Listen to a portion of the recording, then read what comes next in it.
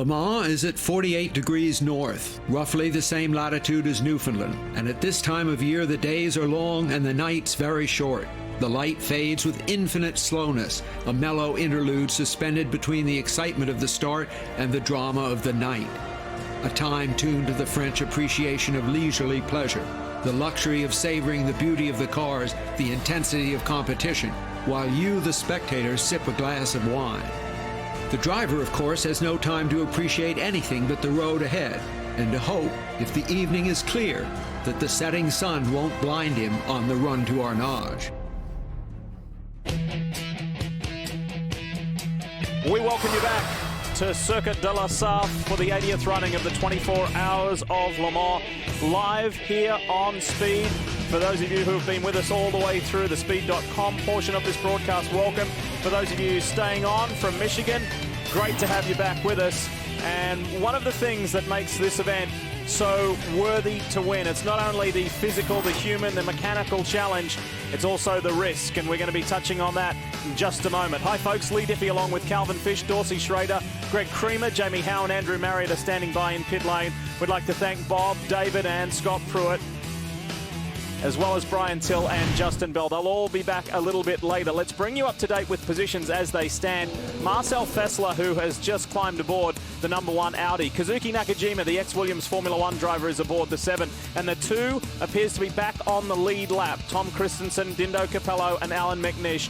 And then you have Oliver Jarvis and then Nico Prost in the first of the 2 rebellions. In P2, this has been an interesting fight, but that Oak Racing Morgan Nissan has been going well. The sister car, the Morgan Judd, with Jacques Nicolet, the owner of Oak Racing, is doing well. And Cal Starworks, one of our USA teams, doing a beautiful job in 3rd. They really are. Enzo Potolicchio now behind the wheel of that car, but they've hung in there. They're not on the lead lap right now, but once we get this caution period cycled through, they're not far behind those leaders from Oak Racing, who have done a tremendous job here once again. Regular podium finisher in this class. GTE Pro and Richard Westbrook leads the way over Tony Vilander. It's a Corvette Ferrari battle. Then we've got a Porsche as high as we've seen it, with Wolf Hensler behind the wheel of that 77 Felbermeyer Proton Porsche. And then Team Corvette again well placed in the top 5. Dorse, let's have a look at LMGTE AM. This has been a hotly contested class. Unfortunately, the 79 Flying Lizard car has dropped from that lead position. Another Chevrolet Corvette leading in the amateur category, as you can see right there. It's also a Corvette Ferrari battle, as we have a Porsche in 3rd place presently as well. But this has also been a war, and it's a war that we'll have to watch. So there you have it, a quick snapshot of the top 5. Great running by Frankie Montecalvo in 2nd, the 21-year-old American. If you've just joined us and you're not sure what you're looking at, this is a massively damaged Armco barrier, and the reason why we're about to explain. And earlier, this was a pass, an attempted pass by Romain Dumas on Seth Nyman. Cal, how did you assess this one? Well, we believe there may be some fluids leaking from the rear of the Flying Lizard Porsche, and Romain Dumas just got a little bit wide of the normal line. It's really dirty out there, a lot of marbles, and he just speared off into the tyre barrier. He did a great job of turning all that bodywork away, but you can see the right front is severely damaged, and ultimately that would cost them a lot of time in the pit garage here, Dorse.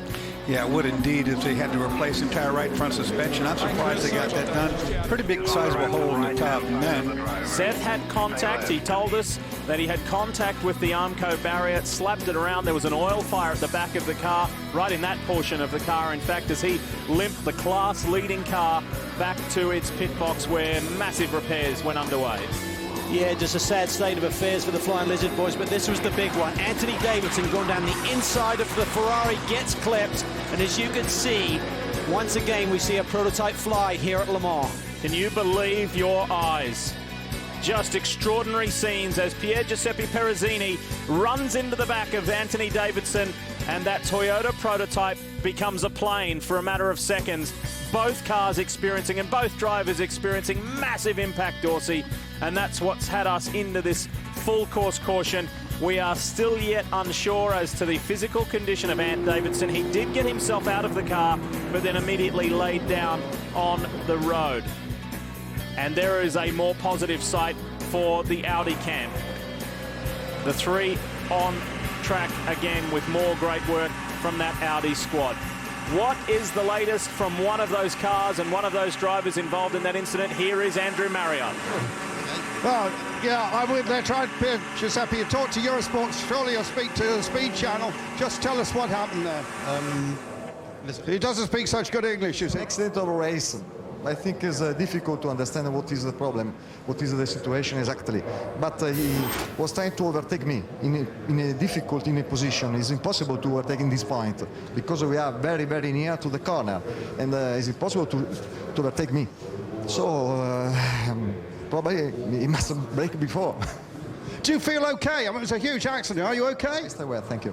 Okay, thanks very much, Larry. Obviously, his mind was trying to stop me talking to him, but we did get it in. Well, a visibility problem once again. We talked about that, not so much in GT cars, but what he was saying, I think, was he was too close to the corner. He was concentrating on his mark there, not knowing that he was being overtaken by Anthony Davidson, who looked like me, like he turned right into the side of. Yeah, we know Anthony is one of the most aggressive prototype drivers in the field. We saw that a couple of years ago when he took out one of the Corvettes going through the Porsche curves, but I really lay that at the hands of the GT driver there. I mean, yes, it's a tricky part of the racetrack, but he could see him coming. He was practically all the way past him, and then he turns into his left rear corner.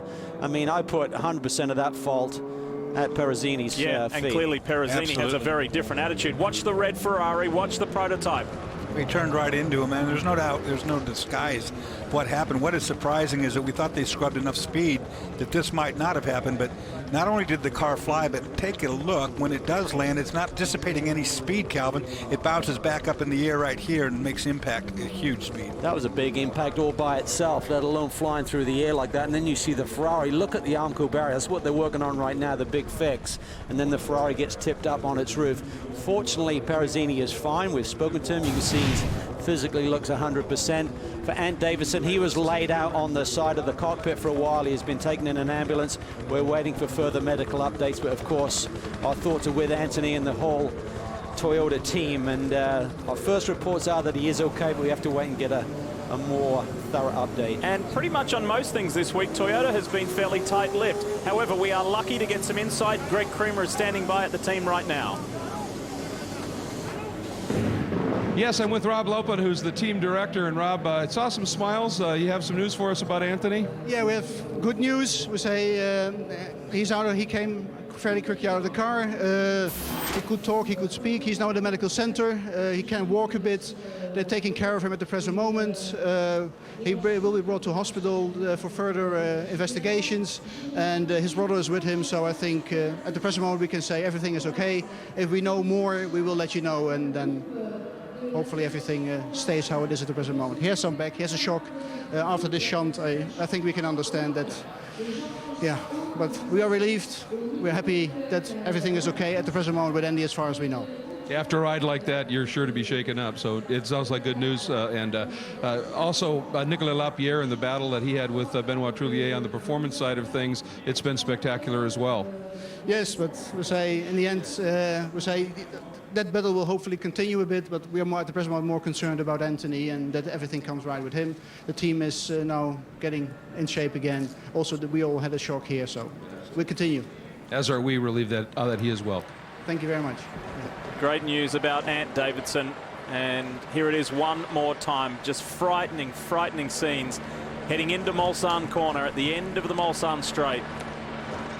You can see essentially these prototypes are flat bottom. They do have somewhat of Venturi at the back, but once the air gets underneath them at that sideways yaw Dorsey, they go for a ride. They've got the dorsal fins on them to help it, but that was just too much. It's still a very fast part of the racetrack, about 200 miles an hour there as they're getting to the brake pedal. More so for the GT car, it's on the brakes as you're going into that corner. The prototypes are sort of like bleeding onto the brakes as you go through there normally without the traffic. That vertical fin running down the back, vertical stabilizer, if you will, was designed or put on there to try to stop that from happening so that when the car turned dead sideways to the wind, that it would catch the wind as a wing and stop that from getting underneath. But of course, at 200 mile per hour, like you said, Calvin, it just took that and threw it in the air like it was a leaf. We showed you some promising signs on the other side of the coin as far as the opposition to Toyota. Audi, that is. Jamie is standing by at the number 3 team. Well, down here in the Audi pitch, you can see there's not a lot of activity right now. That was not the case just moments ago, but that's one of the reasons that this Audi Sport team is so good, because they're ready on a moment's notice. Right now, the crew guys, they're just sitting down. That's what they were doing before Romain Dumas had his incident. They came in and replaced the entire front suspension, as well as all of the bodywork surrounding it in just a matter of minutes. Marc Gené is now behind the wheel of the car, and he's reported back to the team that so far it seems like the repairs were successful. That's why Audi is Audi. We have seen it now for more than a decade, and how effective, how fast they are at rectifying situations and keeping their cars out on track. Again, I think the incident just highlights the fact that we do have 46 designated drivers in this field who are not of a professional category, and that is what Le Mans is all about. That's what it's always been about in terms of the difference in speed, the high speeds, the class differential, and also, you know, some of these drivers do not have a lot of experience, and mistakes can happen, miscommunication can happen. We saw it last year with Rockenfeller in the Ferrari at high speed at night, and really a very similar situation today. Of course, because of the rule change, there is a higher percentage of the amateur drivers in the field than we've ever dealt with before. And certainly it's something that we've all talked about before the race started as potentially being a big problem. Yeah, we're under this caution, Cal, for 45 minutes, and we are being told that it's still going to go for quite some time yet, so at least an hour under a full course caution here at Circuit de la Sarthe. Ah, look at that. A former man who was in the former competitor as far as a team leader here at Le Mans. The man who led Peugeot Sport, Olivier Kinel, last year, was really in the hot seat up against Audi. SC there, of course, is safety car. Just to clarify the reason there are so many amateur drivers in the field, when you're running in the P2 category, the rules only allow you to have a maximum of 2 fully professional drivers in your car of 3. So that means for the 20 entries, we have 20 guys who are not of a professional status, whereas in the GTE AM, only 1 professional driver is allowed per entry. So that means there's 2 per car, and we have 13 cars. That's a further 26 drivers, so a total of 46 drivers of not a fully professional status. And the worst situation is right there. According, I don't speak French, but I think it says that the security's pissed. And there we go. Look, that's the time lapse of them fixing the Armco barrier. Somebody who knows all too well about going upside down and flying in a prototype here at Le Mans is Formula One World Championship contender Mark Webber. Mark Webber will join us in the next 5 or 10 minutes live on the line from his home in the UK to talk about Le Mans and what he has just seen with Ant Davidson, who he knows so well. Anthony is a Formula One commentator for Sky in the UK. And one of those things that I'm not sure if it would help him or not, but Ant is a very small guy. He's a Formula One driver. He's very light. He's diminutive in stature, and that was a fairly big hit. So we heard from Rob Lupin at Toyota that he is okay. He's just got a sore back. We'll update you when we get any more information from that. We're going to go away. We'll take a quick break. Amazing scenes here at Le Mans, but we've become used to that over the years, haven't we? But it still gives us a shock. So much more to come, and we'll let you know when we're going back racing. Speed's coverage of the 24 Hours of Le Mans is brought to you by Toyota Care, caring for you and your car. And by Rolex, official timekeeper of the 24 Hours of Le Mans.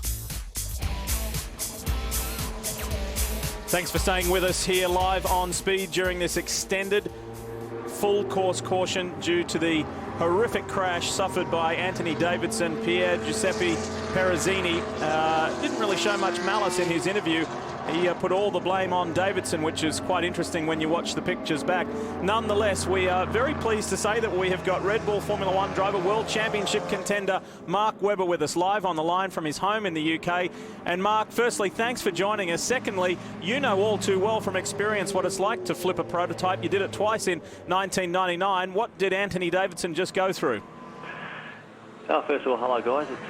It's good to be watching the coverage tonight. I think it happens quick. It would have happened incredibly quick for him, no question about it. It is a very, very abnormal experience. I mean, as a racing driver, you come through all the categories, having lots of different crashes here and there, but you don't experience that often when you are airborne at that speed, and that would have been very, very new to his senses, and I think he would have been very, very keen. As I experienced, you're keen to get back on terra firma and then hopefully the right way up, which for him it was good that he was, and the car was then back in a position to take the barrier on in a sensible angle as well, and the tyres did a good job, thankfully, for him.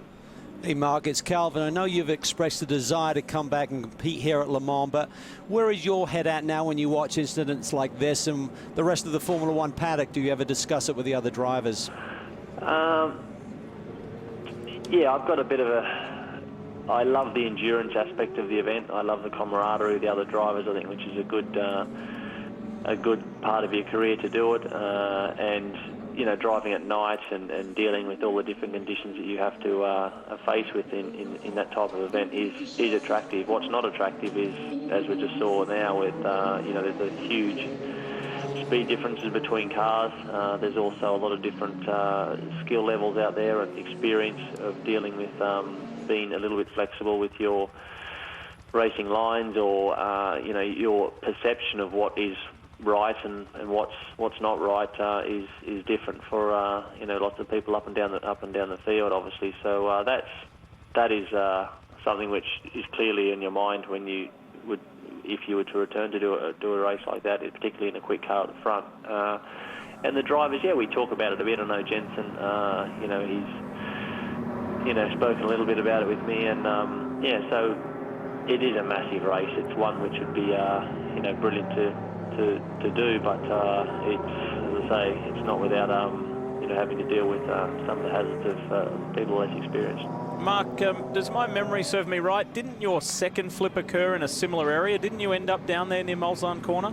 Yeah, you're right, mate. Yeah, it was. I flipped at the crest of the on the old Mulsanne hump. Obviously, they've flattened that off now, off the back of that era when there was quite a lot of us just flipping in on our own without any contact with other cars. So yeah, I pulled up a little bit short from that barrier because obviously I had my issue a lot further down the road. But yeah, it's a fast part of the track, and thankfully there was decent bit of runoff, and they could all, you know, get it all together and walk away from it. Obviously, we've spoken, mate, about the dangers involved, but in terms of enjoying the race circuit, what are the most demanding corners, and which part of the racetrack did you really relish on your previous visit here? Oh, I think you really get into the track, you know, when you're coming back towards, you know, Indianapolis, the fast right, into the left, heavy braking there, and then the Porsche curves, obviously a really enjoyable part of the lap, and you obviously got a bit of elevation change too early in the lap through, you know, the Dunlop chicane and then down the hill. So, but even subtly, as I can see on TV, how the track, you know, subtly change, and the curbing, a bit of the runoff. And one of the hardest corners in the world is the last left-hander in Porsche curves. And it's a very tricky corner that used to have grass and not much runoff, and now there's just a bit of asphalt, which is good. You know, they've made it in the right way. You want to improve, you know, things here and there. So there is some tricky corners, and you know, it's in a quick car, it's a beautiful track to drive. You're listening to the voice of Red Bull Formula One driver, 8-time Grand Prix winner, and most recently the Monaco Grand Prix winner. Mark Webber is with us live on the line from his home in the UK. Mark, on a more positive front, you're a huge student of the sport, a fan of all walks of motorsport. I mean, it doesn't seem that long ago that we were getting excited as consumers about a Prius being on the road and hybrid technology in consumer cars and road cars. Did you ever think you'd see a hybrid race car at Le Mans? Well, it's a great line, mate, isn't it? Never say never. I think that obviously when we saw the diesel start to roll into the event there, and you know, then now we are, we're going hybrid. Obviously, that's the way we've seen that come into our sport very aggressively. And when you put that type of innovation, I suppose, into a competitive environment like with world-level sports car racing or Formula One, then the acceleration curve is going to be massive on those type of, you know, ingenious ideas that will be brought up from that. So looks like the Toyota, I've spoken to Alex Wirtz about it, I've spoken to Sebastian Buemi about the, you know, the system and how it works and how much power it has at the, you know, at the bottom end, all that sort of stuff. So it's, you know, it will feed in eventually, mate, to the consumer. You know, Mr. and Mrs. Jones will one day, you know, have a very, very nice tailored version of, you know, what everyone's, you know, prototyping at the moment. All right, mate, we can't thank you enough for your time. We really appreciate it. Looks like we're not too far away from going back to green. Hey, while you got the floor and you're speaking to the entire North America viewing and listening audience here on Speed, you want to tell us anything about Ferrari or anything like that? No, mate, no, I'm just... look, we obviously just back from Montreal, so it's fresh out there. We're all looking forward to coming to Austin to do the race over there. That's going to be a really good event. Talk about undulations and stuff. The track looks sensational. Done a great job with that, and then it looks like New Jersey the year after. So you know, Formula One is really going to be slowly but surely getting its teeth and sort of presence back into North America. So we're looking forward to that, and along with all the other great racing categories that you guys have over there. And I know Speed do an awesome job of covering it. So have a good call tonight, guys, and tomorrow morning, and yeah, catch up with you soon. And go get them at Valencia next week. Thanks so much, Mark. Thanks, mate. There he is, Mark Webber, and we will look forward to seeing him next week. Formula One on Speed.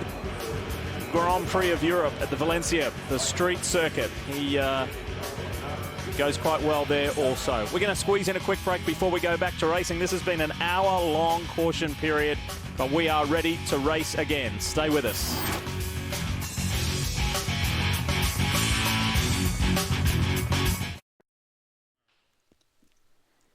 Quick reminder that you can join the conversation live around the 24 Hours of Le Mans in the social garage at speed.com.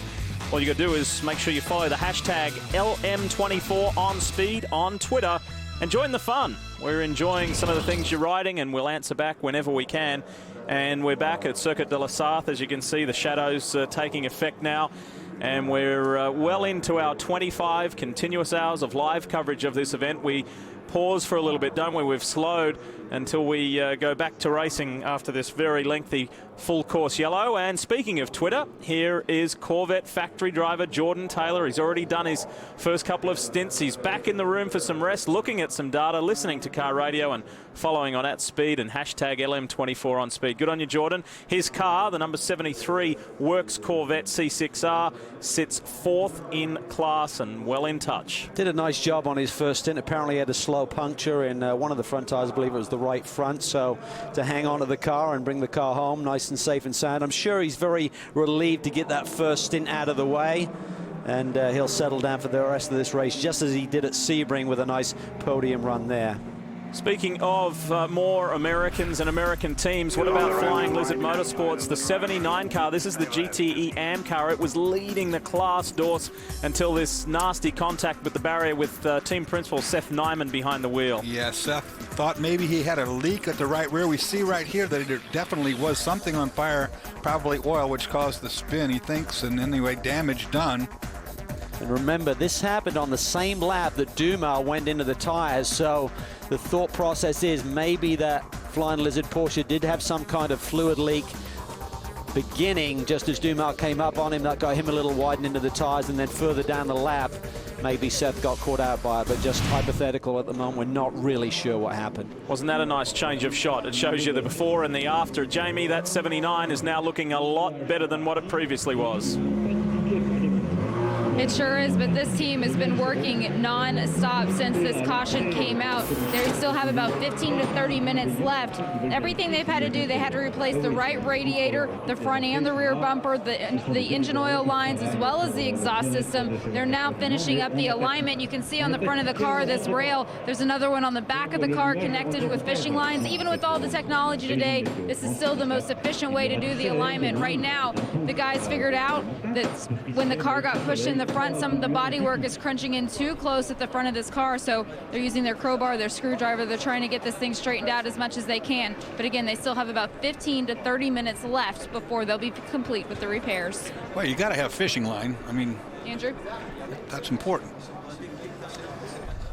Yeah, thanks very much, Jamie. Well, at the Toyota area, the 8 garage door is down, and what a sad story what that was, because Toyota was going so well. They were really taking the race to Audi, so I was so impressed with what they did. At the 8 garage, so not much activity at the moment. The interesting thing is when we have these safety car periods, obviously the drivers can relax, but so can a lot of the teams, and so a lot of the people have gone maybe to have a little bit of dinner or something like that. I was just down the Star Works garage a moment looking for Peter Barron, and he's always there at the front of the garage and working on the strategy. Even he had gone off for a spot of dinner, and of course he'll be on the radio. He'll know when the yellow finishes. He'll be back right there on the front. But great to see Starworks doing well here. We'll catch up with Peter Barron a little later. But here at Toyota, well, maybe they can still take this fight to Audi, although of course they've only got the half the team left. One of the rules is as soon as the car is officially withdrawn from the race, that garage shutter has to come down. And as we saw last year at Audi, they just had the sole garage door open towards the end of that race, and what a brilliant race it was by Lauderer and Trullier and Fassler to bring it home with just one bullet in the gun for Audi. Look at that first shot. Oh, this is one of the Greaves cars. This is the Martin Brundle car. Under caution has gone off track on the front straight. That is very strange. Ordonez behind the wheel. Sure what happened there. I mean, cold tires a possibility as towards the end of the lap, so it's quite a surprise to see that mistake happen. It's right in front of the pits and everybody. It's an embarrassing place to have a moment. It's the Nissan Academy winner who stood on the podium on debut here a year ago in the LMP2 class. One of the things to look for here, there's a strategy that may play out when we go back to green. It's very weird. You think, oh, under yellow, make that pit stop, but the field is brought under control by 3 separate pace cars that are spread around the circuit. So if you imagine the circuit as a clock and the pit out is at 12 o'clock, there's a pace car at 12 o'clock, at 4 o'clock, and at 8 o'clock around this race circuit. So the field is split into 3 trains of cars. A pace lap takes about 6 minutes, so it's 2 minutes per train. If you do a pit stop under yellow, you may be able to do it in a minute or a minute and a half, but then when you get to the end of pit lane, you've got to wait for the next train of cars. That means your minimum loss will be 2 minutes. If you do a stop under green and you're just doing fuel only, it would be a 1 minute stop. So you're a lot better to wait for this race to go back to green, believe it or not, and then make the pit stop. So we may see a few cars fly in when we hit the green flag here today. And of course, the whole reason for the 3 pace cars is the length of this racetrack, 8.5 miles around. So you can imagine when an incident does happen on the racetrack, it's in a specific area, and it's cars all over the place spread amongst that lap. So they have to have 3 different places to pick these guys up and to slow the field down to get the situation under control. Of course, the big boys, the big teams dominate our conversation and our focus. I want to update you about a young American. We've been talking about Jordan Taylor. There's another 21-year-old American in Frankie Montecalvo on debut at Le Sath. He's sitting 2nd in GTE-AM. In the Ferrari for luxury racing. It's been quite the accomplishment. He, Pierre Eret, and Gunnar Jeanette. Gunnar knows what it's like to debut here as a young man. He was only 18 when he first came here. For those of you turning on late, there's the Delta Wing, the revolutionary Le Mans racer. One of the problems in the past is that the pace cars have not been equally split once they get circulating. This year they've all got a GPS system on them. So they try and get these pace cars equally split. So we'll go green at 3 different parts around this racetrack. So you'll see green on the front straightaway, one over here around the Mulsanne corner, and then one starting the long back straightaway as well. So there'll be 3 different dispatches of the cars going back. And 2 very interesting storylines with those 3 prototypes that you just saw there. You had car 1, Marcel Fassler, who is the race leader. You had car 4, fellow Audi driver Oliver Jarvis, a lap down, but in between Fassler and the 2nd placed Kazuki Nakajima. What will Oliver Jarvis do? Will he try and race his Audi teammate to get his lap back? Or will he keep that number 4 Audi nice and wide to give Fassler the advantage? Well, we certainly see games played. We saw it last year with the Peugeot guys when they had one Audi to beat. Boy, they were really roughing up Lauder, and it took Dr. Ulrich. Here we see those cars right there. There you see Jarvis's car in between the lead Audi and the Toyota. With the Peugeots last year, they were really making it hard work for that lead Audi to get through them. And ultimately, it was up to Dr. Ulrich to send a text message, believe it or not, to Olivier Canel and say, please let the lead cars battle for the win. And that message was observed, and the Peugeots let the lead Audi through. Now, if it was up to the driver with no other involvement to make the decision, I know which decision would be. I'd get my lap back. Yeah. Unfortunately, that isn't the way the rules are laid out. Usually there will be somebody telling you how they would like it to go. There's the 58 car. That's driven by Frankie Montecalvo, 35th overall, 2nd in class. Canal is leading that GTE AM class, by the way, for Labra competition in the number 50 Corvette. which is last year's GTE Pro winning car from the Works Corvette team from the US. Not much left of daylight, guys. Want to go into that darkness that we talked about. 7 hours, 58 minutes, almost 8 hours will be in the dark, and I'd say that's going to happen pretty quickly. And we're now approaching 9:15 Le Mans time, so about 45 to 50 minutes before we get to sunset there. There we go. Green is waving. Green flag is waving. We are back to racing. And this is where it's tricky, because typically these cars have warmed up tires when you leave in pit lane. They've been under yellow for a long time, so these tires will be cooled down. They will not be up to pressure. They will not be up to temperature. The ride heights will not be at their normal level. So the drivers have to think about all of these things. Oh, dear, look at this for Marcel Fessler, race leader. He's caught in the middle, and around goes Oliver Jarvis to get his lap back. He's got it back. And now that Toyota is all over the back end of that lead Audi as well. That answered our question. Yep, it sure did. He took that matter into his own hands, and that was the way you want to get it done. It was clean, decisive. Look at the Toyota. He's looking. He's probing. Oh, he clubs him. It's the Delta Wing. It's the Delta Wing. Yep. That was just a mistake by Nakajima right there. He's a rookie here at Le Mans. Was just too aggressive. A sudden move and takes out the Delta Wing. Sure, he didn't see that there. As tiny as that car is, he moved instinctively to try to make that pass. He was concentrating on what's in front. Here comes the Toyota. He is in for evaluation as well. Let's have a look at the replay. Keep your eye on that blue and white Toyota TS030. Yeah, bang. Just a sudden move. It was like he didn't think there was anyone over there. The Delta Wing is not going to disappear. That was just a bad move by Nakajima. Pretty bad impact angle-wise with the wall, too, for the Delta Wing. And they are talking to Maruyama, who is in the car in the Delta Wing at the moment. Toyota are assessing the 7 for Nakajima. One of the things that several of the teams told us this week in Le Mans is that actually the Delta Wing is hard to see. Well, it would be. I mean, it has no frontal area whatsoever, and that's the part that's coming up first. But, I mean, and we look at the damage here. This is devastating. Remember, one Toyota is out of this race after that flip over, and now their sole remaining bullet in the gun. Nakajima may have just thrown this race away. Yeah, they're dressing it like it's not too bad, but I agree with you, Calvin. That looked like a pretty good chunk out of the back. I'd be checking out that right side a lot more than they did there from the mechanics' point of view. This is the Orica organization, which has been integrated into this Toyota squad in terms of logistics and race personnel. And now we see they're going to be looking at changing this. And they'll take a good look at that right rear when they pull that bodywork off. They'll have a better look at the suspension parts.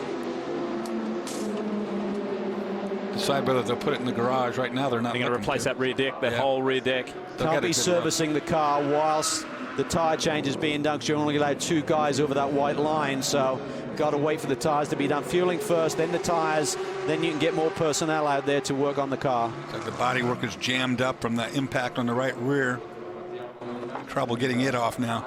We talked about it, Dorsey, at the start of the show. Your point on Toyota is they don't have any races under their belt, but they've done a tremendous job here today. But they had 2 rookies on their squad, and this is one of them that just made a big mistake.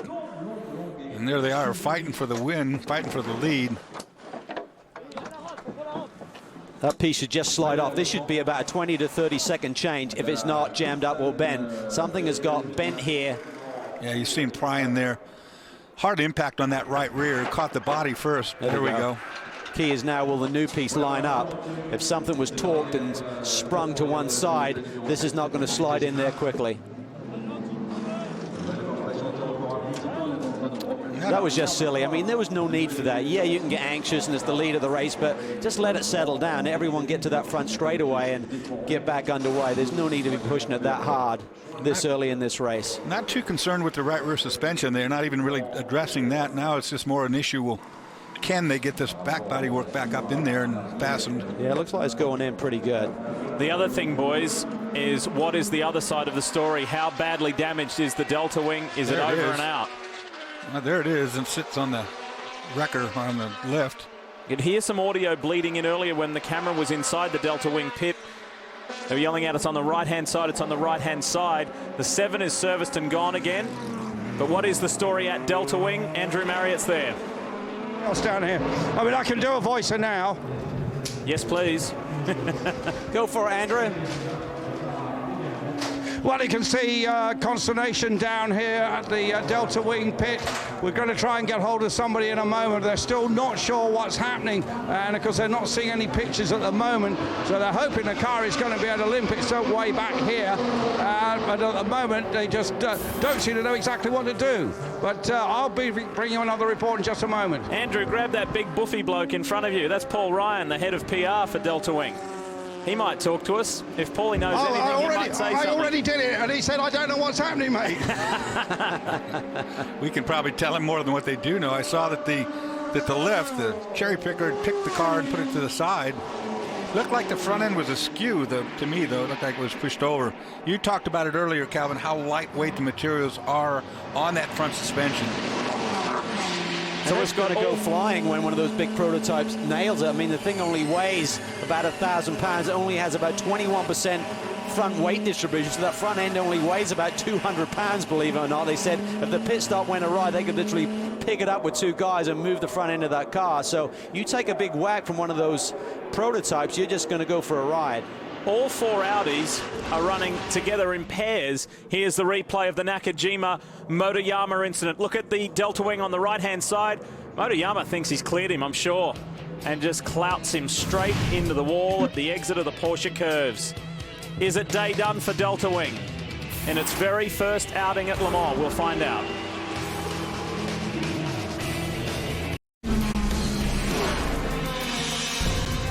Already more than 6 hours into the 80th running of the 24 Hours of Le Mans. Fantastic class battles going on right up and down the field. Let's take you and show you a replay of the most recent incident involving the sole remaining Toyota Dorse and the Delta Wing. And watch the cars at the back. Now you're going through a right-hand corner. Everything goes going fine. But watch as they start to sweep left. Freeze it right here.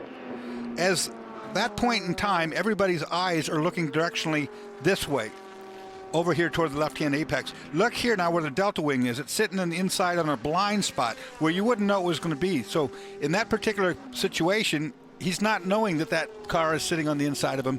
And what goes on from there is, of course, he turns to try to miss the back of the other car and hits directly with the Delta Wing. Once the Delta Wing got in the wet grass, well, obviously what goes on from there is just straight into the wall. Now, we're not making excuses for what did happen, but it shows you what happens on a racetrack like this when you've got the competitive amount of cars, 4 or 5 cars in that situation right there, and all of them vying for the same spot. And again, with these new prototypes, they run these massive front tires, which are the same size as the rest, with these big fenders, and it's like literally laying down in your bathtub and looking at the sides. That's what those fenders appear like when you're in the cockpit these days. And the Delta Wing has no frontal size to it whatsoever. It's a, if you're looking out the side window, it's very low to the ground. There is no front end that you're used to. There's no high fenders to see, and so it's totally invisible. One of the drivers who's done the majority of the development driving on that Delta Wing is Marino Franchitti. He's with Andrew. He certainly is, and he's pointing the finger very pointedly at Nakajima. The replay says it all. I just saw it on TV there. You know, Nakajima's spatial awareness looks to still be as questionable as it was in Formula One, and it's just unfortunate. But to be honest, the same error we saw from the Ferrari driver earlier, that's exactly what Nakajima's just done to us, unfortunately. Satoshi's going to work to get the car back. It was a big hit, though, so I'm not sure exactly where we stand at the moment. Is it a difficult car for the other drivers to see, though, Marino? You know, when a car's in front of you, the lights are pretty big on the back. It's not difficult to see. He just, you can see, he obviously thought he cleared the car and changed direction and completely misjudged it, which is really unfortunate for us. So we just got to work now to get the car back to the pits. Okay, well, thanks very much for talking to us. It's been a wonderful odyssey. Yeah, it's nice to have the car here. We just hope we can keep going. One of the words, one of the phrases that Marino has been using about this Delta Wing program, maximum commitment. Effort from everybody, commitment from everybody, right from the creator of the concept, Ben Bowlby, all the way through to everybody who works on the team. And if it is to end like that, that would not be satisfactory. No, it wouldn't, and they just wanted to finish this race. I mean, there's been so much effort put into getting it here, They've had a few little teething problems in testing, which cost them some time, but they've worked double overtime in the last couple of months to get some testing miles on that, and they showed the true potential. I mean, the straight line speed, Dorsey, the lap times were exactly what they projected in terms of being around a lead P2 runner. And that's with 300 horsepower, so let alone if they were allowed a bit more horsepower to run a bit more wide open down these straightaways, excuse me. You can certainly understand the frustration with all the hard work put in, and it certainly looked also that the Delta Wing had moved offline, actually trying to get itself out of the way, knowing that the other cars were coming at that speed. There's Doug Feehan and Gary Pratt, the brains trust at the CompuAir Corvette organisation. The reason why they're looking with so much interest, this is one of their men, one of their cars. Antonio Garcia in the Corvette is chasing down Jamie Mello for 4th in class. Mello had not long got by Garcia, and the number 2 Audi is in. This is the 2nd place car, Jamie. And Dindo Capello will stay behind the wheel of the car. He's going to take a new drink bottle from the team. They do have a fresh set of Michelin tires that just came out of the tire warmer. It looks like they might be putting those on. But right now, fuel's still going in. They are cleaning off the windshield, something that's going to come into play. This will be a fuel-only stop for Dindo Capello. But in the next hour or so, something that's going to come into play is a development that they put on that new R18 for this year, and that's the adaptive lighting system. One of the issues that they had with those LED lights, they are very bright, and it's the best lighting system that Audi's ever had. But now they have the adaptive lighting just like you have on your road car at home. When they turn that steering wheel, they get a slight light that'll come out to the side just to give them a little bit more assistance. So we're going to see those as soon as the sun goes down. Yeah, they just continue to innovate and improve these cars, and they recognize, some teams don't, Dorsey, but they recognize visibility for these drivers, particularly in the nighttime hours. It is lap time. They spend, millions of dollars in developing the car to go faster, but driver aids can certainly help the situation as well. Very good point right there. I mean, that little bit of extra vision is worth tenths of a second on the racetrack. And the other part of that equation is if you're in an underclass car, if you're one of the GT cars, you look back, you know what that is behind you coming. Remember, we were telling you about one of the young American drivers really doing a good job. Frankie Montecalvo, first time at Circuit de la Sarthe. He's with Andrew Marriott. Yeah, Frankie's with me, but disappointingly, his car is now back in the garage. What's happened, Frankie? Right now, we came into the pits just for a regular fuel stop. I was going to go back out and do another stint. Shut the car off, went to fire it up. Didn't turn over at all, so tried to change in batteries, everything we could do without really coming in the garage, and they think it's the starter right now, so they're pulling that out, and then we're going to put a new starter in, and hopefully it fires back up. Now, the boys in the commentary booth saying what a magnificent job you've been doing out there. So difficult to come to Le Mans as a young 21-year-old. It's great coming here. I am actually honored. It's an amazing track and amazing venue, and I couldn't be happier to be here. We have a great car and a great team, so looking forward to get back out there and hopefully make up some time we lost in the pits. Frankie, thanks very much. Best of luck for you. Thank you. They've had their patience tested this week as well, with multiple brake issues on the opening day of practice and qualifying on the Friday. Look at this fight going on here. This is Garcia. There's a prototype splitting him. That's the Tiriabo TDS Racing prototype that splits those two GTE Pro cars, but Garcia is not letting Jamie Mello go. He isn't, and he knows how to win here at Le Mans. He's done it a couple of times in the GT classes. This is a tremendous battle. Once again, Ferrari versus Corvette right now. And it is for that fourth position. Again, Calvin, we talked about it before, but if you missed it, the straightaway speed difference between that prototype and the GT car is only 4 miles per hour. So they're running almost to the same speed, and it makes it quite frustrating for both drivers in both classes to try to work with one another, not to lose time around the circuit. And look at that, there's your point right there, Dorse. Mello had to take that line to take that corner. Prototype has to remain patient. Garcia can stick with that prototype now, and they head down the run out of Mulsanne corner on their way to Indianapolis. Mulsanne or Arnage, either one, the cars are going so slow that the prototypes don't have an aerodynamic downforce advantage. And with that, they probably are actually a little bit slower at the apex of those two corners than is the GT car. Just got a quick shot there of the 44 LMP2 prototype for Starworks. It still runs second in class with Le Mans rookie Enzo Podolicchio behind the wheel. And you know, they're playing this race totally into their hand. They're not pushing their luck. They don't have quite the speed that we saw Ryan Dalziel earlier on talking about. We don't have quite the speed, and we might not have quite the fuel mileage that we need. So we're going to play it conservative. And so far, I think they're playing a perfect hand. That was tight there coming off of Van Aert. And ironically, the Corvette really took the lead in terms of what the Ferraris did with their wider-bodied Ferrari last year. Corvette have copied that, and the driver has just really given the cars tremendous rear stability in the high-speed corners here at Le Mans. They've got the wing up a little bit further than they had last year, a bit more restrictor. All of these things add up around an 8.5-mile racetrack. Keep you in the loop up front. Marcel Fessler, defending race winner, continues to lead in the number 1 e-tron Quattro, the Works Audi. He has about a minute 59 lead over Dindo Capello. We'll update you with more positions deeper in that prototype class. It's going well for Nico Prost in the Rebellion.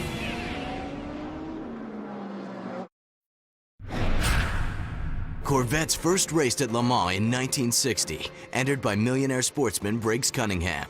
The French fans loved the throaty roar of the big V8, and as the years have passed, John Greenwood and Reeves Callaway raced Corvettes. They too were instant crowd pleasers. Then came the yellow cars of Chevrolet's factory team, and they have been nearly invincible. They have won their class 7 times. Can they win again? See how Corvette brings the track to the street at facebook.com/Team Chevy. Yeah, they're going for back-to-back victories in class, and they are looking incredibly strong. Need to remind you once again, at around 6 p.m. Eastern this evening, there will be a special NASCAR Sprint Cup Series practice, which has been added to the schedule at Michigan Speedway because of exceptionally high speeds. Everybody's excited about those high speeds, but that's brought with it a downside as far as the tyres. There's been a new harder tyre compound brought in the middle of the race weekend, and this added session will give the drivers a chance to test out those new tyres in advance of tomorrow's race. When that practice starts, we'll bring you that live from Michigan. That means we will switch over to speed.com, because following that will be an episode of Speed Center with Chris Devoda, and then we'll be back here after Speed Center, back on the regular network to bring you continuing coverage of the 24 hours of Le Mans. You won't miss a thing, just so long as you switch over to speed.com when we head to Michigan for live Sprint Cup practice. Look at this, guys. This is the number 7 Nakajima car now going back into the garage. I wonder if that's because of issues after that incident with the Delta Wing. Go right to the rear cover. Looks like that's going to come off, no question. Could be unrelated, but he's only been out there for about 6 laps. This is the thing front too that makes such a difference, and we've seen it so many times. Toyota is the world's largest automotive manufacturer. They spent billions of dollars in their Formula One program and did not win a single Grand Prix. Here they come with all their resources. They hire somebody like Hugh de Schonack and his Orica organization to bring decades of sports car experience. Toyota, of course, has been to Le Mans many times by itself, but yet you can't prevent one of your rookie Le Mans drivers from making an error like that. You can't buy the experience that these Audi drivers have here at Le Sarthe. Andrew's standing by. Andrew, take it away. Yeah, it's just gone up on the pneumatic jack there, and they're working on the left front suspension. They're looking at that. They're looking at the steering arm. And I've just been pushed out of the way here. I don't know why. Oh, we've got another car coming in. A guy's going underneath with the guns there to try and take the floor off. I think they're going to take the floor off his car. So this is a catastrophe, really, for Toyota, because this stop is going to take a while. When you see guys underneath the car and they've got the drills ready to take the floor off, you know it's going to take quite a while. Yeah, I wonder if some kind of drivetrain issue, Dorsey? Yeah, I don't know. I mean, pulling that floor off is a big deal, like Andrew was talking about. You got to take that whole flat bottom down, and that gives you access to a few other things down there. Yeah. You wouldn't have thought it would have hurt the flat bottom portion, not the wreck that we saw. No, exactly. With the Delta Something Wing. that's something more mechanical than aero that's creating this sort of. But it's kind of ironic to me that they pulled the front and back clips off and then went to the underneath as well. So they have something pretty major going on one way or the other.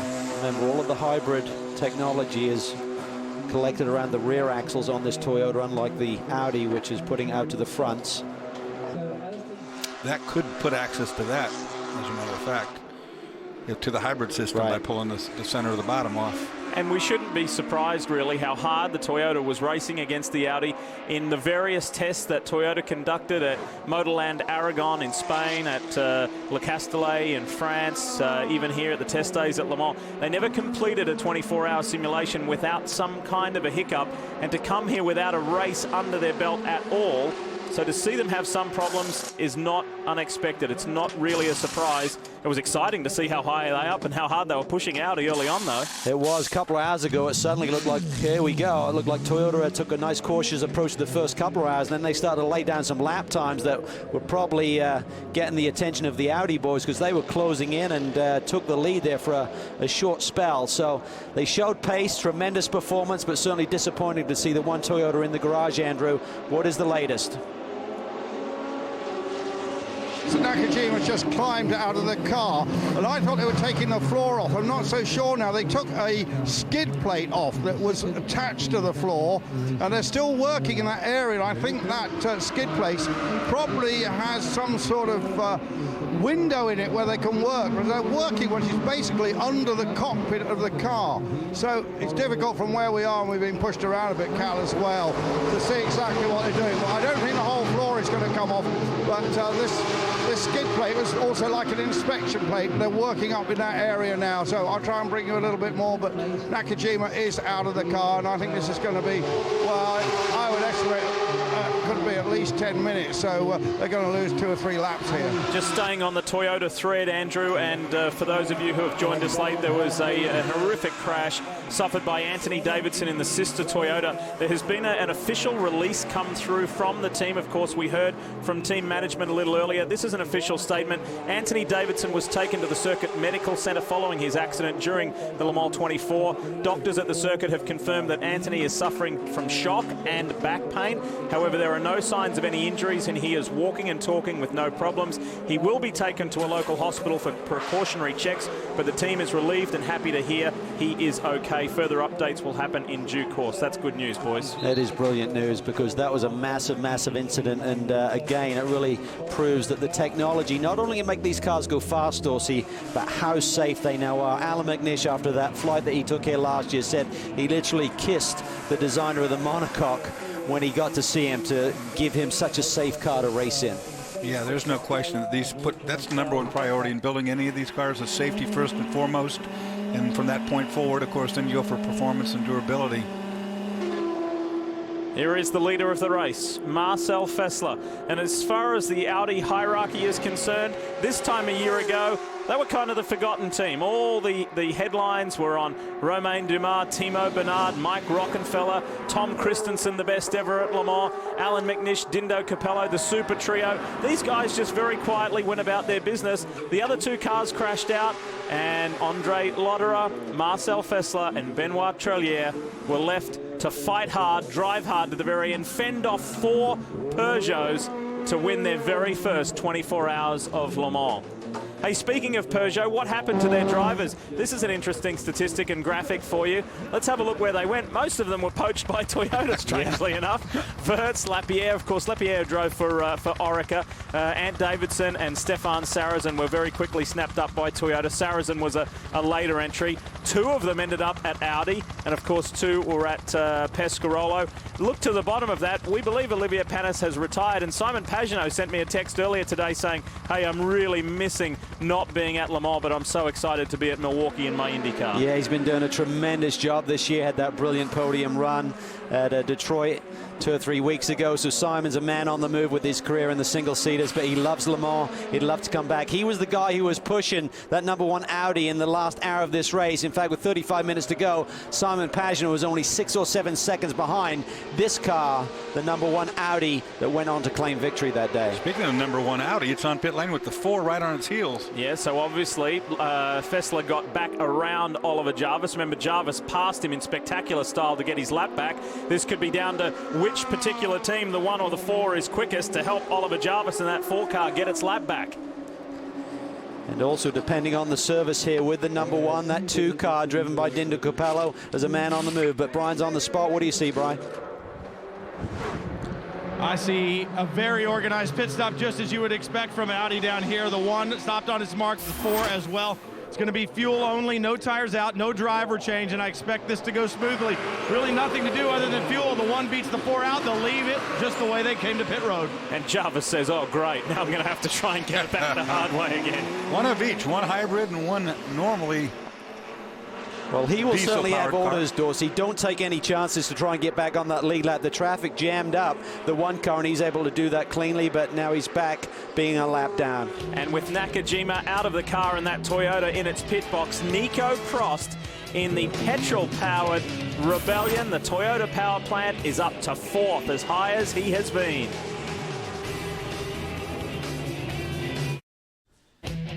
Sports Cars on Speed continue next weekend. In fact, next Saturday, live at 12 noon Eastern, 9 a.m. Pacific. It's the Grand Am Rolex Sports Car Series coming to you from the legendary Road America. So don't miss the Rolex Sports Car Series live from Elkhart Lake, Wisconsin, right here on Speed. We love it that you can be with us for our 25 hours of coverage of the 24 Hours of Le Mans. There's an interesting strategical thing going on here. You'll see 2 of the Works Corvettes. The first one you see is Antonio Garcia. Full in his rearview mirror is his Corvette teammate and good friend Ollie Gavin, who is the class leading car. Now Ollie's got about 18 seconds, Cal, over the next best car, which is Tony Vilander. I'm not sure that Ollie will want to pass Garcia, put that sister car a lap down when he's got room to play with. Yeah, well, I think Ollie would probably like to, but I'm not sure Doug Feehan, the project manager, wants to see his second car off the lead lap. So they're probably happy to just keep that. I'm not sure what sort of pit cycle they're on in terms of whether the pit stops will actually take care of that situation shortly. You're looking at some pretty frantic work going on in the Toyota camp. Andrew Marriott has been camped out there. What's the latest, mate? Yeah, well, you can see them working on this carbon fiber cover. They've removed one which had damage on it, and they're replacing it with this one. But you can see it's got some wires coming out of it, and they have got some sensors in. Now, I'm afraid I'm not technical enough to know exactly what that part does. It fits under the footbox of the car, and it's obviously a vital part. Now, it's just going back onto the chassis. To get this part off, they had to take the floor off, and the floor is a 2-part floor, and that was a fairly major job. So that's what they've been doing. They're working at this part. Obviously, there's some very important sensors in there which were damaged in the incident. So that's what they're doing at the moment.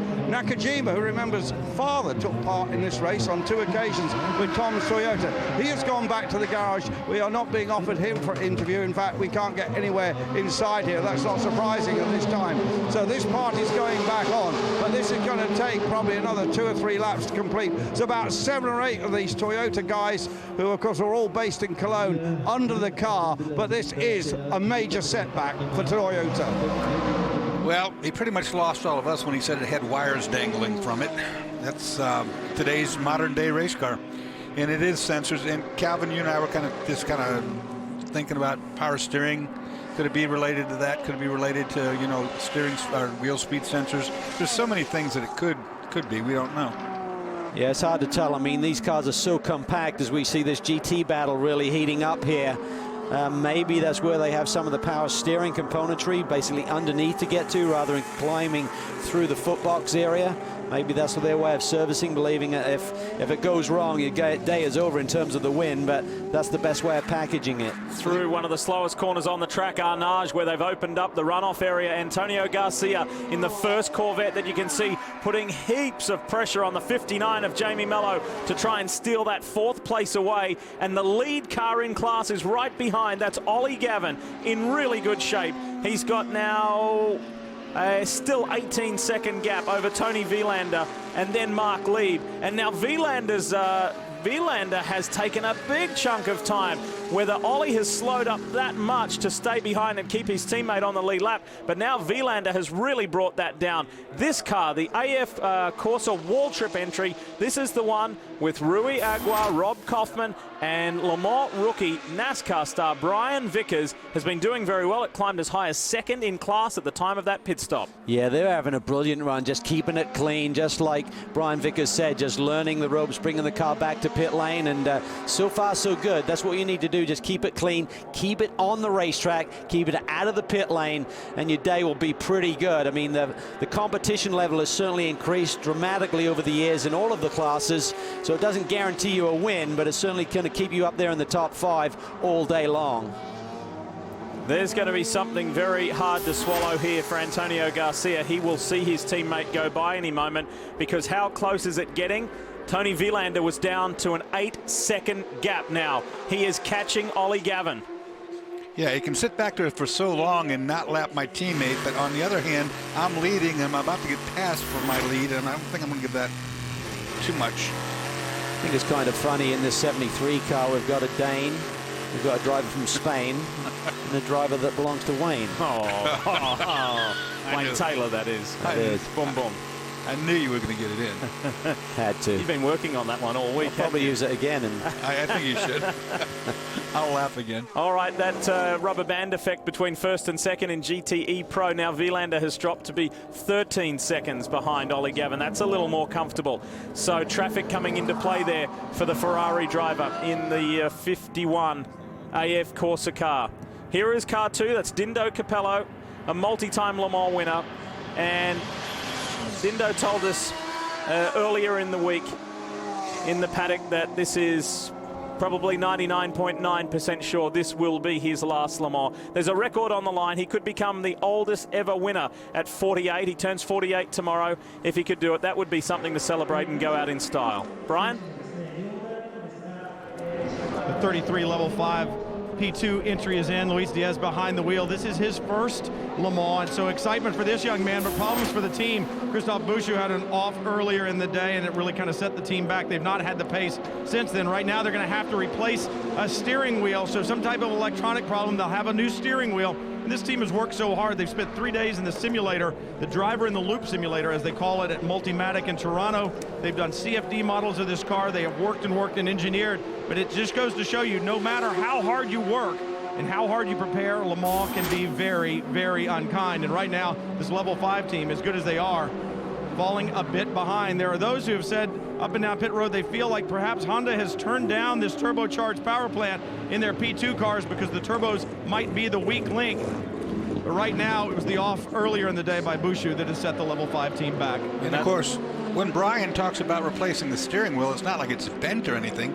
The fact is that these cars are totally electronic, and almost everything the driver controls is done through that steering wheel. The shifting is done through there. There's lights on there, tells you when to shift. It tells you pretty much everything is run from that steering.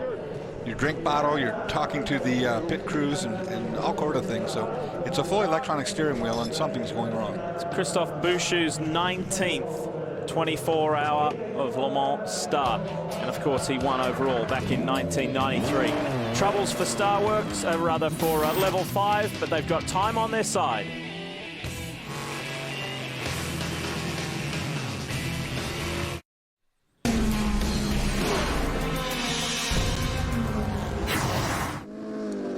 Great to have you back with us at Le Mans for the 80th running.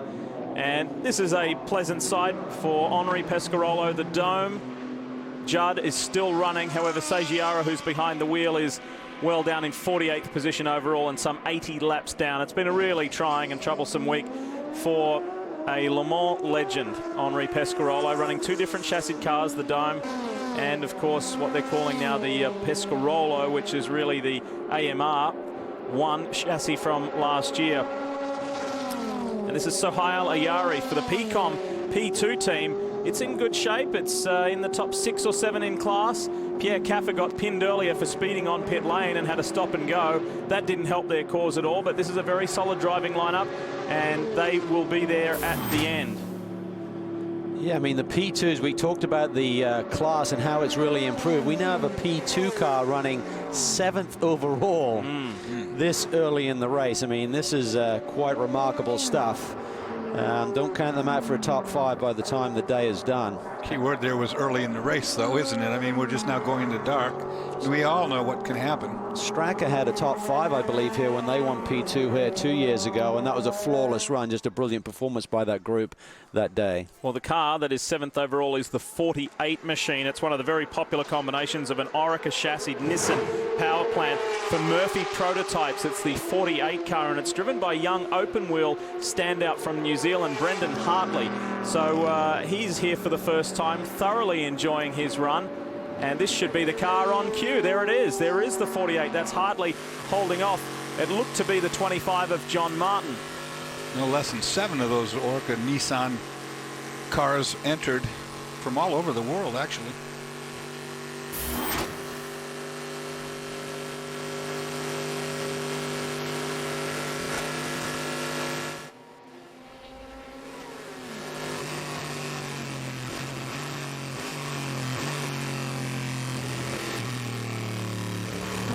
Guys just checked in with Murphy Prototype Team, and Hartley having a good run. The only problem that they've had, they checked car early, did one early stop just to make sure everything was fine. Hartley having a good run, but they've lost the radio, so within this next stop, they'll probably go ahead and try to change that. He said it's a little unnerving that they can't talk to the driver and he can't talk to them, but he is very quick. The only problem is he lacks endurance savvy, but you'd never know it from watching his performance today. Very mature. And just to give a snapshot up the top end of the field, there's 2 cars on the lead lap, and they are the 2 Audi e-tron Quattro hybrids. Cars 1 and 2, Marcel Fessler and Dindo Capello run first and second, and are the only cars on the lead lap. Oliver Jarvis in car 4 is down 1 lap. Nico Prost is the best petrol-powered car. They almost talk about it like LMP1, LMP1A, or LMP1B as a secondary classes for the petrol-powered cars that are not hybrid, and used to be the diesels versus the petrols, and now we've gone into subcategories. But Nico Prost is doing a really good job, and those Rebellion Toyotas are running 4th and 5th, Cal. That is solid stuff. It is really good, and this is a team that are running the Lola chassis, the Rebellion team that is, and Lola have had a lot of financial issues of late. There's not a lot of parts coming out of there, so there's a lot of concern for the Lola teams here at Le Mans, how that would affect their preparation. So far so good. It seems like the suppliers to Lola have been producing parts to the various Lola teams, but down the road, hopefully things will get sorted out and get that company back on a more secure footing. It's really a legendary name in the world of motorsports, and we'll wish that group all of the best as they try and restructure. Yeah, they're in the hands of the receivers, the administrators at the moment, and there's a consortium of individuals here from North America trying to mount a rescue plan for that operation, which is really encouraging. Andrew, what's your take on the Lola situation? Lee, yeah. Lee, I've been up at Lola's recently, and I've got to tell you, it is actually a very sad tale, because most of the guys have left the main factory. The designers, Julian Soul, people like that, have gone, and they're looking for new jobs. And the composite side of the business, which actually did quite a lot of work for the aerospace industry, and even some of those drones which land in Afghanistan and Pakistan with devastating effects, they made some of the parts for those, and that was a good part of the business. But sadly, the racing side, they only made 8 racing cars last year, and of course that means that there isn't a huge amount of money coming through. And from what people are telling me, it is going to be very difficult to resurrect what has been a great manufacturer, started by Eric Broadley, of course, back in 1958. So I think it's sad days for Lola. They've got a great design, of course, with their car, and I'm actually in the Rebellion garage at the moment. We're running these cars. So I have to say, we might not see the Lola name next year. It's really start to see the lights taking effect now at Le Sarthe. And we will be bringing you so much from pit lane throughout these nighttime hours, as we do each and every year. When it gets darker and darker and deeper into the night, there is a reduced coverage from the French World Feed TV team, but we won't be going anywhere. We will bring you everything we possibly can. We're going to leave Le Sarthe for a moment. There's a quick speed center hit coming up with Chris Devoda. We'll see you on the other side.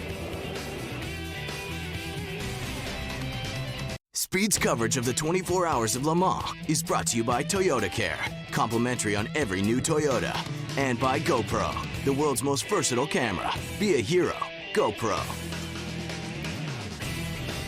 More than 7 hours into this year's 24 Hours of Le Mans. Let's bring you up to date with some of the things that went down, and this was a hard knock for the Gulf Racing Middle East entry, Mark Rostan behind the wheel. Then Jörg Bergmeister, a winner here at Le Sarthe, uncharacteristically spinning that car, and both cars have had major suspension issues. Then Michel Frey gets it wrong at the Ford chicanes, and then major drama, initial drama for the Delta Wing. Yeah, that was a shifting problem. They got that fixed, as you see. It makes it back out on the racetrack. There was a terrific scrap between the Aston Martin of Darren Turner and Tommy Milner in the Corvette. Tommy ended up winning that one.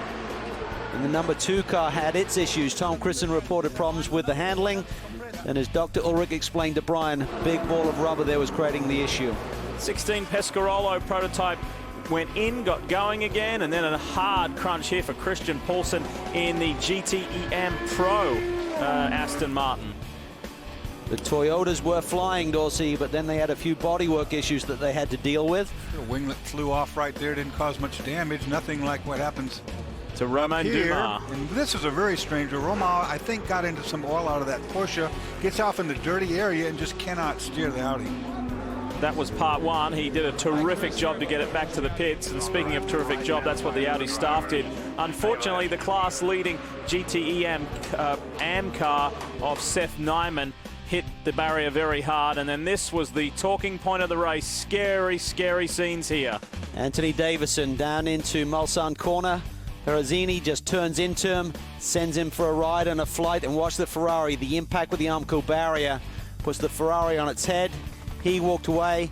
Anthony was put in an ambulance, taken to a medical center. The good news is the reports are good in terms of him being fine. That caused a 1 hour and 11-minute caution. At the restart, watch this. Nakajima in the sole remaining Toyota takes the Delta Wing out. Satoshi Motoyama was behind the wheel, and then this car spent a prolonged period in its pit box. Not necessarily due to that contact. We're still a little bit in the dark as to why, but it was up vying for a podium position. It is now many, many laps down. Nakajima's fallen to 32nd position and some 14 laps behind the race-leading car. Our respective class leaders on that graphic, and as you can see, in just 7 hours, 20 minutes of running, it's been a very busy race already. 2 cars on the lead lap, and then the 2 Audi e-tron Quattros. Brian? So, Adrian Fernandez has climbed out of the 97 car. Let me see if I can grab him here real quick. He's talking to his crew guys. Just climbed down to the 97, and you and I talked earlier, with all the experience that you have, the IndyCar races that you've won, the laps that you have around Le Mans, the one thing you've never done was raced a GT car here. How different is it? It's a handful. It's a lot of work, especially, you know, the P1s, the P2s, they pass you all the time, so they blind you all the time. You have to make sure they're there or you are clear to them. So it's another style of driving. The car is a lot heavier, it moves a lot, so, but I was happy with my performance so far. And car technology has changed, light technology has changed too. We were talking about how bright the headlights are. Yeah, they're so bright, it's incredible. I mean, sometimes I try not to look at it, and I just try to focus my view in the road. You know, Le Mans is so fast, you have to concentrate so much that sometimes these blindeds, it doesn't allow you to see your braking points. And it's tough, and you cannot see some of the apexes where you cut the corners and things like that. So I'm going to let my teammates run through the night, and I run in the sun like a good Mexican. Adrian Fernandez will get back at it. He said, you know, without downforce, it's like drinking a margarita that's only half strong. He said, I don't like it nearly as much as I do with all the downforce of a prototype. Andrew? Yeah, well, I'm still down at Toyota, eyeballing what they're doing down here. One thing that I can see very clearly is that after firing up the car, they got Nakajima to climb out of the cockpit, and Alex Wurz is now in it. But nevertheless, there's still 5 guys under this car. They did, of course, take the floor off, which is a 2-part floor. They're now bolting that back in. There's obviously some communication systems and electronics which run under that floor, and they obviously had to take it off. So it sounded when they fired up the engine that it was going running fine, but this has obviously lost them a huge amount of time, and I think the rest of the race for Toyota is really going to be a bit of a test session. But let's hope we can see this car really going quickly again. But it was a major blow for Toyota, and I think it was really caused by Nakajima hitting the Delta Wing.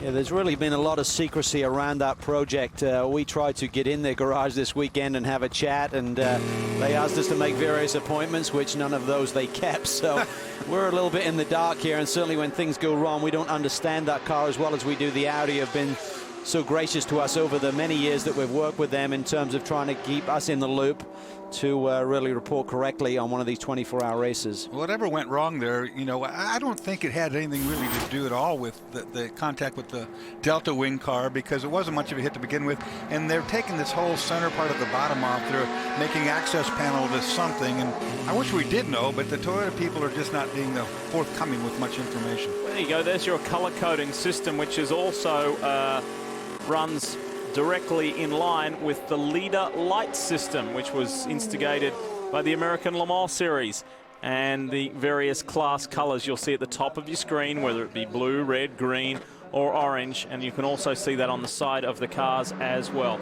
This is the race leading car being serviced very effectively as always at Audi, and this car has not been headed in this race. What a defense it has been by car number 1, and the 3 defending winners of Andre Lotterer, Marcel Fessler and Benoit Trellier. The defending winners are driving like winners. What a day it's been so far.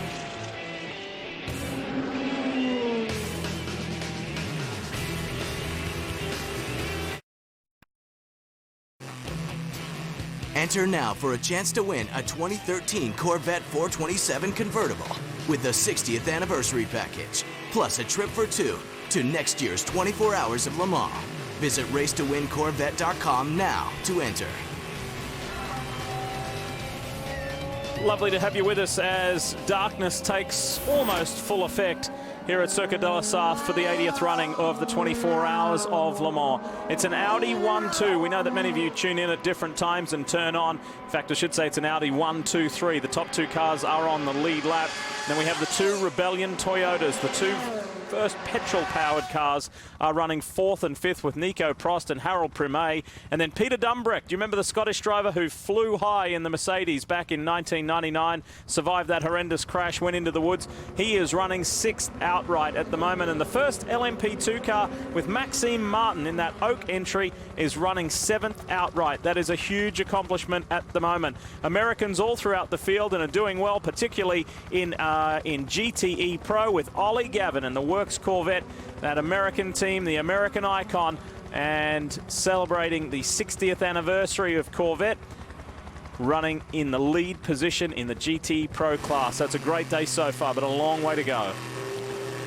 On board here with the Corvettes once again, coming through the Porsche curves. You can see suddenly nighttime is upon us in Le Mans, and this changes the whole complexion. When you're a driver, those nighttime hours, it really just isolates you from a lot of the distractions. Certainly you can see the lights and the Ferris wheel, but you're almost on a mission when you get strapped in and that door closes and you head out of pit lane. This is like a city when you come down this front straightaway where the pit lane is. It's all lit up through there. Of course, as soon as you get out of there, out of the Dunlop curves, it's quite dark on the backside of the circuit, as you can tell right here. Adrian Fernandez talked about the bright lights. There you can see it. Look at that. They're coming up in your rear view mirrors.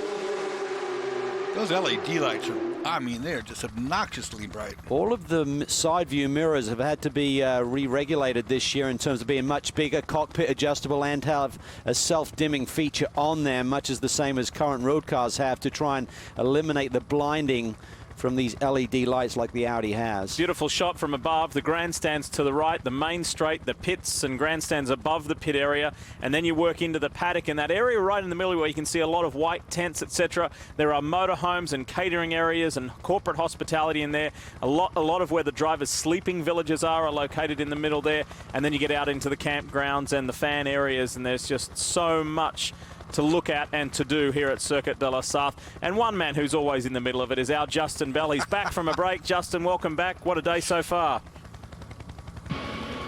What a day. I mean, Le Mans is, as I said at the top of the show, it's formidable, both for fans and the drivers and the teams. I'm going to head up into that very area later, by fan demand, I will add. But let me just bring up something. My dad called me just before I came on air, and my dad said he was sitting out at Mulsanne Corner having in a hospitality area when the accident happened.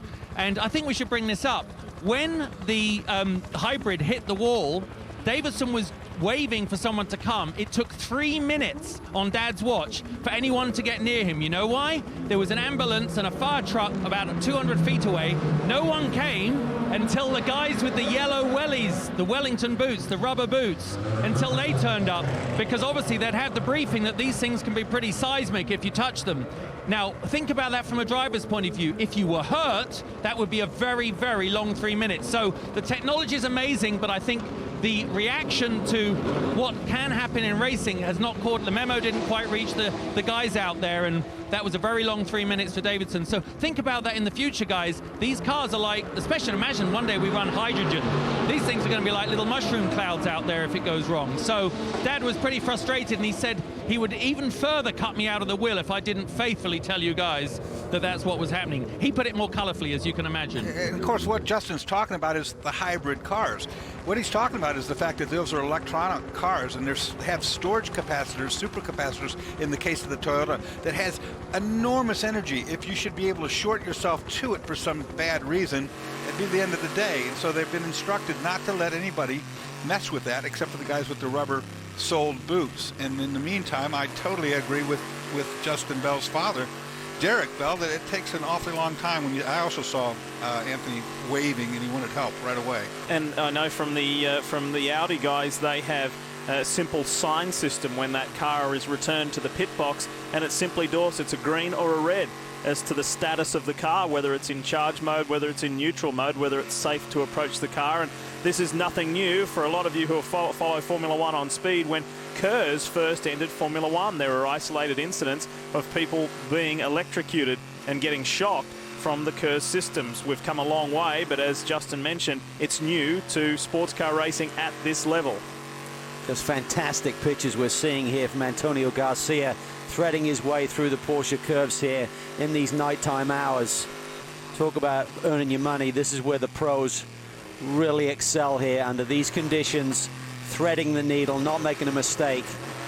It's so much more spectacular at night. If you've never come to a night race or never been to an endurance race before, it's a must-do. You have to go out there to watch these cars at night at 200 mile per hour flashing by right next to you. The visual thing is just unbelievable. Terrific scrap going on in the GTE Pro class.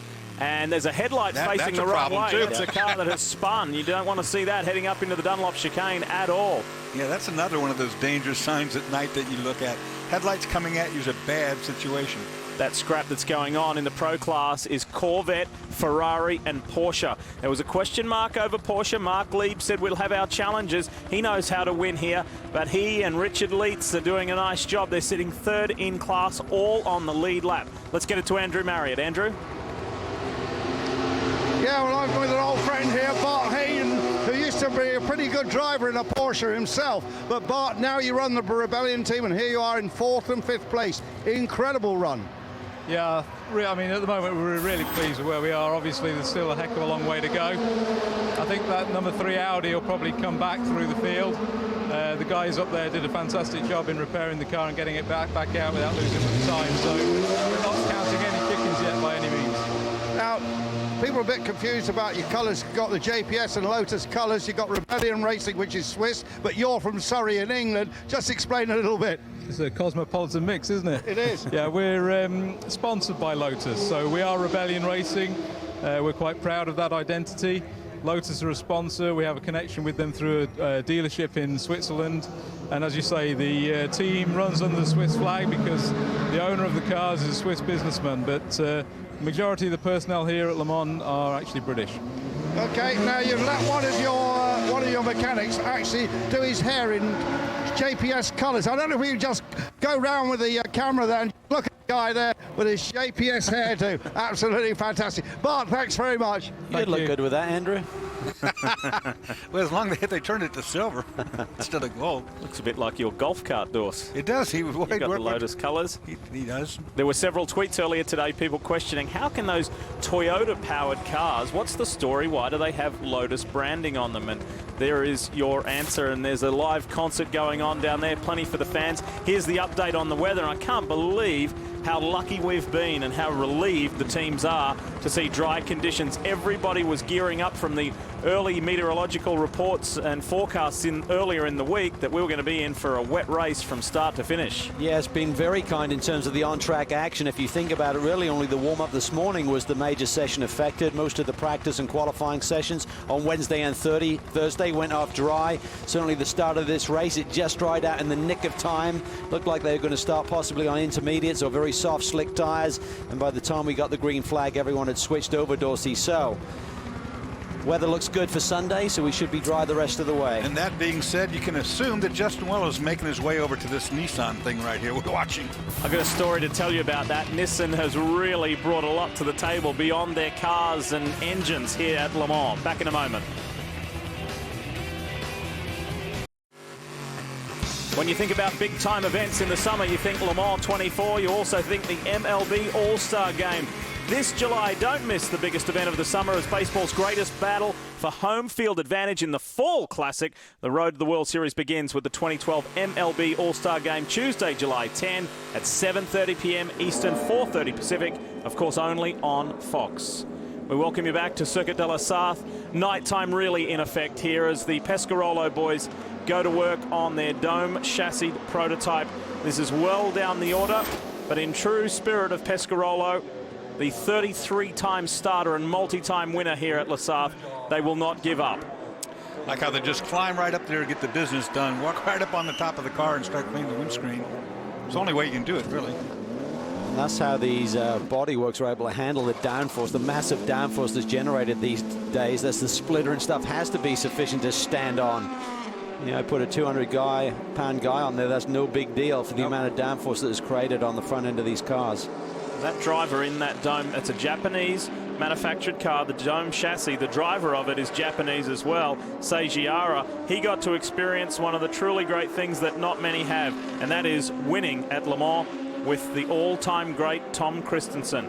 Yeah, for Team Go, just another one in the middle of TK's 6 consecutive wins of his 8 wins here overall. Now, if you've been with us all throughout the afternoon, you will have seen that moment on the restart after that hour and 11-minute long full course caution. We went back to green, and just seconds after the green flag flew, you saw Nakajima take out the Delta Wing. I think we're about to be told some very sad news for this revolutionary car. Andrew, tell us more. Yeah, well, I'm with Ben Bowlby, who's the man and mastermind behind this car. And Ben, you got a wry smile in your face because you put a lot of smiles on a lot of people's faces with this fantastic Delta Wing car. It's like a Vulcan bomber, it is. But the story is, it's over. Yeah, I'm afraid the car is unrepairable. He got pushed off at pretty high speed in the Porsche curves, a place where the car was actually particularly good and fun to drive, and he was just going to come in and pop some new tires on. And well, yeah, we did 6 hours, 1,000 kilometers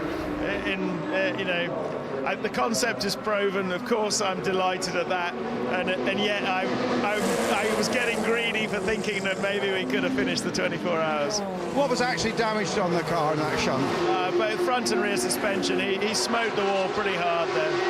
He did try and drive it away, though, didn't he? He was a superstar. He did everything. We had in the toolkit, we had a lockout ring that we could pop into the diff so that he could drive it on one wheel. He had to take the rear bodywork off. He was using the starter motor to drive it backwards and forwards to try and break it out of the gravel. So it was a valiant effort by Satoshi Motoyama. He did a great job for us, and he was driving fantastically well, as was Michael. Just a terrible shame that poor Marino couldn't get a chance. Well, as I said, it put a lot of smile on a lot of people's faces. The man behind it, Nissan, gave you so much help, and the man who made that happen was Darren Cox. And Darren's right with us now. Maybe we could just move over. If I could just break in on Daily Sports Car, one of the best websites around. I'll just push Graham Goodwin out of the way because I've got Darren Cox here, who's the man who put his money where his mouth is. You're not going to get a finish, but in a way, you've won. Well, that's very kind of you to say so. It doesn't feel like that at the moment. But I just say now, Satoshi did an absolutely incredible job. I was the first one on the scene. I just so happened to be on my bike very close. So I made it there. It was a place where I used to sneak out and watch the race back in the day. So I knew it around there, around the karting area. And Satoshi did an incredible job. I just told him when he finished that he's probably the best technician on the team. He took the rear bodywork off, he took the front bodywork off, he locked the diff out, he was kicking the car to try and get pieces off the car. Just an incredible job. The guy's done a brilliant job. The rest of the team have done a fantastic job. It shouldn't have ended like that. We'll never know if the miracle could happen. Well, it was a great effort, and of course there will be another Garage 56 car next year, and that will be some hydrogen car, and we've seen it. And I tell you one thing, no way will it be as quick as the Delta Wing. And that was 3.5 years of Ben Bowlby's life. It started out as one of the cars that they were proposing to be the 2012 Indy car. It got denied. However, Ben and the group behind it, Project 56 LLC, with Dr. Don Panos and Dan Gurney and many more, worked tirelessly to make that happen. And it was 3.5 years in the making. You're seeing the Toyota team sprint up pit lane. Not sure if Nakajima has been put back in the car, but it's come to a stop right at the top of pit road. Yeah, and there's a rule here. He cannot reverse back down pit lane, otherwise it's instant disqualification, so the mechanics have to push him back. Unfortunately, they're at pit end, and the car's at pit out, so they've just worked tirelessly to get this car back underway, and there's obviously still some kind of drama there with the Toyota. One of the Toyota crewmen just got outpaced by a cameraman with his camera. Remember the days back in the late 90s of Bernd Schneider in the Works Mercedes. He tried to reverse back down the pit exit and into pit lane, and that car was immediately disqualified. Let's get it to Brian Till with a man who should be happy with the progress of one of his LMP2 cars. Lee, Jacques Nicolet is happy with the progress of both of his LMP2 cars. Jacques, right now the Oak Racing Morgan's running very well up front in P2. Yes, we make hard work this winter, and now we have the benefits of the work we do on the car, and we are very happy for this result. The track right now, in the darkness, there's been a lot of cars off the racetrack. How dirty is the track right now as far as gravel and other debris? It depends of the corner, but it's okay. One last thing, both of these cars are Morgan chassis, but your car has a Judd power plant, the other car with a Nissan. Why the decision to go with an engine, with different engines in each of those chassis? To show that the car is fast with the Judd and the Nissan. And it has certainly proven so. Good luck for the rest of the event. I talked to him earlier, and he said he had all the time to talk to you. Back to work on Monday. I really like why they called the team Oak, and Jacques Nicolet said because it's a symbol of solidity, force and longevity, essential qualities in endurance racing, just like a big stocky oak tree. And he is an enormously successful businessman and has brought a lot to sports car endurance racing. This is what you were talking about before, is the poor Toyota mechanics had to go all the way pit out and pick up the car and hit NASA, push it all the way back to pit in at the other end of the racetrack before they could do any work to try to repair it. With regards to Jacques Nicolet, he's regarded as like a French Don Panos in terms of being an entrepreneur. And Oak have now competed here at Le Mans for 6 times. And of course, the second year in a row, they've lost one of their drivers there. One of their P1 drivers, Guillaume Moreau, had a big accident exiting the karting corner, which is at the exit of the Porsche curves there. And our thoughts are with him. Initially, it was thought that the injuries were very severe, but the news this week has been pretty good. He's now starting to get good feeling in his legs once again, so we wish him all the best. How dark is it at Le Mans? That dark. On this end of the circuit, that dark is right. We're on board Antonio Garcia in the Corvette, and it's got very good lighting system, but this is all you get when you're running 200 miles an hour.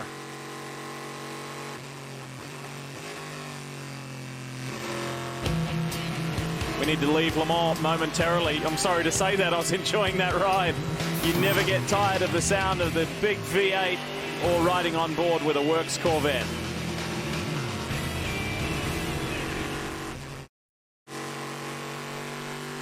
Would like to tell you about the Speed Onboard Pass presented by Chevrolet Corvette. Simply go to speed.com/Corvette to climb behind the wheel with some of your favorite drivers for the ultimate 2-screen experience.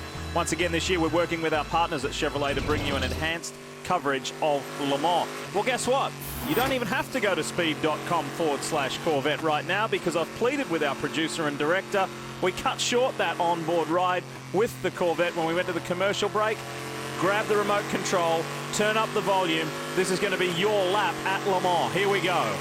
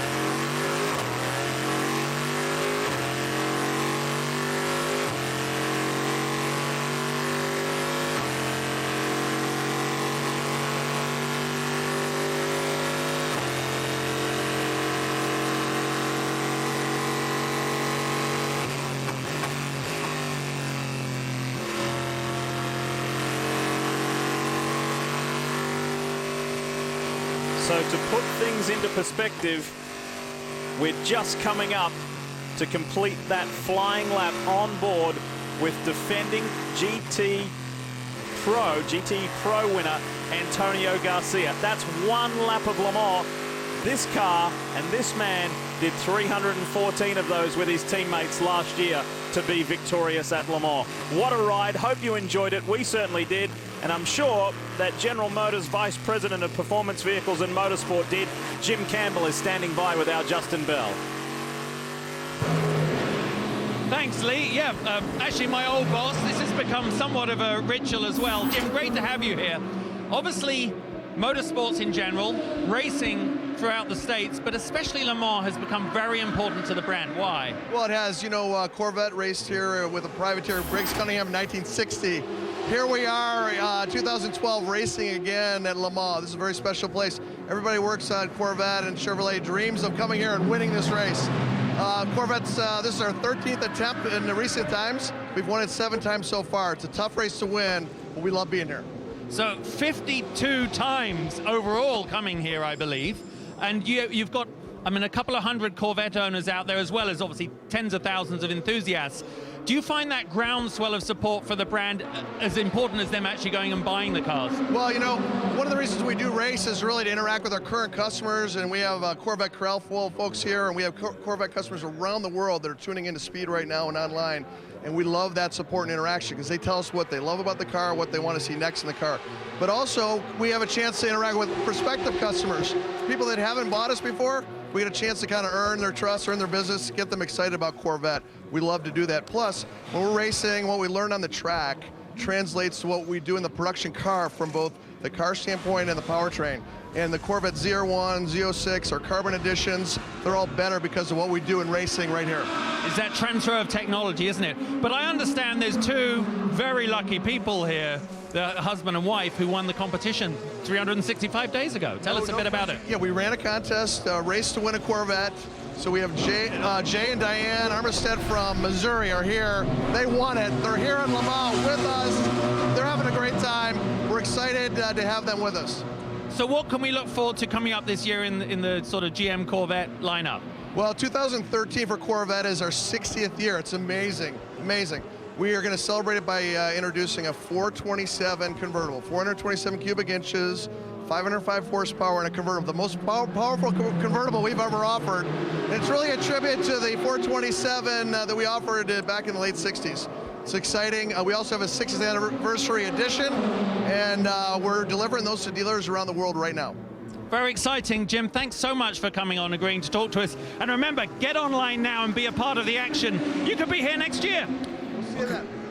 Congratulations to my fellow Missourians that won that car. And guys, I get to drive one of those 427 Corvette convertibles next week when we do the Grand Am race at Elkhart Lake, Wisconsin. And let me tell you, I'm pretty excited about that. Going to put your dog in the back? Put the dog in front. What do you mean in the back? That's supposed to be for Kim, Dorsey. There'll be a fight over that one. Well, so far, so good for Corvette racing because Ollie Gavin is still out in front. So that's Alex Wirtz getting out of the Toyota TS030. Again, it is pit box bound. How long will it be there? Toyota has been very guarded as to explaining to our pit road personnel as to exactly what the problem is. As soon as we know, we will tell you. But this is quite mysterious and mystifying.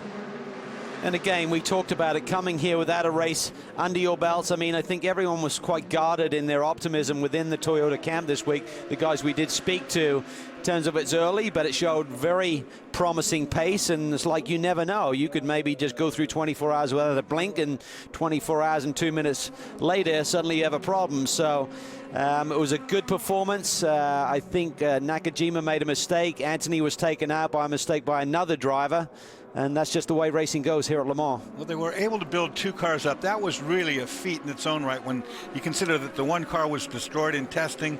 They had to get that one fixed. In fact, they built 2 of them, and they came here and were going for the lead, so they really put out an effort. And hats off to Toyota. I mean, they really got a lot of pressure from the WEC organizers when Peugeot pulled the plug at the very last second, having really promised to be here for this year. They needed another manufacturer to step up to the plate. They said, we're not ready. We'll be at Spa. Suddenly they had a huge testing accident, didn't have a spare tub built up, so they had to skip Spa. They said, we will start at Le Mans, and you've got to do a minimum of 6 races to count for the championship. They're here. Doesn't look like they're going to have a good day, certainly, but they're in the championship now, full bore. And a day that started out similar to Toyota with so much promise, but it has gone askew, is for American team Flying Lizard Motorsports. What's the latest?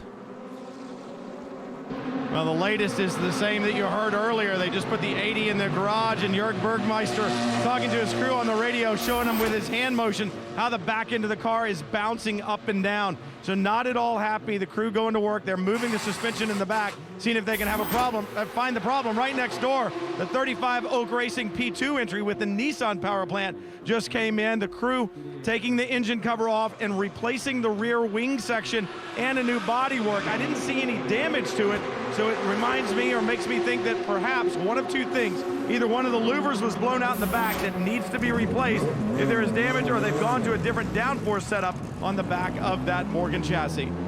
Yeah, I'd suspect the latter, Brian, that maybe it's a different downforce setting as we get the cooler temperatures here at night.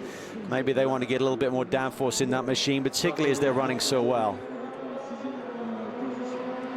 One of the cars that we're keeping an eye on in LMP1 is one of the HPD, one of the Hondas, and that is the 22 machine of JRM. You've got Karun Chandhok, ex-Formula One driver, former winner of this race overall, David Brabham, and the man who flew in '99, Peter Dumbreck. He's with Andrew. Yeah, Peter Dumbreck did fly in 1999. You need to do another tie now for Alan. You need to do another tie for Ant Davidson. He had a big fly like you today. Oh, did he? Is that into the Mulsanne corner? Yeah. So he hit somebody though. I see. Right. I mean, I've just been off myself with a puncture with the rear left, going through the first corner. A little bit disconcerting. Tire just gave way. No control, just a passenger. But luckily the gravel did its job, kept me out of the wall, and I was able to get the car back. Obviously I've got to do a whole lap with a flat tire, so there's a bit of damage on the car now. So we're just fixing that, and we should be able to get back out again. Do you ever have bad dreams about that flip? Well, to be honest with you, I don't remember much about it. So, you know, when you step in a race car, you've got to try and leave these things behind and just get on with the job you're doing and commit to every corner like you would any other.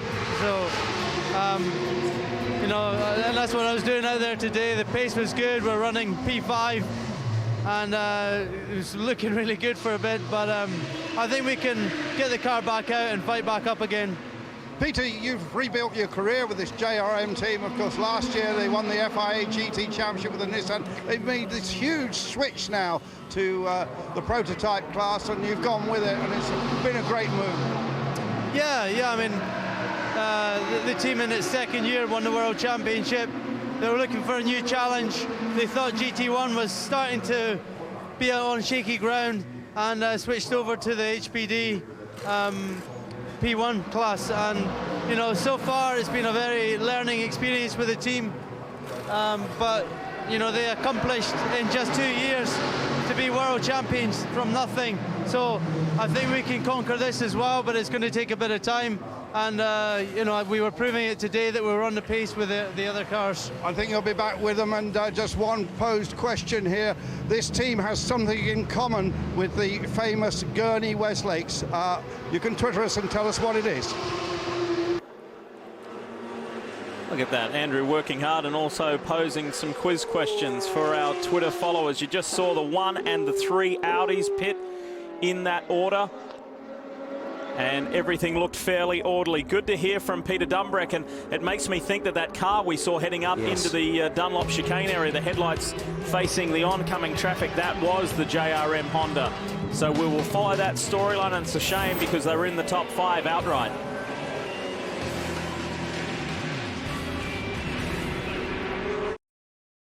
Speed's coverage of the 24 Hours of Le Mans is brought to you by Toyota Care, caring for you and your car, and by Rolex, official timekeeper of the 24 Hours of Le Mans.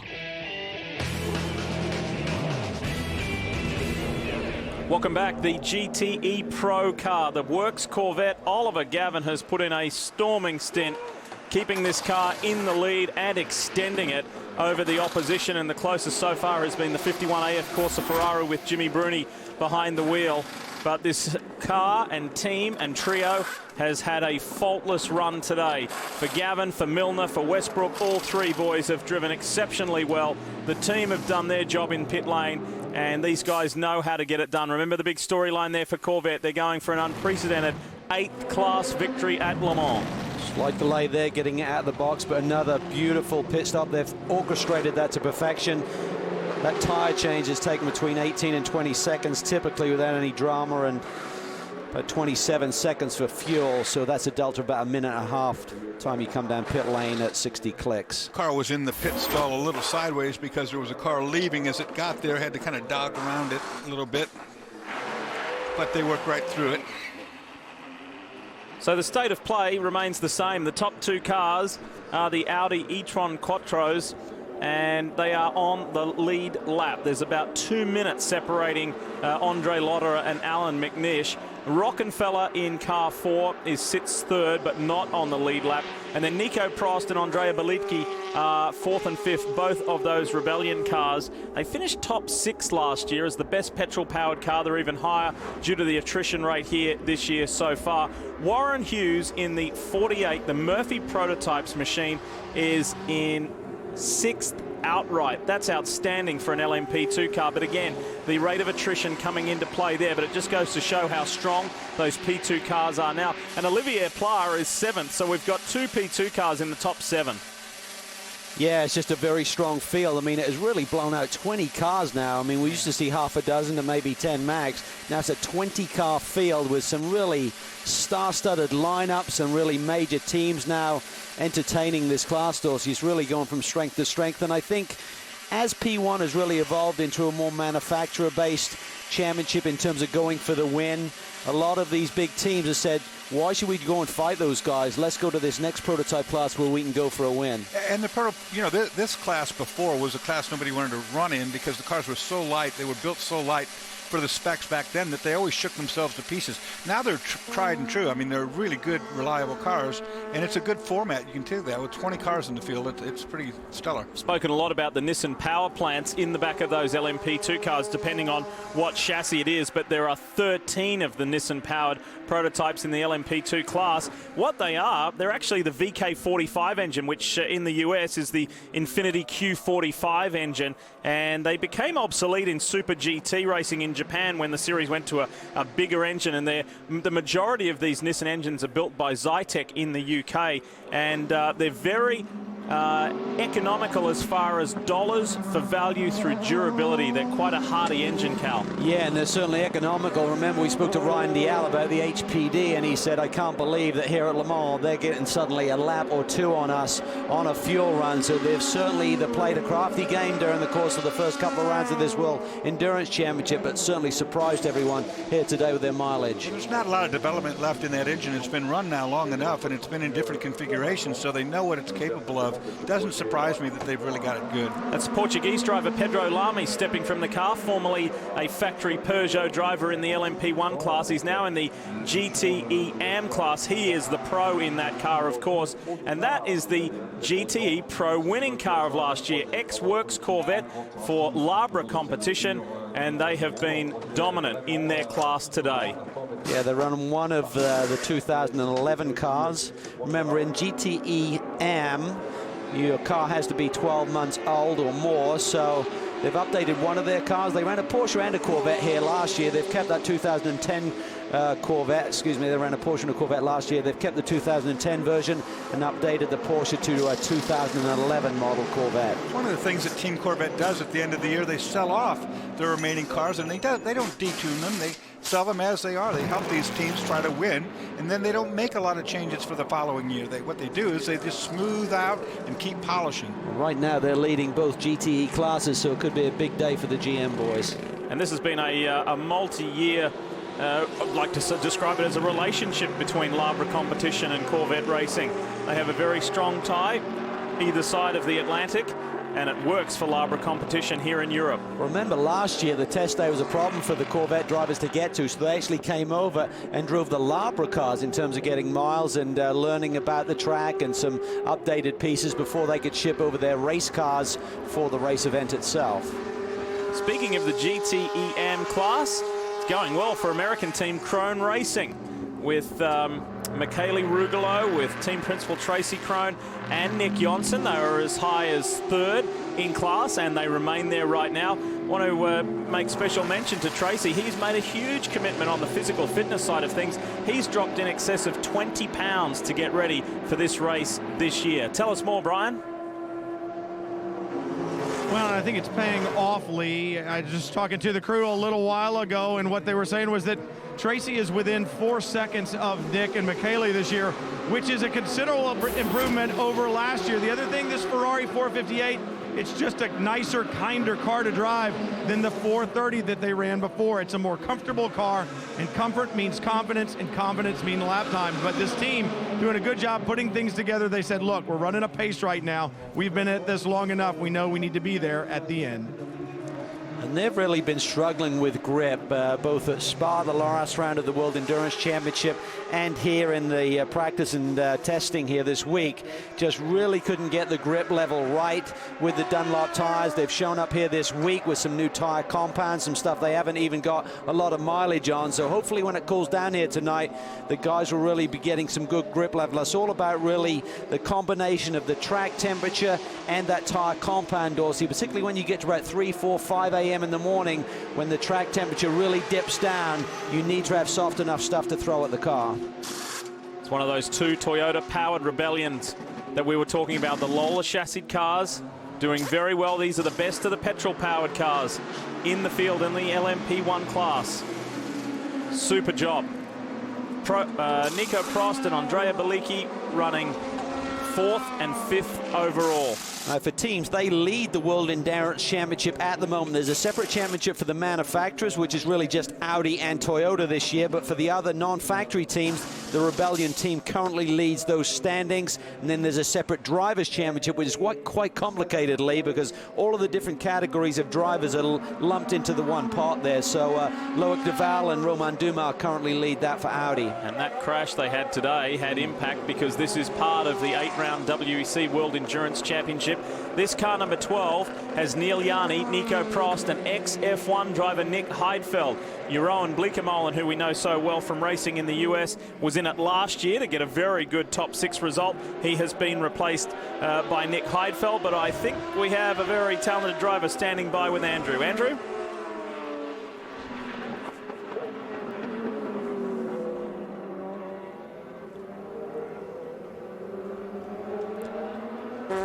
Andrew, if you can hear us, we can't hear you. You might want to step forward outside the garage a little more.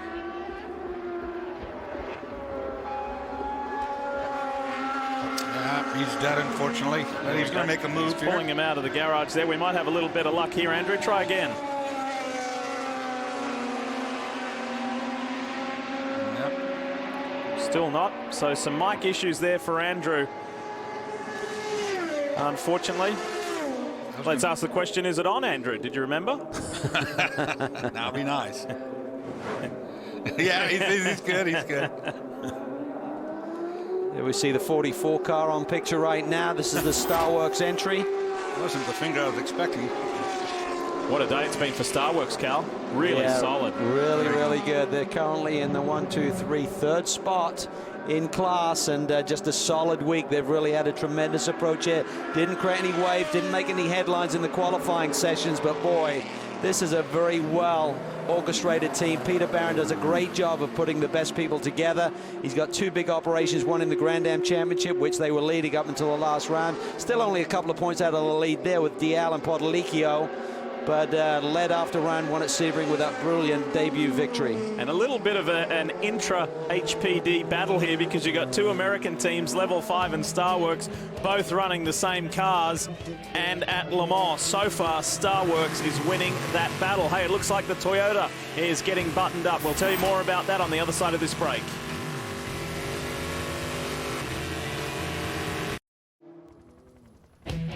Quick reminder about what's happening programming-wise here on Speed with our coverage of the 24 Hours of Le Mans. We will be with you for another 35 or so minutes to the top of the hour East Coast time here on the network before we send you off to Michigan International Speedway for that special NASCAR Sprint Cup practice session with the new tyres. Following that is Speed Center with Chris Devoda. We will be back with you tonight at 7:30 Eastern. So we're here for another 35 minutes. You won't miss a thing. We go to speed.com when we're not on the main network. 25 continuous live hours of coverage. Hey, we've got Andrew back on the line. His mic's working. He's with Nico Prost, who just did an awesome effort, Andrew. Absolutely. We've heard about people doing 3 stints and 4 stints. Nico, he just did 5. Yeah, I mean, it was the conditions with the safety car in the middle. You know, it was the best strategy. So we thought we could do 4 stints straight from the beginning, which we couldn't. But getting 5 now puts us back down on plan. So now everything is very good now. How long were you in the car for? I don't know, just nearly 4 hours, I think, just like 3 hours and 50 minutes. But we had a long safety car period, so I had a little bit of time to relax. Yeah, it must have been all that ice racing you did that helped you. Yeah, right, exactly. These races are a bit shorter usually. They are ice races. Now, your dad has never raced at Le Mans, and he doesn't like it, does he? No, I think it's a misconception. My dad is a big fan of any type of automobile racing, Le Mans being part of it, but never really had the opportunity, you know. He's focused mainly on F1 during his career, and then was not so keen on racing again, you know, but he's a big fan, you know, he comes almost every year, and I think he really likes sports cars now. Well, I'd love to see you racing with him, just like we've seen in the other team of the Brundles. That's back to you, Lee. Yeah, well, nice to hear from Nico Prost, and we do typically see Alain Prost here each and every year, and that would be remarkable to see him drive with his son. He's a super kid, I tell you what, just got a great attitude, and he's really starting to show a lot of speed. I mean, his early years looked like he's a little off the pace, but now he is right there with his teammates. Brilliant job by him today. You can't drive as a single driver over 4 hours straight, but he probably went right up to it, or the team had him right to the end of it. 14 hours max over the course of the 24 hours for any single driver, and you can't do more than 4 within 6 hours. So if you do that 4-hour stint, you're not allowed to get back in without taking a 2-hour break, effectively. Probably okay by him right now, too. Yeah. Christophe Tinso jumping out of the Thierry by TDS Racing LMP2 prototype. There's work going on here at Pescarolo, but more importantly, I need to update you that the stranded Seoul Toyota has finally left its pit box and is out on track. We'll tell you exactly where it is on track as far as positions, but it has been devastating as far as their campaign in this race. I know many of you are just joining us. You've been busy throughout the day. Let's bring you up to date with one of the biggest storylines of the race. The reason why it's the sole remaining Toyota. This on the left, Ant Davidson, Pierre Giuseppe Perezzini slams into the back of him, and both cars and drivers slam into the wall down at Mulsanne corner. Have a look at the slow-mo. This is very alarming.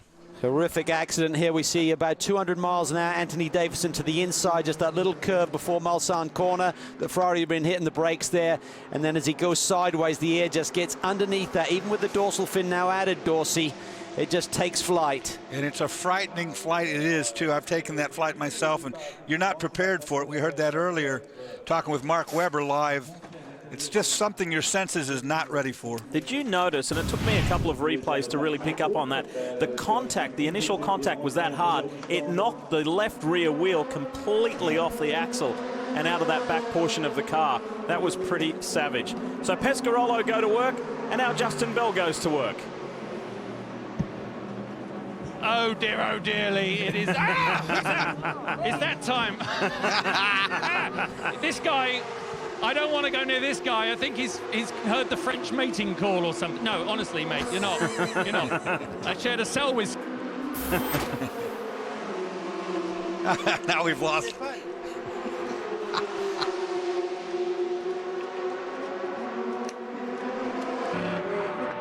And I think he pulled his plug. Justin, we've lost you. We've lost your mic there. You will be back. Maybe we lost your microphone, thankfully.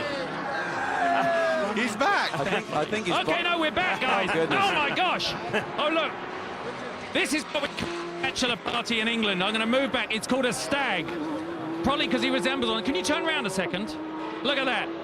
That is blasphemous. Unbelievable, Calvin, what people do here. Anyway, you know what? I'm glad you're getting married. But come over here. I've got a few more people. If you remember, every year I come up here and people said to me, do you remember you interviewed me last year? I think. Anyway, hi, chaps. How are you? Very well, thank you. You're a nice gentleman in the middle of it all. Obviously, yes. We come here every year. We're very well-spoken people. Oh, you are, but a minute ago I saw you falling over. What about you lot? Very well, very well. My throat hurts. Oh, you're not very well, are you? Good Lord, that's a lie. Anyway, you're all standing upright. I'm not... Hello? So listen, are you aware that there is one of the world's most amazing car races going on about 300... We're ready for the... We're just going to have a bit of champagne and get a bit merry. That's fair. You know one thing that always worries... Look, these two are back. Look at that. It's like Legionnaire's disease. Oh, very attractive. I must be proud. You know, one of that worries me when I come up here is the complete lack of women. Is that one of these trips? Fest, isn't it, to be fair? No, it's not one of those fests. Okay, I see some real people over here. Hold on one second. Viper clubs. And Viper Club of America, yeah. We need Justin Bell back. If you don't get knocked out by a cork.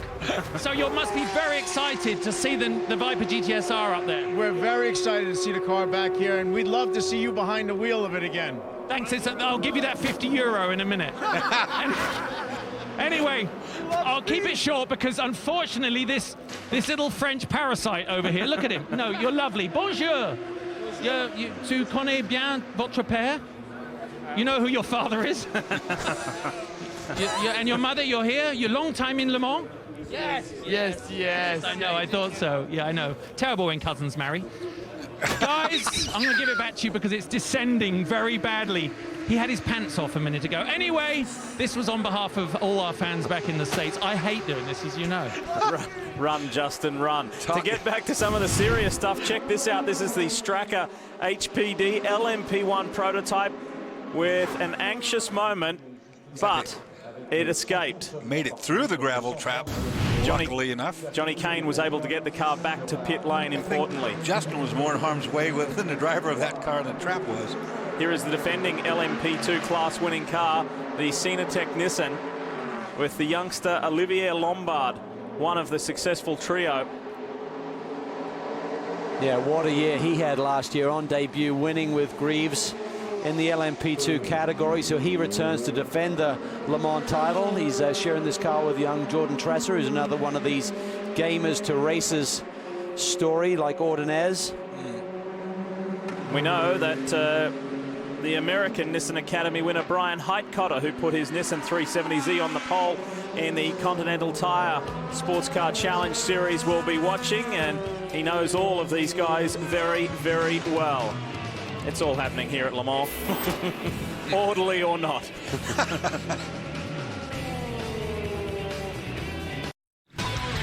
As you know, the NASCAR Sprint Cup Series is in Michigan this weekend. That means on Monday night, NASCAR Race Hub presented by Ram at 6 p.m. Eastern here on Speed.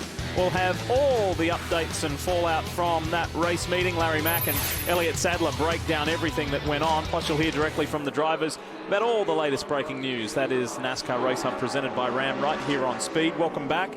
We are live at Le Mans for the 80th running of the world's greatest endurance sports car event. Big storylines earlier on today with Audi versus Toyota. However, in more recent hours, Toyota have crumbled with that massive accident. And Davidson behind the wheel. It was not his fault down at Mulsanne Corner. And pleased to say that Kazuki Nakajima is back out in that car. As we told you before we went to the break, they're down in 47th overall, and almost 30 laps down on the lead car of number 1 for Audi, Andre Lotterer, who leads by around about almost 3 minutes over Alan McNish. That is quite the margin on that team car. When I think about the dynamic in that pit box for Toyota, when they had the problem, Dorsey, it was almost like they were resigned. Like this was going to be a big fix. It was going to take a long time. There was no real panic, no hurrying around. It's like, let's go to it in a methodical way rather than let's get this car back out there as quick as we can. So it must have been something that they've anticipated being an issue today. Either that or they thought that it was going to be terminal, and then they just were going to kind of verify it, and then they found something along the way that allowed them to get the hope back again. But you know, they won't tell us anything. They took off. It was pretty interesting. There was a couple of inspection panels on the bottom of the tub under the chassis itself where they got up into inside, and whatever it has to do with, there was electronics involved. As you saw, Andrew Marriott was up in there. But whatever it is, they're not really giving us any clue to what has gone wrong with that car. And now it seems to be fine again. I think the secret is they're running a front hybrid system. They just haven't told the organizer. Yeah. They don't want us to know. They don't want the ACO to know. One thing I want to remind all of you on is that we are at the whim of the World Feed and the World Feed director, and unfortunately each and every year at this time of night they give the full course crew somewhat of a break, so we have limited pictures and limited view here at Circuit de la Sarthe. We have been talking a lot about the Nissan power plant that dominates the LMP2 class. Next year we'll see a new power plant in these LMP2 cars, right, Brian? Well, that's right. You talked about Nissan, we talked about HPD, and we've just learned that Mazda will be in the prototype category here at Le Mans next year. P2, John Doonan, this has got to be a huge announcement for you guys, and it's not just a standard petrol power plant either. Yeah, we're announced today, Brian, here at Le Mans, that Mazda will be back with a customer engine program for LMP2 with our SkyActiv clean diesel, 2.2-liter, 4-cylinder, compound turbo. We're really excited. It's a customer program, and we've got our first customer. You've got your first customer. It's diesel power, and that's going to be new for the P2 category, the SkyActiv technology customer program. Is my wife going to like this customer, John? She absolutely is. Patrick Dempsey and the Dempsey Racing team have made plans to run the SkyActiv diesel engine here at Le Mans and certainly, hopefully, in the American Le Mans Series, based on their partnerships with Trina Solar, Visit Florida. We're going to go where the partners want to go, hopefully launching at Sebring. It's a big test to come back here at Le Mans and compete and put Mazda back on the top of the podium. And diesel is something that we haven't seen in the P2 category before. Why is it important for Mazda to come in with an alternative fuel in the P2 category? Fortunately, the top-level sports car racing allows us to showcase our road car technology. We've announced we're bringing SkyActiv diesel to the U.S. market. So this is a perfect opportunity with a production-based engine to come and improve the reliability here on the track with all the customer teams and, again, try to put us back on the top step where we were 21 years ago. Well, Mazda, that's a great announcement to see another manufacturer back in P2.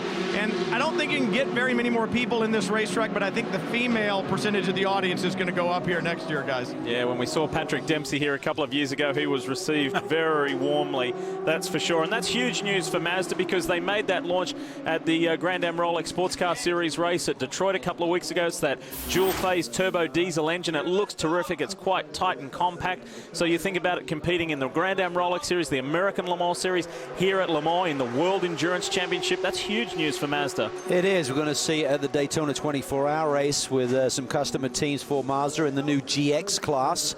So Mazda have a lot of great things coming our way over the next 6 to 12 months. Really neat engine, aluminum all the way for a diesel engine. That was unheard of just some years ago. Aluminum engine. It's a beautiful four-cylinder twin turbo. They call it progressive turbo. There's a smaller turbo that feeds a bigger turbo, keeps the boost up all the time. Direct port injection. You know, it's a very lightweight, economical package, and it's supposed to put out somewhere around about 400 horse. Something new for this year at Le Mans is that radio telecommunication so in the transmissions like we hear in Formula One. Unfortunately, that one there is in French, so we're not going to be able to translate that for you. Bertrand Baguette was running 7th in class and brought that Oak Pescarolo Judd into pit lane. Quick break, we'll be back. A whole lot more to come from Le Mans. Speed's coverage of the 24 Hours of Le Mans is brought to you by Chevrolet Corvette, celebrating 60 years of exhilaration. Mike Rockenfeller brings the number 4 Audi R18 Ultra to pit road. Rocky, an outright Le Mans winner himself. Bit of a delay there on the left rear. It's unusual for these guys. They're so well versed. Bring you up to date with what has gone down throughout this race. This was not a nice moment for Mark Rostan in the Gulf Racing Middle East team. And then unusually, uncharacteristically, Jörg Bergmeister spun, but we've come to know now that that's not his problem. They've had a lot of suspension dramas. Michel Frey had an off here in one of the P2 machines, and then some early drama for the Nissan Delta Wing, pushed back into the garage. They got that fixed. It was a gear shift problem. Super fight here in GTE Pro between Darren Turner and America's Tommy Milner. Tommy won that one convincingly. Number 2 car, Tom Christensen behind the wheel, felt something amiss. Dr. Ulrich explained to Brian, just rubber build-up in the rear suspension. Let's scoot forward, and it was an on-again, off-again day for Team Pescarolo. And then Christian Poulsen crashed the second Aston Martin. That's in the GTE AM class, and what a move this was from one of the Toyotas right around the outside, but then some rear aero dramas. See that rear wing starting to come apart and delaminate there on the side fence. Ultimately, it fell off, didn't do any damage to anything. Romain Dumas trying to go around the outside of Seth Nyman, who was then leading the GTE AM class and just could not pull that car up. We suspected there was fluid on the racetrack, and we couldn't confirm it right away, but as it turns out, as you'll see in a moment, this might have been the cause of it. And of course, this is the Flying Lizard team Major damage there. This is the most alarming moment in the race. Ant Davidson corrected by Perezzini in the GTE Am Ferrari. Massive contact, Cal, massive consequences. Yeah, once again, we see the amateur drivers getting into these high-speed prototypes. Just some miscommunication on the racetrack. Clips the rear of Anthony Davidson's Toyota, and he went for a ride and a half, but fortunately he is okay as the latest reports. Great work from Audi to get that car of Romain Dumas service. And then this door, set the restart after 1 hour under caution. And you see right here the delta wing gets clipped, and it's lightweight, 1,000-pound, just there's no match, gets pushed right out into the guardrail. That was Kazuki Nakajima behind the wheel, and that's just the beginning of the sole remaining Toyota's problems. It was in and out of the pit box, more in the pit box than not. Mystery fault with this car. They did get it fired up, then had to push it back down pit lane. Alex Wirtz said the car is not good to go, and then a few moments later returns to the racetrack. Got it done again, got it fixed again. It's still out there now, but we have no idea what it was that was wrong. Kazuki Nakajima is in 47th position outright and some 29-30 laps down on the race leader, but at least it's a promising sign for Toyota. Their goals shift now from trying to win this race to just trying to finish, to say they had one of their two cars go the distance at Le Mans. Bertrand Baguette had some problems here in the Oak P1 car. It's the only car in the P1 category that's not running Michelin's. The Oak Racing team are the development team in P2 for the Dunlops, and maintain that tire brand when they're running the P1 category as well. Looks like that car is ready to go back into duty. Bertrand Baguette, best known in the US for his efforts in the IndyCar series. We want to congratulate Ryan Hunter-Reay, who's done quite a bit of sports car driving himself, who won in Milwaukee. Tony Kanaan second, James Hinchcliffe third. So well done, RHR. He loves that place. I know he had a win there probably about 10 years ago now, maybe 8 years ago. Certainly very quick on those 1 mile ovals. Good job for Tony Kanaan, too, who needs a good finish. Yeah, well, for Ryan, he's had his fair share of troubles already this year. So well done on a well-earned victory and a good day for Andretti Autosport too, 1 and 3. So huge team day there for Michael Andretti's organisation. And the Oak Pescarolo Judd is sent and out there again after running very strong earlier in this race. Tell you what, Baguette almost won the Indy 500 last year. Rahal always puts out a great car at the Indy 500. They were gambling a bit on fuel, as I recall. Ultimately finished 7th, but at one point they had a good shot at winning. Story of this race, it's Audi 1, 2, 3. Problem with that car, Lee. And it's time for us to say bye. Bob, David, and Scott Pruitt are going to step back in, but for now, we're going to send it over to Michigan International Speedway. Rick Allen and the crew are standing by for Sprint Cup practice. We're going to take a quick break. Great to have you with us, and great to hear that Ant Davidson is okay.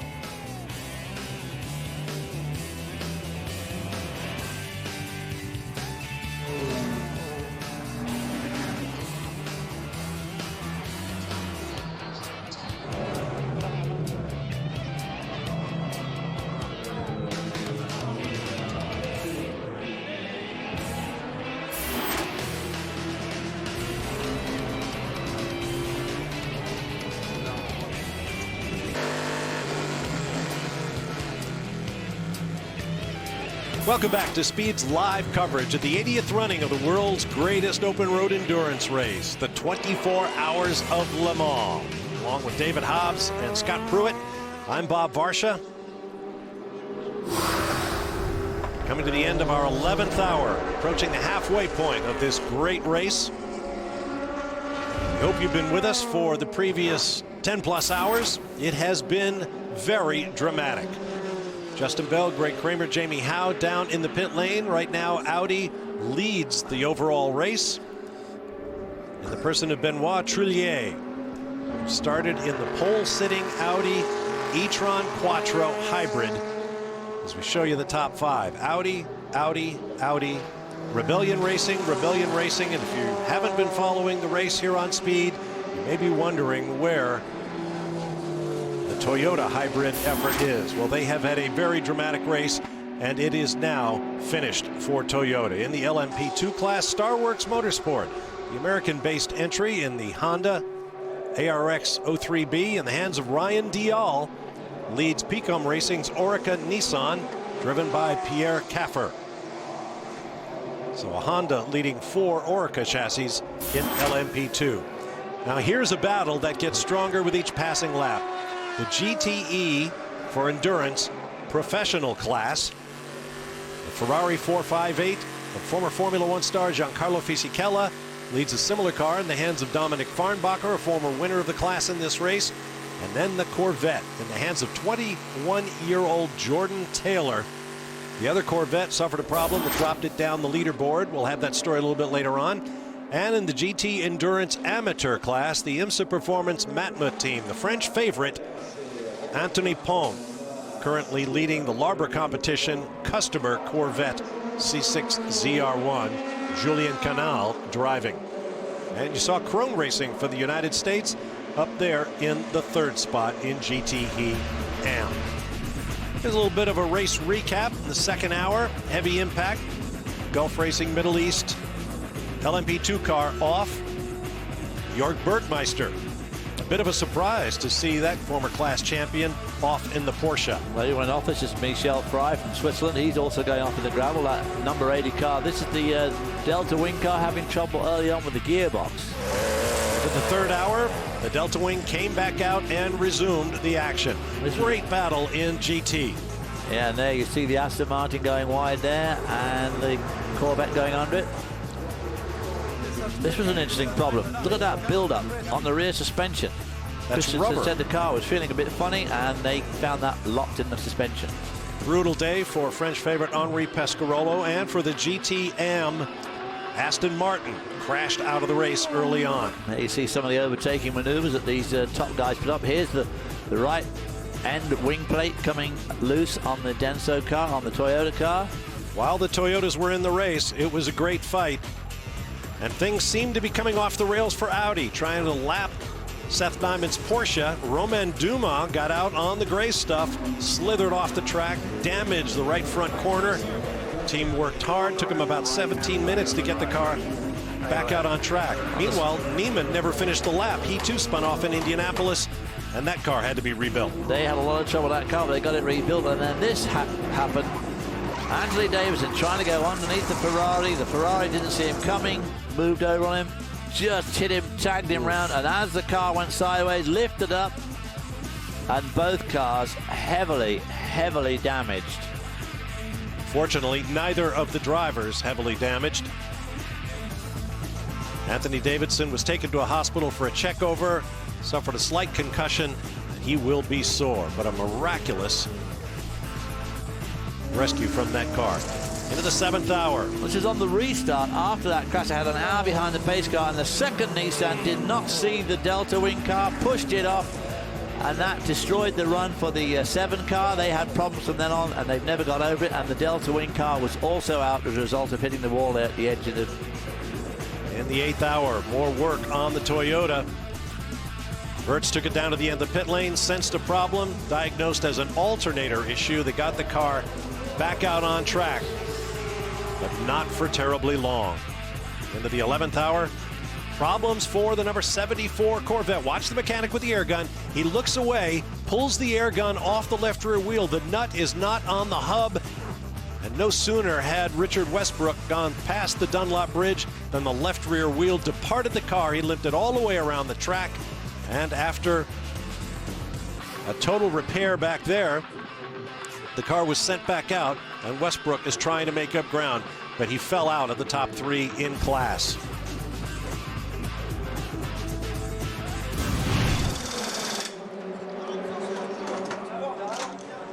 And here's the number 15. Here's a tweet from Anthony Davidson. Well, it was a big one, lying in a French hospital with a broken back. Wow, that wasn't the information we had earlier, but it sounds like he's in reasonably good spirits.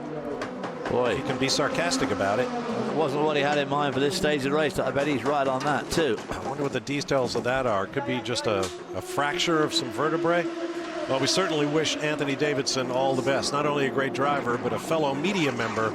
There, once again, is that incredibly heavy hit. And both cars remained remarkably intact. After this amazing day, you see the wheels already been knocked off the Toyota, comes down onto the left rear, straightens it up, straight head on into that tire barrier. Then the Ferrari goes in rear quarter first. So the Ferrari driver came out of there absolutely unscathed. That was Pier Giuseppe Perezzini.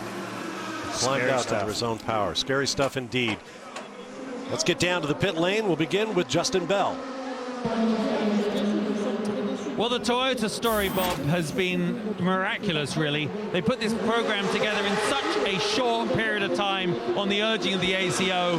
And what they did was they partnered with one of the best team operators in the world, Hugh de Schonack, certainly here with his experience with the Eureka team, and got some of the best drivers in the world. But, you know, they proved they had pace, performance, and perhaps most importantly, potential. The car was very fast and certainly put the wind up Audi on its lap times. I think the end of this story really goes that as they prepare themselves for next year, certainly the lessons learned here are going to put them in good stead. Now, as we know, Le Mans is a very hungry beast if you have a weakness, and it's certainly had its full this weekend so far. But the Toyota story, this is just the first chapter. Next year, I think we're going to read the whole book. Jamie?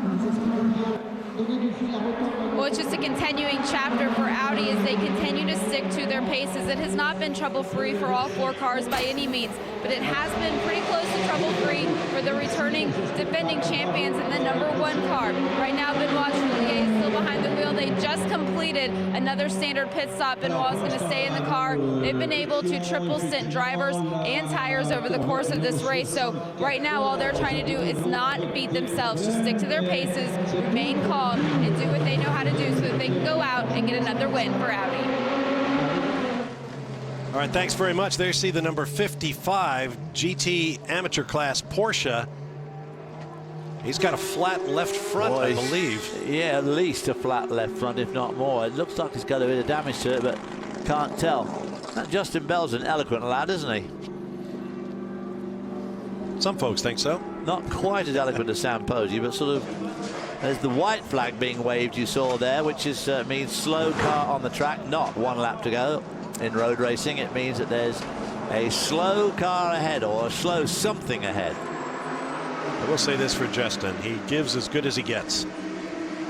9 cars officially out of the race. Action in the Oak Racing Garage. A moment ago, a Corvette parked out on track. I'm pretty sure it was one of the Larbra customer cars. Scott, you caught this earlier. Yeah, it was hard to say. That looks like one of the. It's really hard to see the number on the side. It looks like one of the primary factory cars. It does. It looks like a 70-something. I think it would. Well, the 2 customer cars are 50 and 70, so it's easy to confuse with the 73 and 74 on the factory cars. We'll find out. As you can see, crews hard at work, keeping their cars upright and running here at the 24 Hours of Le Mans. We'll take a break and return. Speed's coverage of the 24 Hours of Le Mans is brought to you by Chevrolet Corvette, celebrating 60 years of exhilaration. And by Rolex, official timekeeper of the 24 Hours of Le Mans. Welcome back live to Le Mans, just past the top of the hour, our 12th hour, approaching the halfway point at the 80th running of the 24 Hours of Le Mans. Right now, we'd like to welcome a very special guest via phone from his home in California, the founder of All American Racers, who built the prototype Delta Wing car, of which so much was hoped this year at Le Mans. Of course, the overall winner back in 1967, co-driving with A.J. Foyt, Dan Gurney. Dan, thanks so much for taking the time to chat with us tonight. Oh, my pleasure, Bob. Thank you. Well, as you know, no doubt, the Delta Wing car made it about 6 hours or so into the race before it was knocked out through no fault of its own.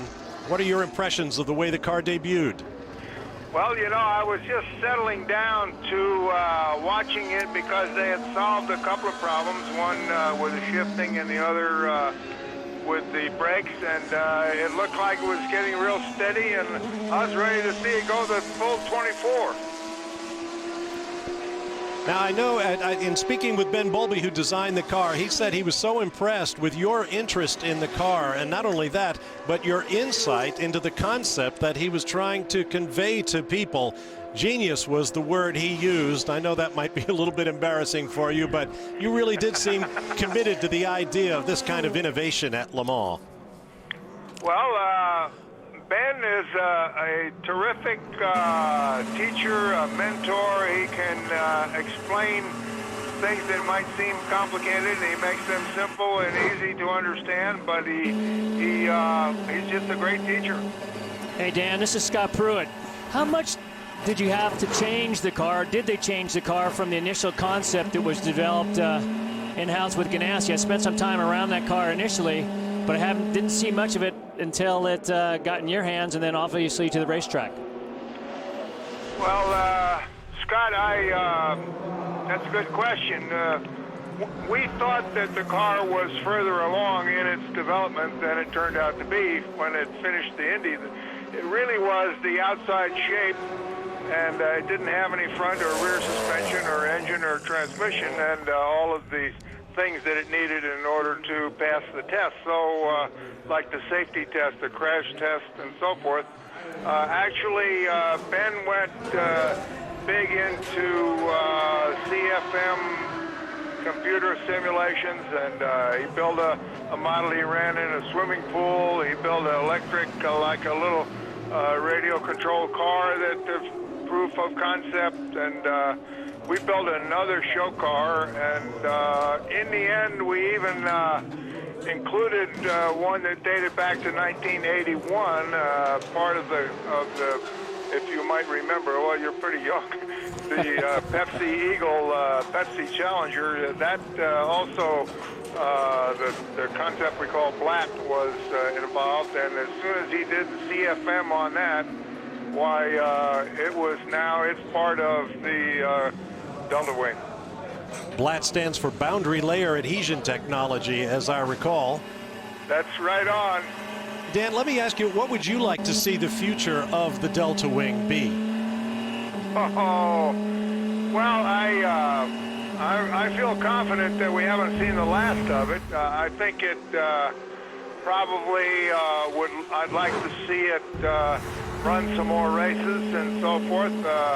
For me personally, I'd like to be driving one on the street, but all of those things are possible. So I don't know. It's pretty wide open. Let me point out we're watching some heavy work going on the 74 Corvette. We're also seeing evidence of debris spread out there on the racetrack, so we'll have to keep an eye on that. Dan, let me take you back to that race in 1967 when you won Le Mans by 4 laps, co-driving with A.J. Foyt. How do you look back on that race? Well, we followed an example that was correct for those days. We both tried to emulate Briggs Cunningham, who that was my 10th attempt at Le Mans, and usually whenever Cunningham ran, he ended up finishing ahead of me, and it taught me a lesson, and I gradually convinced AJ that we should do it that way, and we sort of cruised our way to that terrific finish. We had a very fast car, and it was very easy to drive. It was just we did almost everything right, and we couldn't. Murphy's Law couldn't find us. Well, that was the thing that Doug Feehan said about the race today. You know, as you know, much more of a sprint now, Dan, than it was in those days. In those days, you had to nurse the cars a little bit. Today, it's absolutely flat out. And he said the guys that spend the least time in the pit box are the guys that are going to win. And of course, almost as soon as he'd said it, the number 74 car left with the wheel nut not on the left rear. So it's a tough race to win, and you did a fantastic job, you and AJ Foyt. Well, it is a tough race to win, and even though the cars are much stronger and more durable, why they still find ways to drop out. And, I think traffic and the over-enthusiasm can hurt judgment, and of course they're going quite a lot faster in some of the turns and things, so the aero is still very important. Dan, that win for you in 1967 was the start of a big week. Just a week later, you were at the Formula One Grand Prix at Spa-Francorchamps, driving your Eagle Westlake 12-cylinder car, and you won that.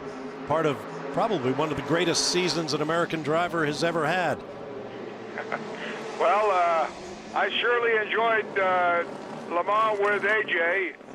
We were sort of voted the least likely to succeed at the time, but not afterwards, why we could, you know, that sort of thing. We had a great time. And, of course, at Spa, which was the granddaddy of all high-speed circuits at that time, that was a terrific race to end up winning. Well, Dan, just a few weeks ago, Speed did a very secret foray into Florida, and I was fortunate enough to drive that car of yours around the car park at a museum where the car is currently housed in my stocking feet. And you must have even longer legs than I thought, because I could hardly reach the damn pedals, and I'm 6 foot tall. I remember once when we had a visit from a very important Japanese manufacturer at Cunningham's museum, and he asked if he could get in, and he got into the same car you're talking about and actually disappeared from view. He was same thing, his legs didn't reach the pedals. Yep. Taking you back to that 67 Le Mans, Dan, you invented a ritual in Victory Lane that is now common throughout motorsports, and that is spraying the victory champagne. Was that a spontaneous moment or something you thought you might plan to do if the opportunity arose? Oh, definitely spontaneous. On the 10th attempt there with AJ and with Ford and a car made in the States, why I was almost delirious with feeling good, and it occurred to me that maybe that would be a good thing to do, but it was certainly spontaneous. I took time recently to give some pointers on how to do that to Duncan Dayton, who won again at Le Mans in the what he calls the old car race, and right. He used the same technique for spraying. So it's funny that they haven't learned how to do it even all these years later.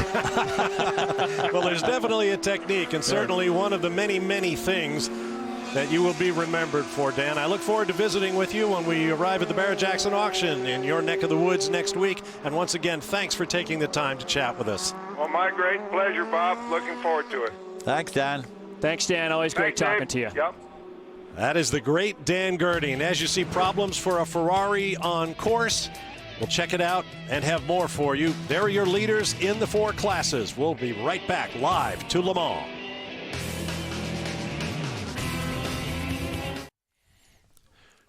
Back live at Le Mans, you can join the live conversation around the 80th running of the great race in the social garage at speed.com. And be sure to follow hashtag LM24OnSpeed on Twitter. Get out on the fun with Speed personalities and other fans. The ultimate endurance race for man and machine. We've been tweeting. You can tweet too. Let's get down to Jamie Howe in the 74 Corvette garage. Well, it was definitely the number 74 Pro car that had that incident earlier. And this has been quite a lengthy stay in the garage. They started at the front of the car. They went ahead and replaced the whole front end assembly, all the connecting hoses. That job is done. When they fired the car back up, they realized there's now an issue with the gearbox. So the crew is now at the back of this Corvette trying to get it back out. Chances are today, guys, they will not be spraying that champagne in pit lane. Andrew?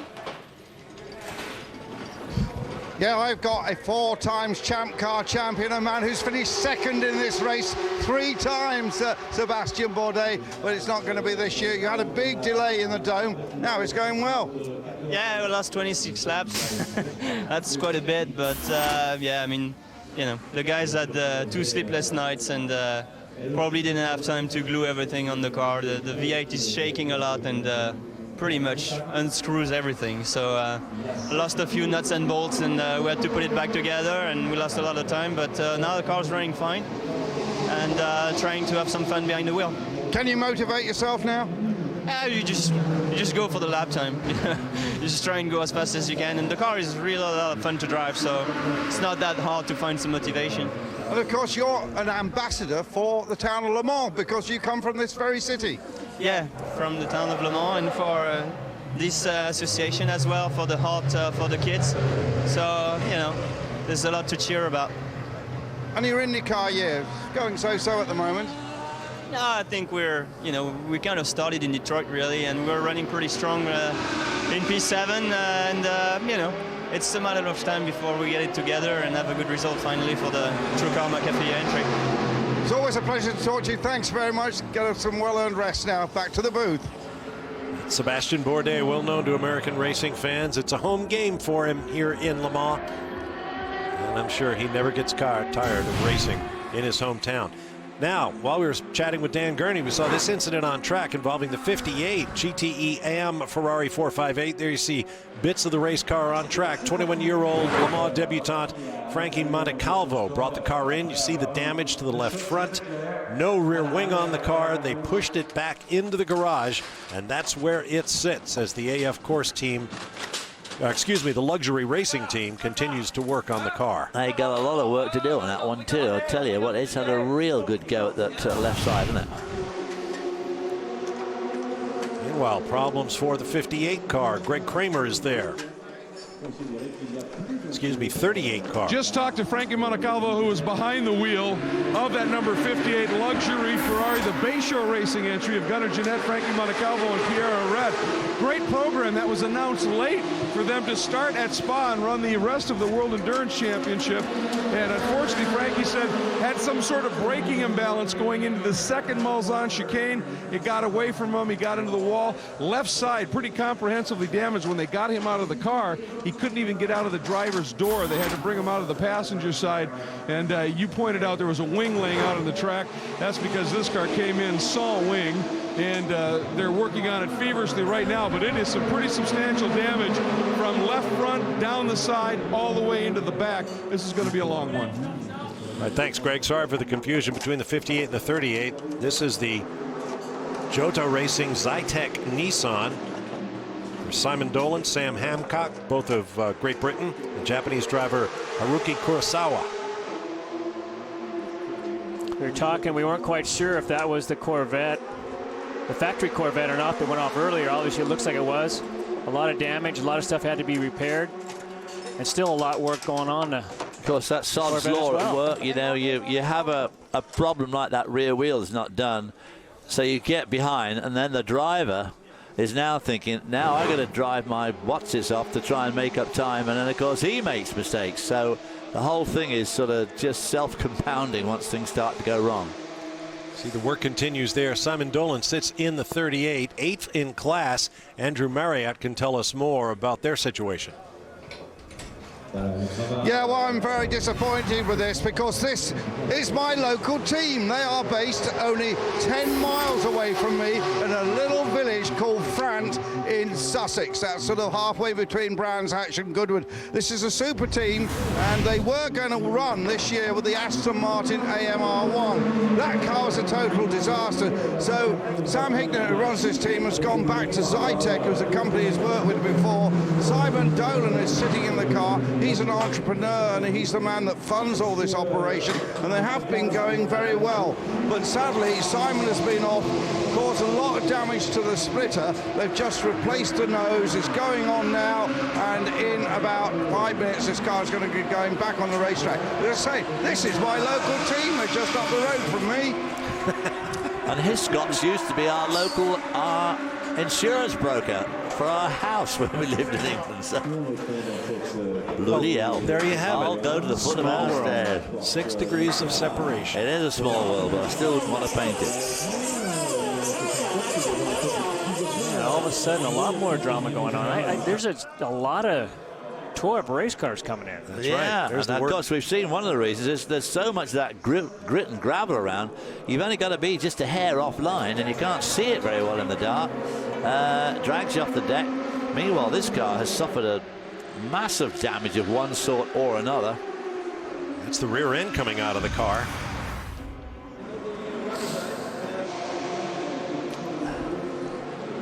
The crew's resting while they can. Let's get back to Andrew Marriott. Well, I was just reporting from the Jota garage, and right next door is a 31 car, and this is the Lola Coupe, which is called a Lotus. And this is a car run by the Collis family, as in Dr. Colin Collis, who of course ran the HRT team, has been involved in Formula 1. And this is a German team with mainly German drivers, and they've been having all sorts of problems. I think they are also replacing a front nose. They've got problems at the front of the car. They've got all the bodywork off. And just seeing Dr. Colin Collis at the back of the garage area there. I wonder if we can just lift the camera up and show us the gentleman down at the back there. Colin Collis, well-known Formula 1 team manager. That's the bald-headed gentleman there.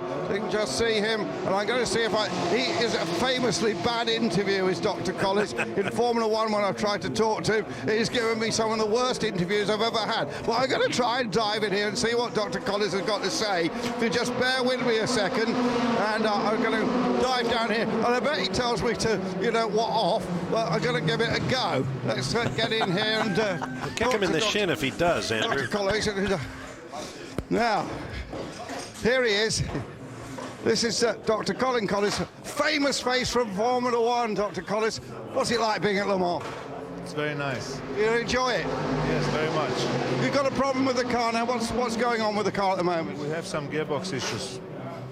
And what are you doing about them? We try to sort them out. Obviously, we cannot change the gearbox, but we have some gearbox issues. Okay, so will we see you back in Formula 1? Maybe yes. Maybe yes. I told you, he's not the man of the long answer. Dr. Collis, thank you very much indeed. Rather you than me, Andrew. Well, he's trained as a dentist, not as an orator. Oh, Andrew's got some large attachments as well, if you get up to talk to Collis. He is a strong personality, is Dr. Collis.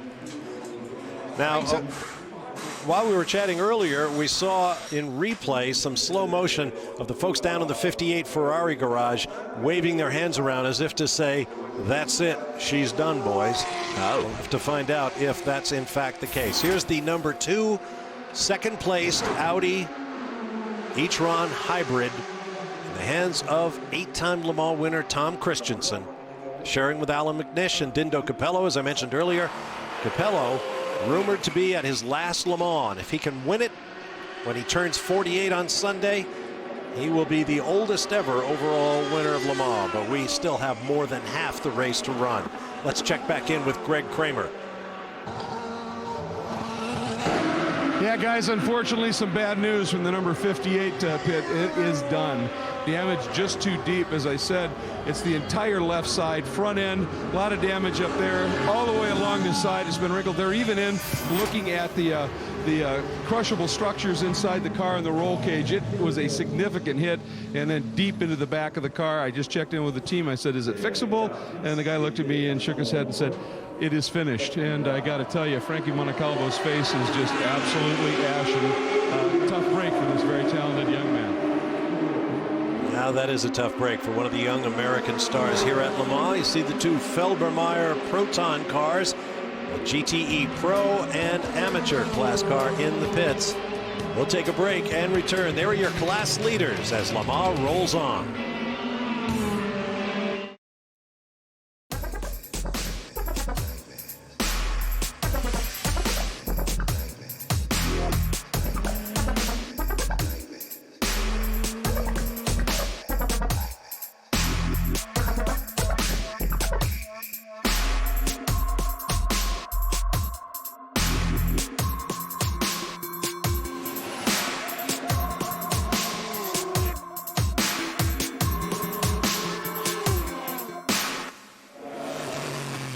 Halfway through our 12th hour of live speed coverage of the 80th running of the 24 Hours of Le Mans with David Hobbs and Scott Pruitt. I'm Bob Varsha. Andrew Marriott, Greg Kramer, Jamie Howe down in the pit lane. 10 cars officially out of the race, but a number of cars are still in their garages down on the pit road in various states of disrepair. Let's get down to the pit lane now, where Andrew Marriott is standing by with Tom Kimber-Smith, the British driver for an American entry in the LMP2 class. Yeah, I'm with Tom Kimber-Smith here, and I've been interviewing Tom for half his lifetime because he's, well, 27 now. I first interviewed you when you were racing in T-cars when I think you were 14, Tom. And I know you're not going to give me three-word answers like Dr. Colin Collins. Now, this car is going so well. You won the class last year, you switched teams, but there you are in the lead of LMP2 where you left off last year. Yeah, I mean, so far the race has been going pretty well for us. Qualifying didn't go too particularly well. But Le Mans is such a long race and it's, well, long and unique. So we had a sort of a game plan that we wanted to keep on the lead lap. We weren't expecting to lead it, so, but, you know, it's nice to be at the front. Now, what's it like working for Peter Barron, the Starworks team, All-American here? You need to change your accent, mate. Yeah, well, you know, Peter's a great guy. I've known him for a number of years now. But the actual core of the team actually from England. So, you know, it's an American-owned team, but the core of the people are English. Well, they've even got a base in Wales, I believe. It's a strange place for a racing team. Yeah, very strange. I don't know too many teams that are based in Wales, but, you know, there's a great bunch of guys here. They're all working extremely hard and keeping us at the front. Well, Tom, great to talk to you. I'm going to pass it over to my colleague down the pit lane, Greg Creamer.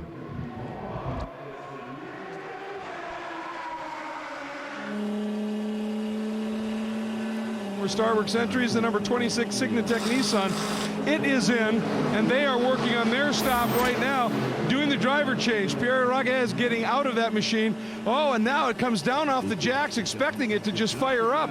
And they've got some sort of, oh, they're putting again some fluid into the hydraulic system, it looks like. So it's just taking a little bit longer than they would have wanted, certainly in this intense battle unfolding in P2. Stop is otherwise complete.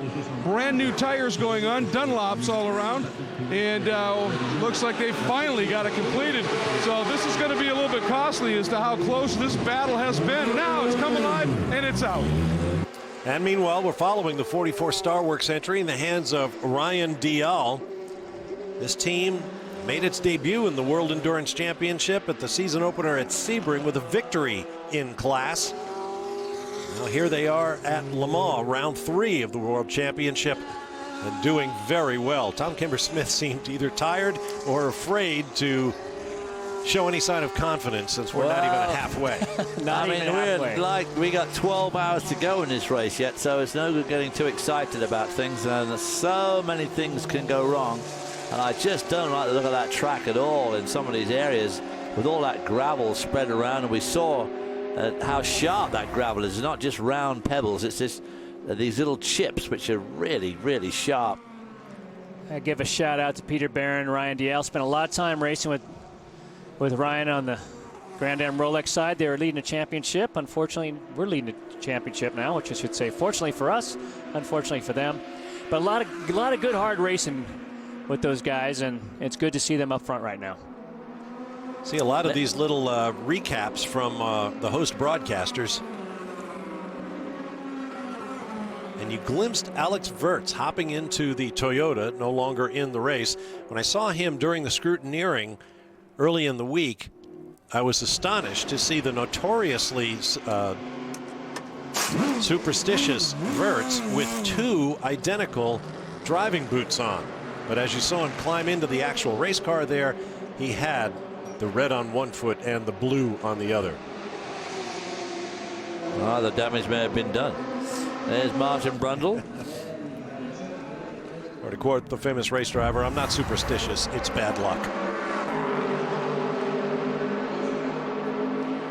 Looks like they're going to slide back into the garage area here. Well, this is the JRM Honda. David Brabham, Karun Shanduk, Peter Dumbreck car.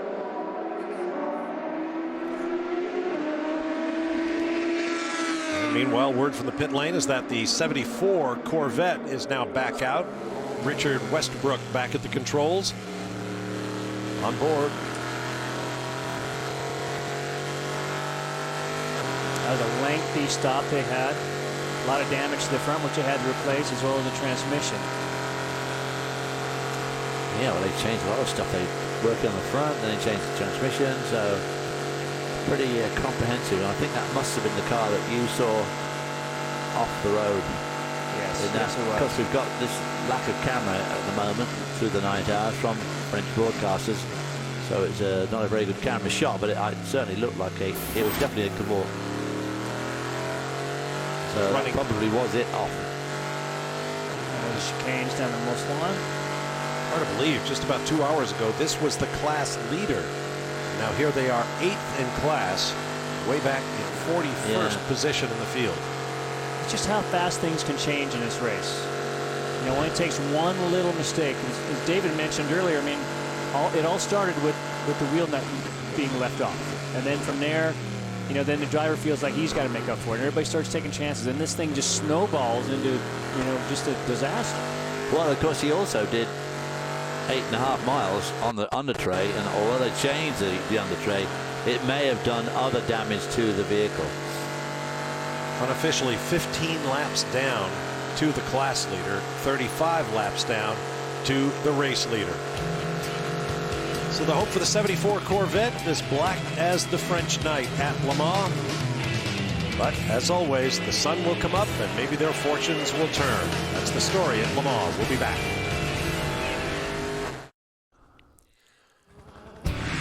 As you may know, it's been an interesting weekend at Michigan International Raceway. Learn all about it. NASCAR Race Day is live from MIS. Sliced Bread toasted the competition in the NASCAR Nationwide Series. See if Joey Logano's win saved his ride. Plus, Mark Martin joins us live. We'll debate the decision to give Kurt Busch another chance in the number 51 car. NASCAR Race Day, fueled by Sunoco, tomorrow, 10 a.m. Eastern Time, live here on Speed. And welcome back. As you see, the number 3 Audi in the hands of Romain Dumas, who's already crashed the car once, limped it around the racetrack and back to the pits for repairs, had another incident on track just moments ago. Approaching the Ford chicane, the final corners, up ahead, the number 70 Larbra customer Corvette. Dumas turns in. I mean, he didn't give him a chance there, that Corvette. I don't care if he is being lapped. That was all way too tight to cut in that hard. You know, we talk about how difficult these cars are to see out of. I think that might be a good example right there. Exactly. But he must have known he was there because he just passed him. Jamie.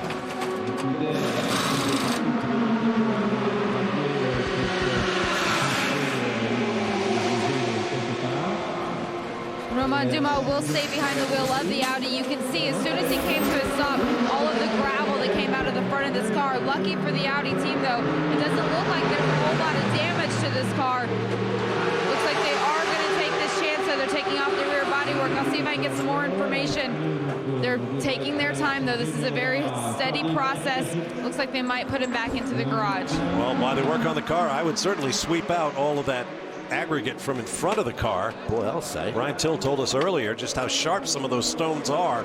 Last thing you want is to leave the pit with a puncture. There you see it. Yeah, you drive off over that and you can give yourself a puncture right there in pit lane. Anybody got a broom?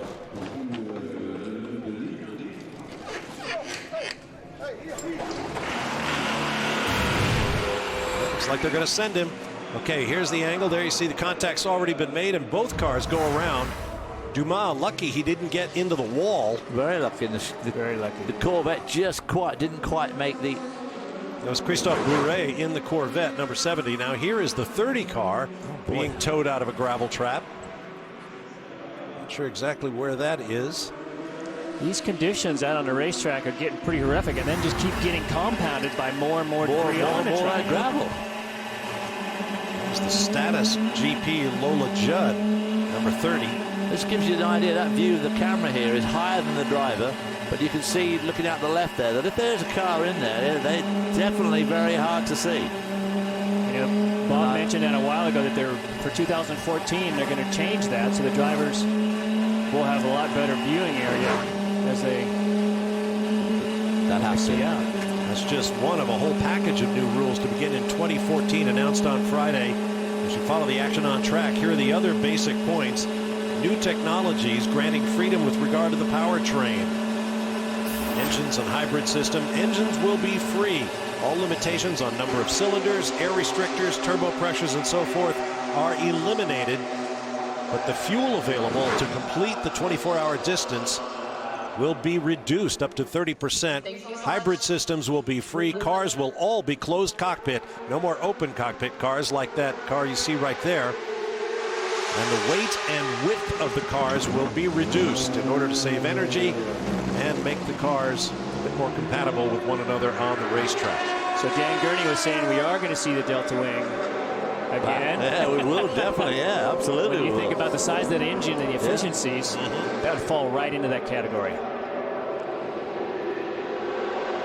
Exactly. So we will be seeing the Delta Wing, and no doubt some other very interesting concepts I think will be coming out of Lundberg on that. If everything is free, cylinders, size, turbo boost, oh boy, I mean that really opens the world up. But of course, obviously, then they're going to restrict the amount of fuel they can use overall, which is really a pretty neat way of doing it, I guess.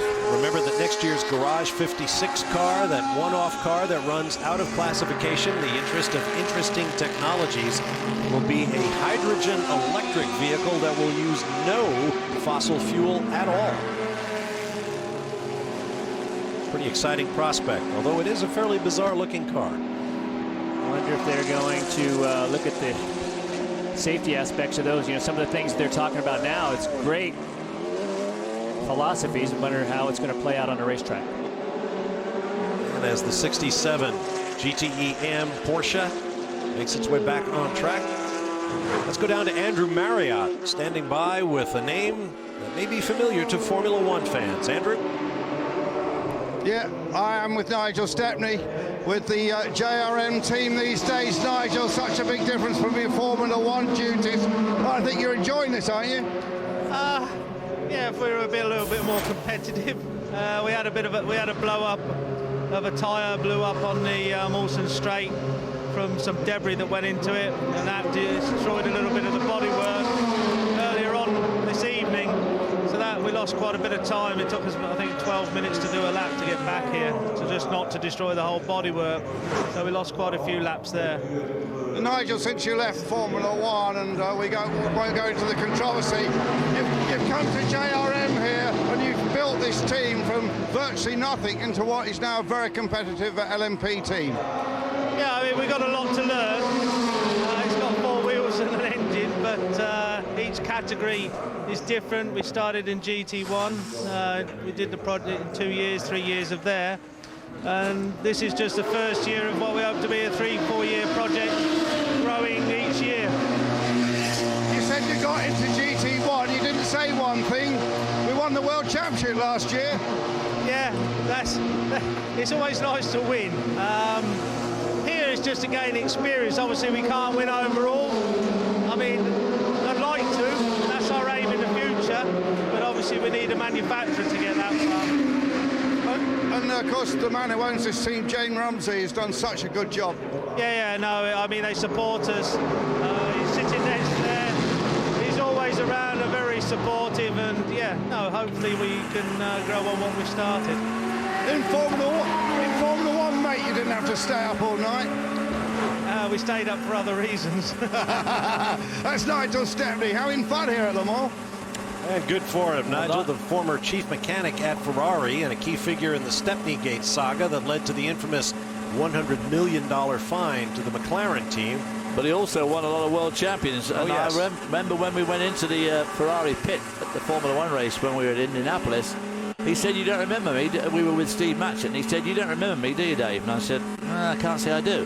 He said, "Well, when you drove for Ralph Broad in the Jaguar Coupe, I was an apprentice there." So I've known old Nigel Stepney for a long time, even though I didn't know I knew him. Steve Matchett thinks the world of Nigel, and it's good to see him back in currency in motorsports. We'll take a break and return live to Le Mans.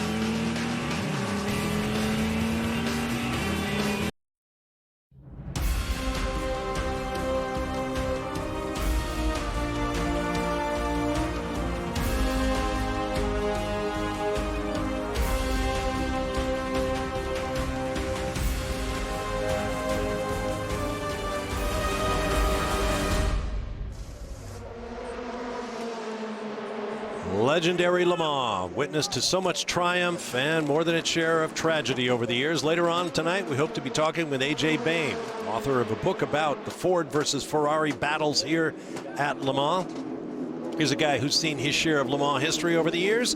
our own David Hobbs. 21 starts, 2 class victories, including the Index of Performance and the Index of Thermal Efficiency. It's a great story. And of course, championships in open-wheeled Formula 5000 in the United States, as well as the Trans Am. All in all, a pretty tidy career. Did well to scrape a lot up somewhere. I like the separation between years, 62 to 82. I like that. That's right. This July, don't miss the biggest event of the summer as baseball's greatest stars battle for home field advantage in the Fall Classic. The road to the World Series begins with the 2012 MLB All-Star Game Tuesday, July 10th, 7:30 p.m. Eastern, 4:30 Pacific on Fox. Now let's get down to the pit lane and Greg Kramer. Standing by in the Larber competition pit, which is going to be very busy, the number 70 is coming in. They've got damage to the right front corner of the car. They had to pop the hood off, and what happened was the light system had been bent back by the contact. They had to pop the hood off, pop the fender off, then realign everything. Now they're slamming it together. Now they're trying to put the tape on, and it won't stick. They tried to clean it, and the cleaning compound was obviously too slippery. Now Jean-Philippe Bellac has taken the helm, and he is underway. Let's go down to Jamie. Well, down in the 30 Status Grand Prix garage, the car is still back behind the wall right now. The team is working on the electronics.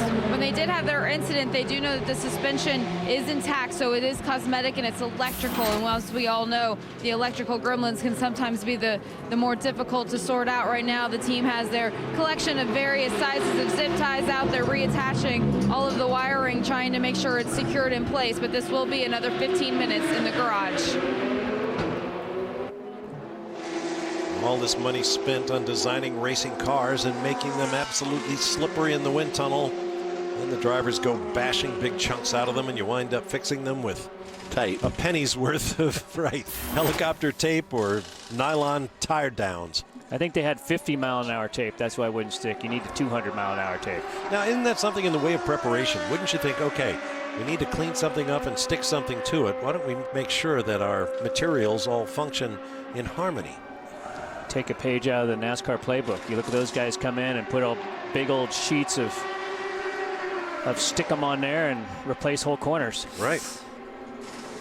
At the Daytona 24-hour with Mark Donohue in 1971, we were leading by miles, and he got hit by a back marker who had spun in the I mean, it was a gruesome tale, but anyway, we used about 4,000 yards of duct tape and still came third. It took 40 minutes to stick it on there, but at least it held it together. So you were racing for Roger Penske. I'm sure that was racing for Roger Penske. It was the color of the paint scheme. It was not. It was grey old tape. Oh. It started off as the most pristine Sunoco car you've ever seen, and it was a taped up wreck when we came in, but at least we came third. Oh, the humanity. Even ugly-looking race cars look great in Victory Lane. That's right. Indeed.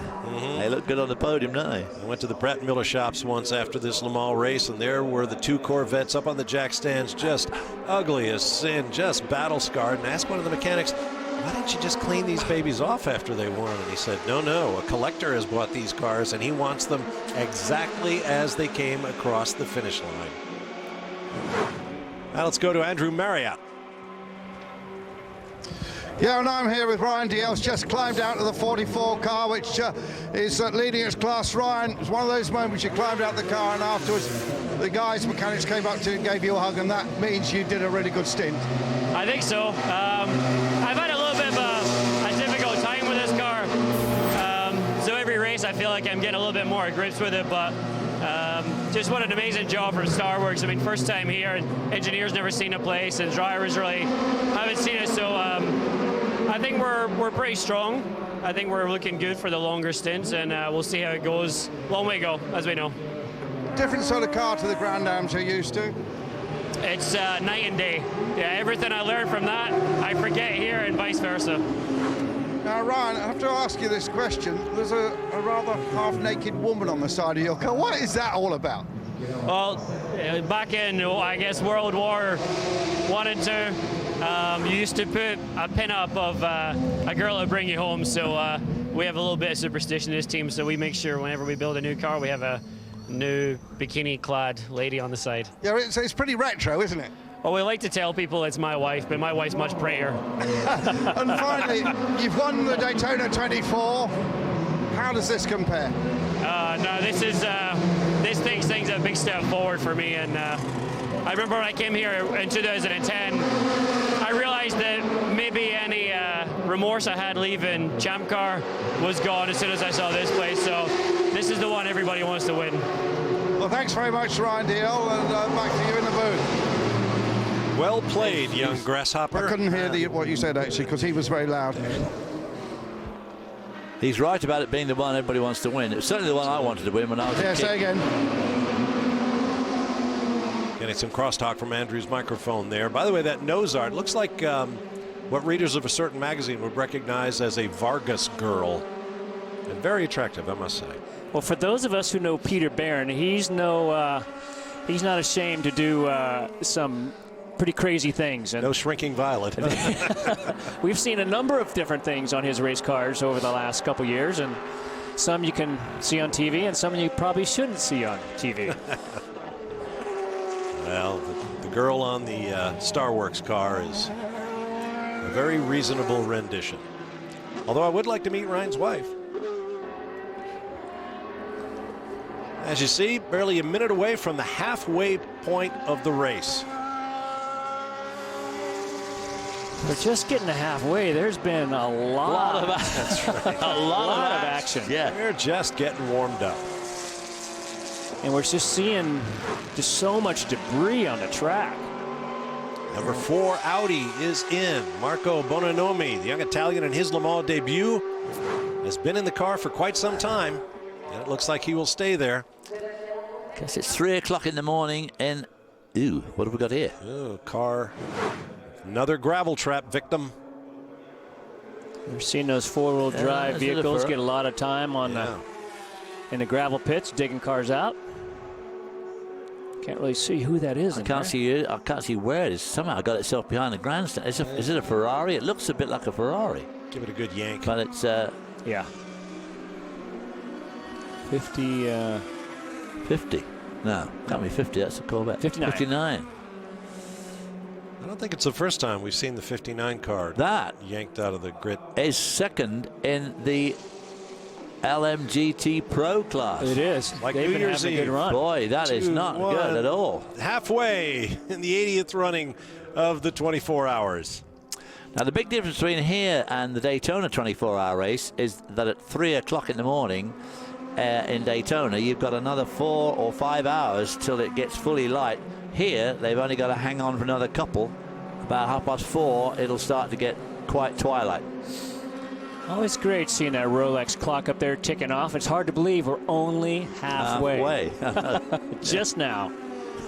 That was Dominic Farnbacher, by the way, a very, very well-known sports car driver in the 59, second place car in the GTE Pro. Now here's the 74 Corvette back in the garage. And the end of this race just cannot come soon enough for the 74 crew. That has been one thing after another. Right now, the team is going to replace the half shaft, which Richard Westbrook looks like he might finally be getting out of the car. The team thinks that they might have been damaged when they drove around the track with only 3 tires on a couple, I guess it was about an hour ago now. So they are going to take the time and do the necessary repairs. Richard was complaining of a vibration that just kept getting worse, and it looks like right now they've got a lot of work to do.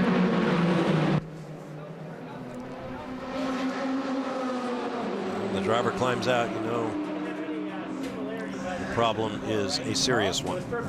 Because it all probably started from that wheel.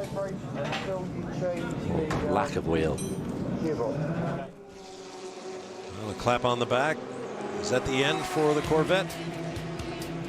We'll find out. We'll take another break. There are your 4 class leaders as we begin the second half of the 80th 24 hours of Le Mans. It's all downhill from here.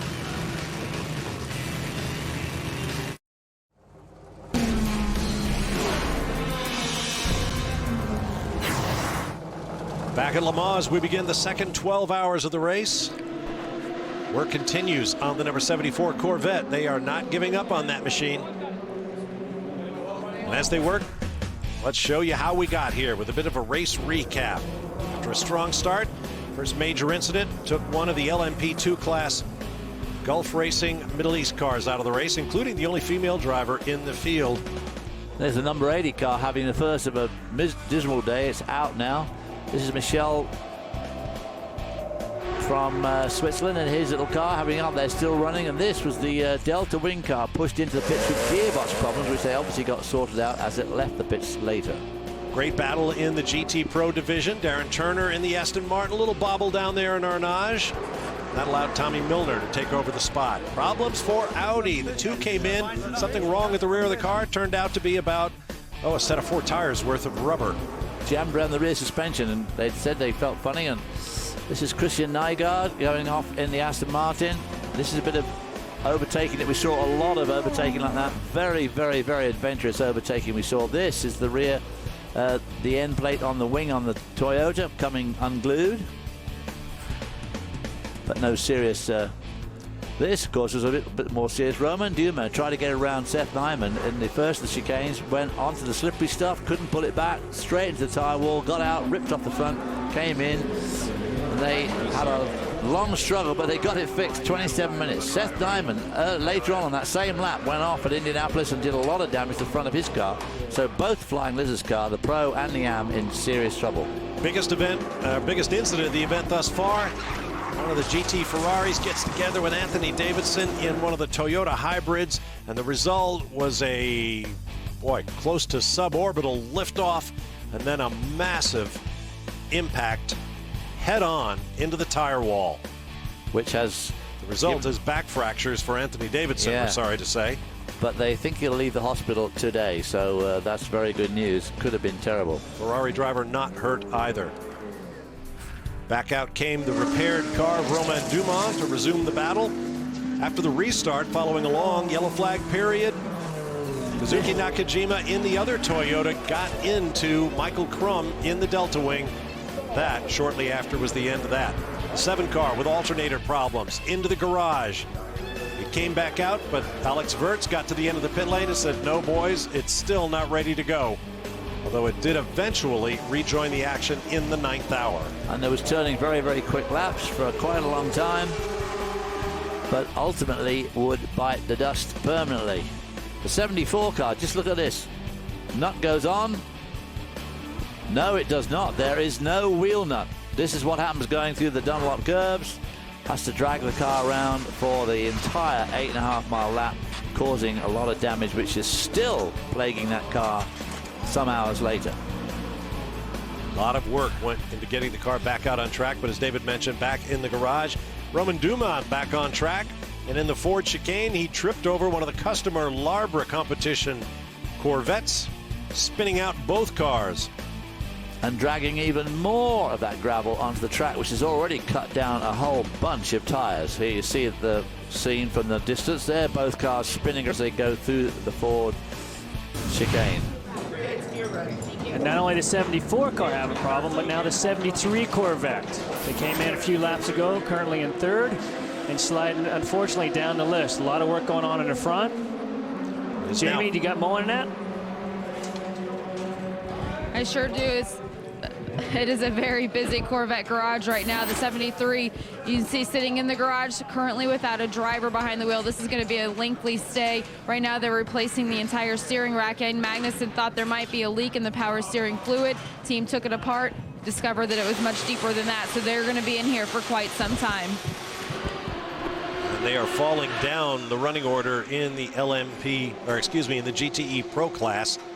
Back to 6th in class right now. Things not looking good for the factory vets at this moment. You see a pit stop for the 46. The action continues now in our second 12 hours of the race. And we'd like to introduce a special guest. I mentioned him earlier, A.J. Baim, a writer for a number of national publications, including Playboy magazine and the New York Times, and the author of a terrific book about Le Mans. It's called Go Like Hell, Ford, Ferrari, and their battle for speed and glory at Le Mans. A.J., welcome to the broadcast. Guys, I'm so proud to be here. I'm a huge fan in my household. If we can't be at the race, we watch it on Speed. Now, you saw the highlight package thus far, and you surely know, having watched the coverage, that both of the highly hyped Toyota hybrids are out of the race. Your thoughts on that effort by Toyota? Well, listen, before the race, I interviewed a lot of Toyota executives and Audi executives for a Wall Street Journal story that I wrote. And, I can't emphasize enough how much effort, how much money, how much time, how much it goes into these campaigns to win this race. And I know it's a tough one for Toyota. They said that this was going to be somewhat of a learning year. They came here to win this race, but they're going to be back next year. Now, we're hearing in a couple of years there's going to be a lot of big changes to the rules and regulations. Bob was just telling us that you can use whatever power you like, whatever cylinders you like. The only thing and boost pressures can be whatever you want, and you can use whatever fuels you want. Just you're going to be able to use a lot less fuel than you can at the moment, about 30% less. You think that's going to bring a lot of stuff out of manufacturers? Well, I think, they changed the rules for a reason, to test the manufacturers, to challenge the engineers. And, every year we see something different. Of course, this year with this hybrid technology, Audi with their flywheel technology, and Toyota with the supercapacitors, it's just exciting to see it change constantly. Next year, we'll see a hydrogen electric car using no fossil fuels at all, which is an interesting development. Well, if you go back, disc brakes in the 50s, so many new technologies were introduced here at this race that end up in our cars that we drive, that we commute back and forth to work. And, here's an example of what an amazing engineering challenge this is. The Audi executives love to point this out. The winning prototype in this race is likely to travel nearly as far as a Formula One car will travel in an entire season. It's just incredible. It is that. That's a very good point. Looking at young Brendan Hartley in the number 48 LMP2 car from Murphy Prototypes, you've seen they've replaced a lot of the bodywork parts on this car, and it looks like they're having some kind of an issue out in the pit lane. I do need to ask you about Carroll Shelby, one of the key figures in your book in the development of Ford's Le Mans program back in the 1960s. Of course, we lost Carroll Shelby, and in a spooky fashion, not long after that, his driving partner in winning this race back in 1959, Roy Salvadori. Your thoughts on the legacy of Carroll Shelby? Well, I talked to a lot of people about Shelby, and it's interesting. People who are even racing fans, they know who he is, they know about the Cobra, but they don't really know what his legacy is. And a lot of his legacy is about this race. He was the second American to win the 24 Hours of Le Mans. Of course, he retired. He had health problems. He was down and out, and he built this team of Ford cars with Henry Ford II and Lee Iacocca, and they came here and they became the first Americans to win in the prototype class, to win this race outright. It had never been done, and that was in 1966. And there the man is. It's just, so we're really going to miss him. We've been talking about it for about 12 hours now. What is it in your mind that makes Le Mans such an important race?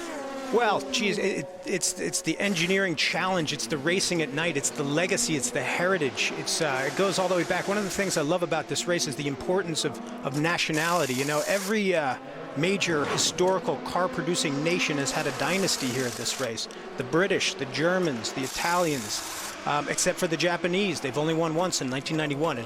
And nationalism runs deep here. So I know that's important to the people at Toyota, and I know that they're thinking about that when they come back here next year. Well, Le Mans seems to be an eternal sort of race, but one thing that has taken on a certain flavor of the month character is movies about motorsports. Certainly Steve McQueen's movie Le Mans is one of the best ever created. We're all awaiting Ron Howard's movie Rush, which we hope will be released either late this year or early next. And there's a lot going on in Hollywood right now. Once again, the film industry seems to love motorsports. And we understand your book, in fact, is in development as a feature film. Yes, it's funny. I don't understand why we don't see an epic racing movie come out every year. And I think one of the reasons are they're very difficult to make. They're very expensive, and maybe that's why we don't see them more often. To my mind, there's two great racing movies. I'm a fan of Grand Prix, which came out in, I think, '67. I'm a crazy, Steve McQueen fan, so I love Le Mans. But we haven't seen a great one in a long time. I'm very excited about Ron Howard's Rush. I've seen him interviewed a couple times on your broadcasts here at Speed. And we're working with a terrific producer named Lucas Foster and an amazing director, epic Hollywood filmmaker named Michael Mann on the film version of Go Like Hell. I hope it flies. It's very exciting. We'll see what happens. Do you get to make any casting decisions? They're not going to put me in charge, that's for sure. Well, you're right about the movie industry and how we really haven't seen a really realistic, epic film. In fact, in one of those interviews in Monaco, I believe it was, when our Will Buxton spoke with Ron Howard, he said that one of the things he really hoped his movie would accomplish is that the racing fan who comes and sees it will feel like he or she has been well served, and they haven't been patronized or they haven't been misunderstood, shall we say. Well, you know, I think that's important. I think, you know, a great racing film or a great racing book is really going to thrill the racing fans, but it's really also going to thrill fans who aren't racing fans at all. That, of course, is the difficult bit, is to make it really, you know, popular with the non-racing fan, which is one of the problems we have with the racing telecast, is to try and bring in the non-racing viewer, and you know, it's not easy to make it terribly interesting. Sometimes. So you don't think Talladega Nights is realistic? Well, another thing Ron Howard said about his movie Rush, which was about the great battle for the world championship in 1976 between Niki Lauda, who had his savage accident at the Nürburgring, and the British playboy James Hunt, was that the thing he likes about racing movies is that there are strong characters involved, and you certainly know that, AJ. There are some amazing personalities in motorsports. Well, listen, James Hunt is a character. I mean, I think of him as Dionysus at Speed. Here's a guy who was so confident in himself and such a handsome man. He would go to 4-star restaurants in London just on a date with his dog, and he'd have his dog sit at the table. But, you know, Go Like Hell, we have these larger-than-life characters. To think of what it would be like on the big screen to see a portrayal of a young Lee Iacocca, a young, hungry Henry Ford II, and maybe a young David Hobbs would have a cameo. Yeah, right. Well, right now we want to get down to the pit lane where Andrew Marriott is standing by with former Formula One star and now sports car racer Giancarlo Fisichella. Well, I am indeed. Some guy's doing a very long interview, and while he's doing that, I can tell you that James Hunt's dog was called Oscar. I knew the dog, actually. Here's Giancarlo. Terrific stint. Yeah, a lot of traffic, especially with some gentlemen. I had a problem. I braked too early, and I locked up the front tires, and I went straight. But yeah, we just walk forward because we're not getting a very good signal here. This will be fine here, Giancarlo. Yeah, sorry, carry on. yeah, not too bad. Some problem with some gentleman drivers. I locked up because he braked too early, and then I went to the gravel. But apart from that, we are still leading the race. The car is working quite well. The circuit changement is very often. There is oil, gravel, so it's quite difficult to keep the car on the ground. Now, you've driven it over 220 Grand Prix. Are you enjoying this? I enjoy this. It's really different, but it's what I like at the moment. It's great to be here. And what about your hand? You've got some damage on your hand. Just have a look down at. Is that from the gear change? I fell off with the cycling. Dangerous business cycling. 3 days ago here in Le Mans. Fizzy, thanks very much. Go and get some sleep. Ciao. Yeah, it was a very nice dog, Oscar. He was an Alsatian. Well, I tell you what, cycling has claimed its victims. Fisichella had an accident. Stefan Sarazan, driving one of the Toyotas, could not make the test because he had fallen off his bicycle. Stick to racing cars, guys. They're a lot safer and easier on the body. Author AJ Bain will stay with us. We'll take a break and return to the 13th hour here at Le Mans. Looks like the 74 Corvette is back in the pit lane and ready to rejoin the fight. Speed's coverage of the 24 Hours of Le Mans is brought to you by GoPro, the world's most versatile camera. Be a hero. GoPro. Welcome back live to Le Mans, working our 13th hour, covering the great race from flag to flag at Speed and Speed.com with David Hobbs and Scott Pruitt, as well as author and automotive writer AJ Bain. I'm Bob Varsha. You ride aboard one of the Audi e-tron Quattros with those incredible LED headlights lighting the Mulsanne straight away. Great view. Those headlights are phenomenal, especially with how dark it is at Le Mans. That's Man, I wish I would have had those when I was racing there. AJ, let me ask you, how many Le Mans 24 hours is this for you? Have I been to? 4. This would be 4. And I've been to Le Mans Classic, which is quite an event, fantastic event. It's a lot of fun because a lot of the fans actually get to get out on the track and see what it's like from that point of view. You talked earlier about the enormous investment Toyota made fairly late in the game, a bit of a risk to go out there and risk stubbing your toe in an event as large as this by being somewhat unprepared. They gave it a good shot, but they are now out of the race. In dealing with the auto manufacturers, is the old theory of win on Sunday, sell on Monday still relevant? I think absolutely. I mean, these guys, these huge manufacturers don't come to this race to, for fun. As Alec McNish told me, they don't come here to be entertained. It costs a tremendous amount of money, a tremendous amount of resources. Toyota began their process very early in 2011, and they had to push their effort back because of the tsunami and the nuclear trouble they had there in March, and they really didn't get going. They got the green light in September 2011. So, they came here pretty green, and so for the performance that we've seen, I still think is incredibly impressive. You see the Audi crew in the pit lane, awaiting one of their cars. They may have also suffered from the same problem that Audi did, as their technical director, Ralph Juttner, told us, a shortage worldwide of carbon fiber because of the Airbus A380 that used so much of that miraculous material to build airplanes. Yeah, it's one of those things you don't really think about, it. You think, I'll build a racing car, and then you suddenly can't find the carbon fiber anywhere in the world because the airplane sucked it all up. Yeah. Even with Toyota out of the race, though, we're still seeing historic racing here at Le Mans. A hybrid, hybrid cars with, a shot at winning this. We'll see what happens. There's the 3 car of Rockin' Romain Dumas, who's had so many incidents on track. Took the left front corner off the car out in one of the Mulsanne chicanes, then tripped over a Corvette and spun in the Ford chicanes. Had to bring the car to the pit lane carrying half a dump truck full of gravel. Change the deck lid. Yep. Now you see a shot of those big wing mirrors, which they put onto the Delta wing car that we were looking at, and they added 5% to the drag of the car. They were so big on that little tiny car. Of course, when you start, they look so normal on the Audi, but on that little Delta wing, they looked absolutely huge. And apparently, according to Ben Bowlby, it took 15 horsepower at 200 miles an hour. Back out goes the car. Right now, let's join Andrew Marriott standing by with Nissan driver Lucas Ordóñez. Yeah, I'm with Lucas here. A year ago, you made your dream, your Le Mans debut, having, of course, become a racing driver through gaming. Now, you didn't have to do all that stretching when you were gaming, did you? Maybe just your wrists a bit. Yeah, no, absolutely. When you're gaming, you are relaxed at home in your bed now. This is a tough job. We are 3 in the morning now. Quite cold conditions, very tricky conditions on track now. So just trying to wake up my body, my eyes, everything, stretching to get ready for the car. Now I've got to ask you, do you still do PlayStation?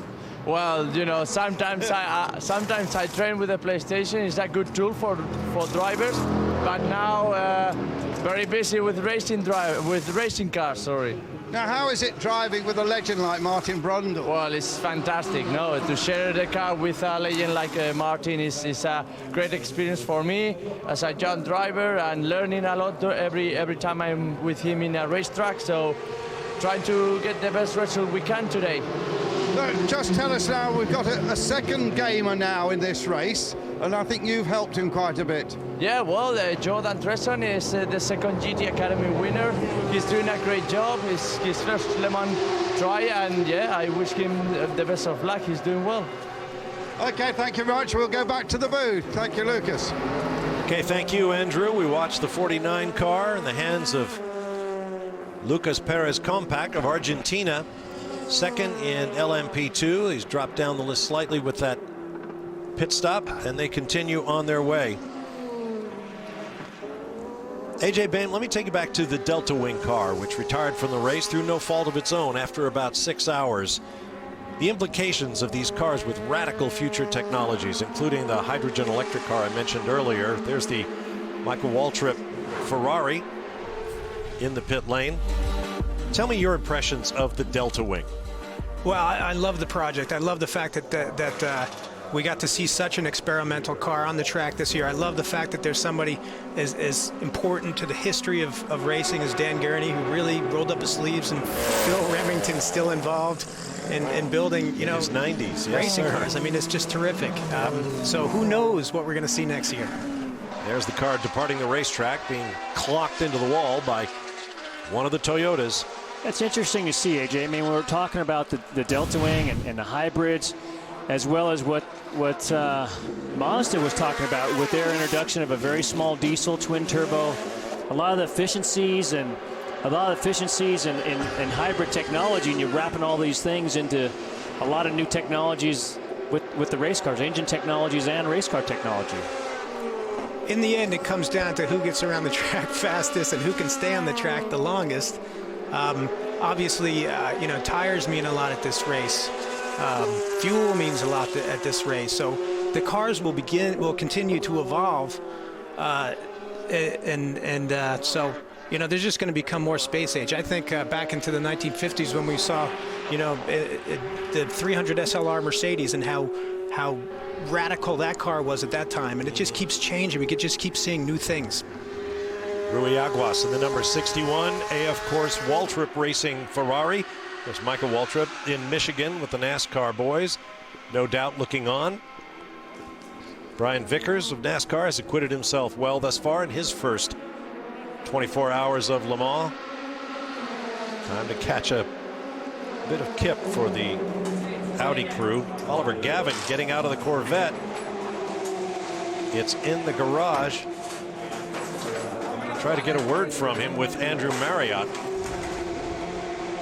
Boy, these guys have been plagued with problems. All of a sudden, both cars, 73 and 74.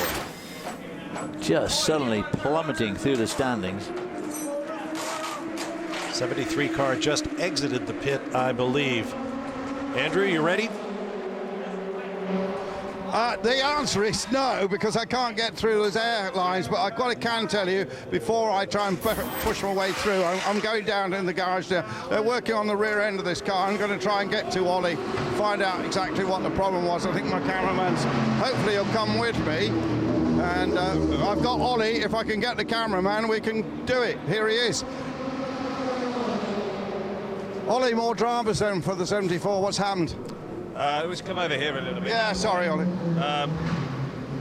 We've still got some sort of drivetrain problem. We're not entirely sure what it is, but it's over about 140 mile an hour. It's a graunching, grinding noise, something engaging, disengaging. It seems like something's about to fail. So rather than it fail, we've brought it in. It's unraveled pretty quickly for us here on the 74 car, and in fact actually on the other car as well. It seems like they're having problems. First time I've ever seen both of our cars in the pit box at the same time during a race. Pretty sad, really. Yeah, it's not Corvette's year. Fortunately, the Corvettes are going well in the AM class at Loughborough, but that's no consolation to you.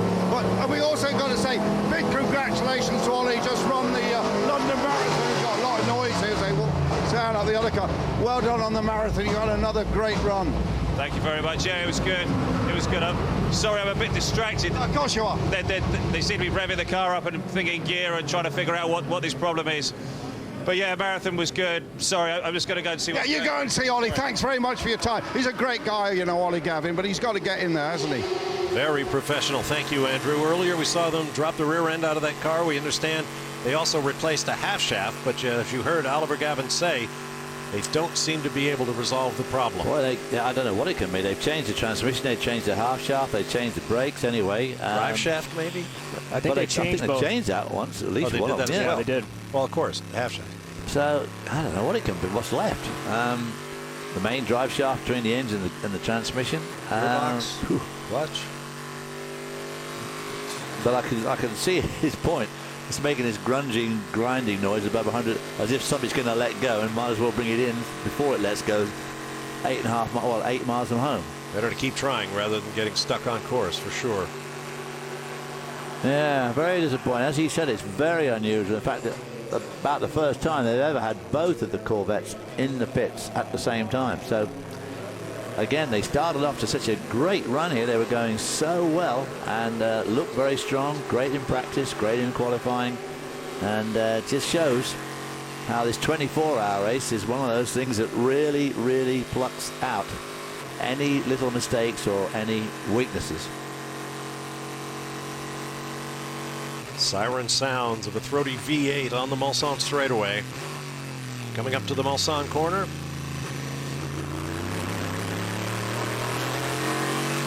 blasting on down. AJ Bain, we want to thank you for taking the time to come in and chat with us. Good luck with the movie project. Thank you guys so much. I'm such a fan of speed. I'm thrilled to be here. Anytime. Be glad to have you come join us. Work continues under the Corvettes. We're going to take a break. Chris Devoto will have a Speed Center segment for you. And when we return, Lee Diffie, Calvin Fish, and Dorsey Schrader will be back on the mic. Thanks for watching the 24 Hours of Le Mans. We've got a long way to go. Night is but a puppy. So long for now.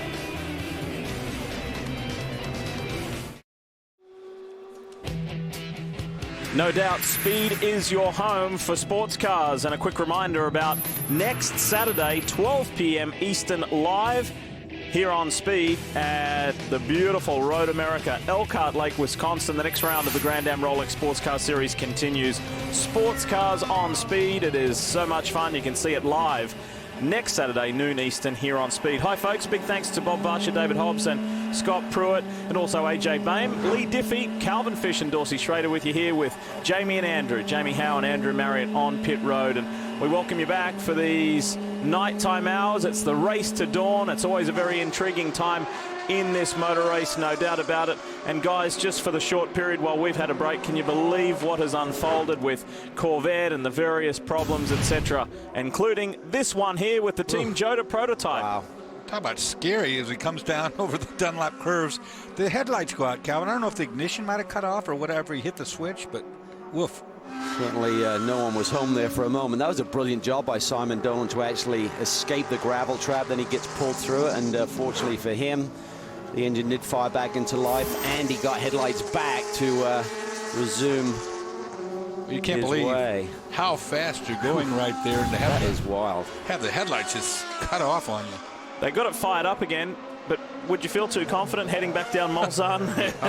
200 miles an hour. Not knowing whether the lights and the full electrics and the ignition are going to be there with you. But anyway, it's Simon Dolan's first appearance in an LMP prototype car at Le Mans. So nice job. He's only had one run here at Le Saff before. So he's one of the investors in Jota Sport, along with Sam Hancock and others. Interesting story. His wife actually bought him a driving school for the day, and that's where he met Sam Hancock, who was his driving instructor. And the two have been joined at the hip ever since, with Simon now one of the partners in the Jota team. That has ruined many a good man, the wife giving him that driving school, as you know. There you go. So she can't blame him for spending too much time at the track these days, that's for sure. Well, look, there is a whole squad of extremely talented Audi drivers that we could talk for hours about. Let's meet one of the young guys that Audi is bringing up, and he will be a future star of this LMP program. He's standing by with Jamie. Marco Bonanomian, a Le Mans rookie. Marco, your first in night here at Le Mans. What was it like? Oh man, really tough. I expected a really tough race, but you know, I did a triple seat in the same tires, but really was struggling. First to get the front grip and to warm up the front tires. And then I don't know if we got some problem with the lights. I couldn't see any curve or any apex on the braking, you know. So first heat I was just trying to find some reference point to make the corners. It was really tough, and you know, I just lost too much time.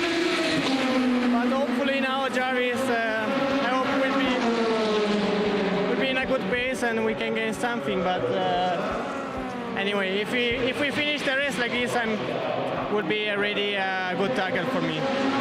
When the car is not perfect and you're behind the wheel, how do you as a driver stay focused and finish your stint? How do you stay focused when the car is not perfect? Hey, it's tough. You have to drive like this and not just for 20 minutes like a sprint race. You have to keep the condition for a long time, for 2 hours, 3 hours. And that's really, really tough, and it's hard to learn. In the second seat, I think I got passed from Tom, the Mr. Le Mans, and he was really, really fast and aggressive on overtaking. I don't know about his tires, but for sure he knows much better the track, and he was much more confident than me, and that's it. He's certainly somebody good to learn from. Thank you. That's Marco Bononomi talking with Jamie there, the 27-year-old Italian. He's a qualified graphic artist, graphic designer. He's a supercar racer, that's for sure. He's the current Italian GT3 champion as well. He had a great year last year. He was actually at Le Mans last year and did 10 qualifying laps at the pre-test last year. Was really tied at the hip with Mr. Le Mans, he just talked about him teaching him a lesson out there in the nighttime driving today. But the goal was always kind of coach him, bring him along, and now he's one of the young guns that Audi have a lot of faith in. But even he explained how difficult these nighttime hours are here at Le Mans, particularly when the car's not perfect. He talked about grip levels, which the Audi struggled with on Wednesday night in the cooler conditions. It's all about matching the tire compounds to these cooler conditions, particularly with these big front tires. You need to be really aggressive with that to keep those tire temps and keep the grip. The famed trio in the 2. Nice thing with those cutouts on the bodywork. Yeah. A lot easier for the tire technicians to have a good close look.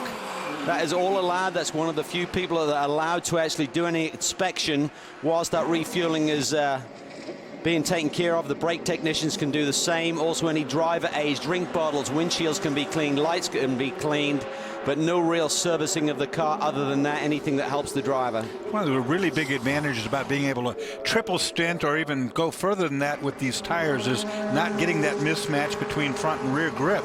You know, with the temperatures front and rear on these different cars, when you go out with the same set of tires, you've got warmth eating all of them, and off you go. Speaking of dramas for the tires, let's have a look at this. You saw it earlier during that interview with Jamie. This is Nick Manassian in the Pescarolo Dome, getting fully airborne and catching it and keeping it out of the tire barriers. That's not a bad job at all. Didn't stop there though. Watch as he goes forward here. This was a great save to keep it out of the barriers there for Nick.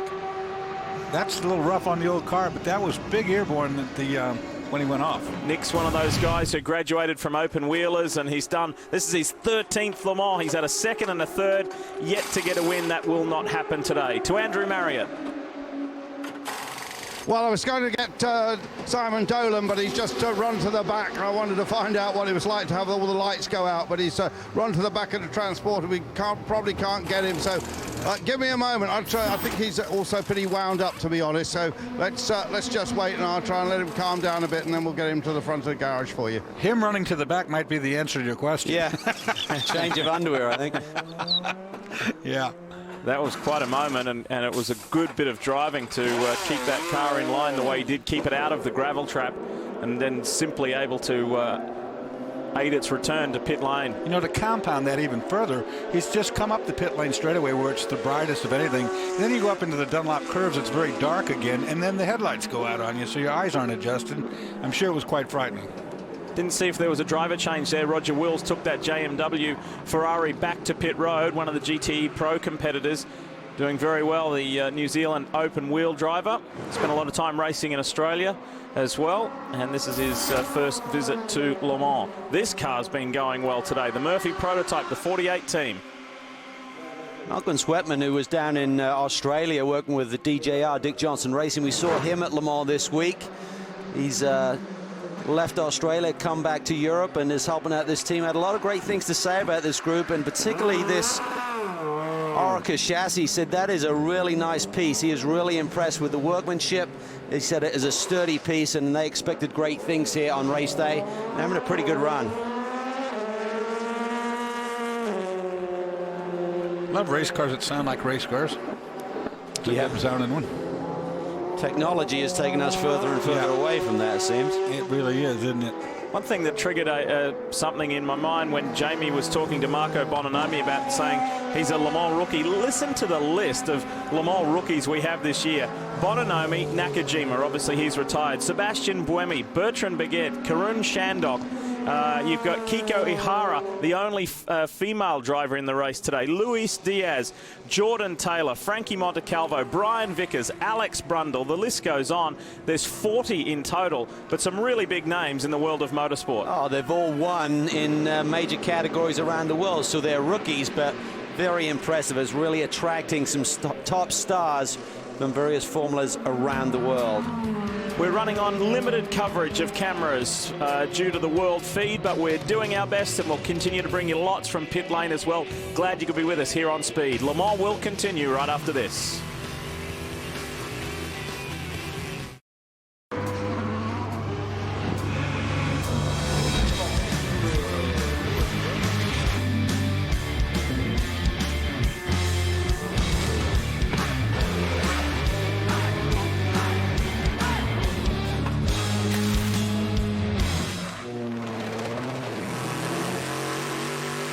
There has been so much transpire already in the 80th running of the 24 Hours of Le Mans. The headline act coming into today's race was Audi v Toyota. We have to get out of the habit, even after all these hours, of saying Audi versus Peugeot. Peugeot withdrew from their sports car program in the World Endurance Championship early this year, to the shock of many. Welcome back, folks. Lee Diffie, Calvin Fish, Dorsey Schrader with you here in the booth with Jamie Howe and Andrew Marriott working pit road. We know that many of you may have just turned on, and we will continue to tell you about the big stories and show you as well. Let's go with a race recap to show you right from the early stages of this race. And this was a tough one for Mark Rostan in the Golf Racing Middle East prototype. There was a bit of confusion there with the Delta Wing, and it slammed the wall. Jörg Bergmeister and the Flying Lizard guys, they're now retired. They suffered from suspension dramas all day long. Michel Freyen, one of the multiple P2 machines, got it wrong into the Ford chicanes. Then first of many problems for the Nissan Delta Wing earlier in the running. That was a gearbox problem. They got it fixed, and the Delta Wing went back out again. Super arm wrestle here between two sports car giants, Aston Martin, Corvette. Tommy Milner won that fight over Darren Turner. Christensen had a problem. Suspension was giving him fits. Brought it in. The Audi team found this big ball of rubber giving him issues. It was 2 steps forward, 1 step back for the Pescarola prototypes. And then Christian Paulsen crashed the GTE AM Aston Martin. There were some super passing maneuvers all day long. Yeah, the Toyotas were really quick. They did have a few niggly faults. Here we see the rear wing end plate falling apart. It fell off. It didn't do any damage. Romain Dumas. This one still mystifies us. What went wrong? Was it oil? Was it liquid? Was it just getting out into the marbles, Dors? Well, we think it's kind of a combination of all the things that you just mentioned. As you see here, one of the Audis in trouble. This car was out and possibly leaking oil. Seth Nyman. And unfortunately, that back of that car was on fire for a while, and we think it had an oil leak, causing that problem and probably the other. Then this. Yes, can you believe what you're seeing? That's Anthony Davidson after getting hit by Pier Giuseppe Perezzini. Cal, he is in hospital with a broken T11, T12 vertebra.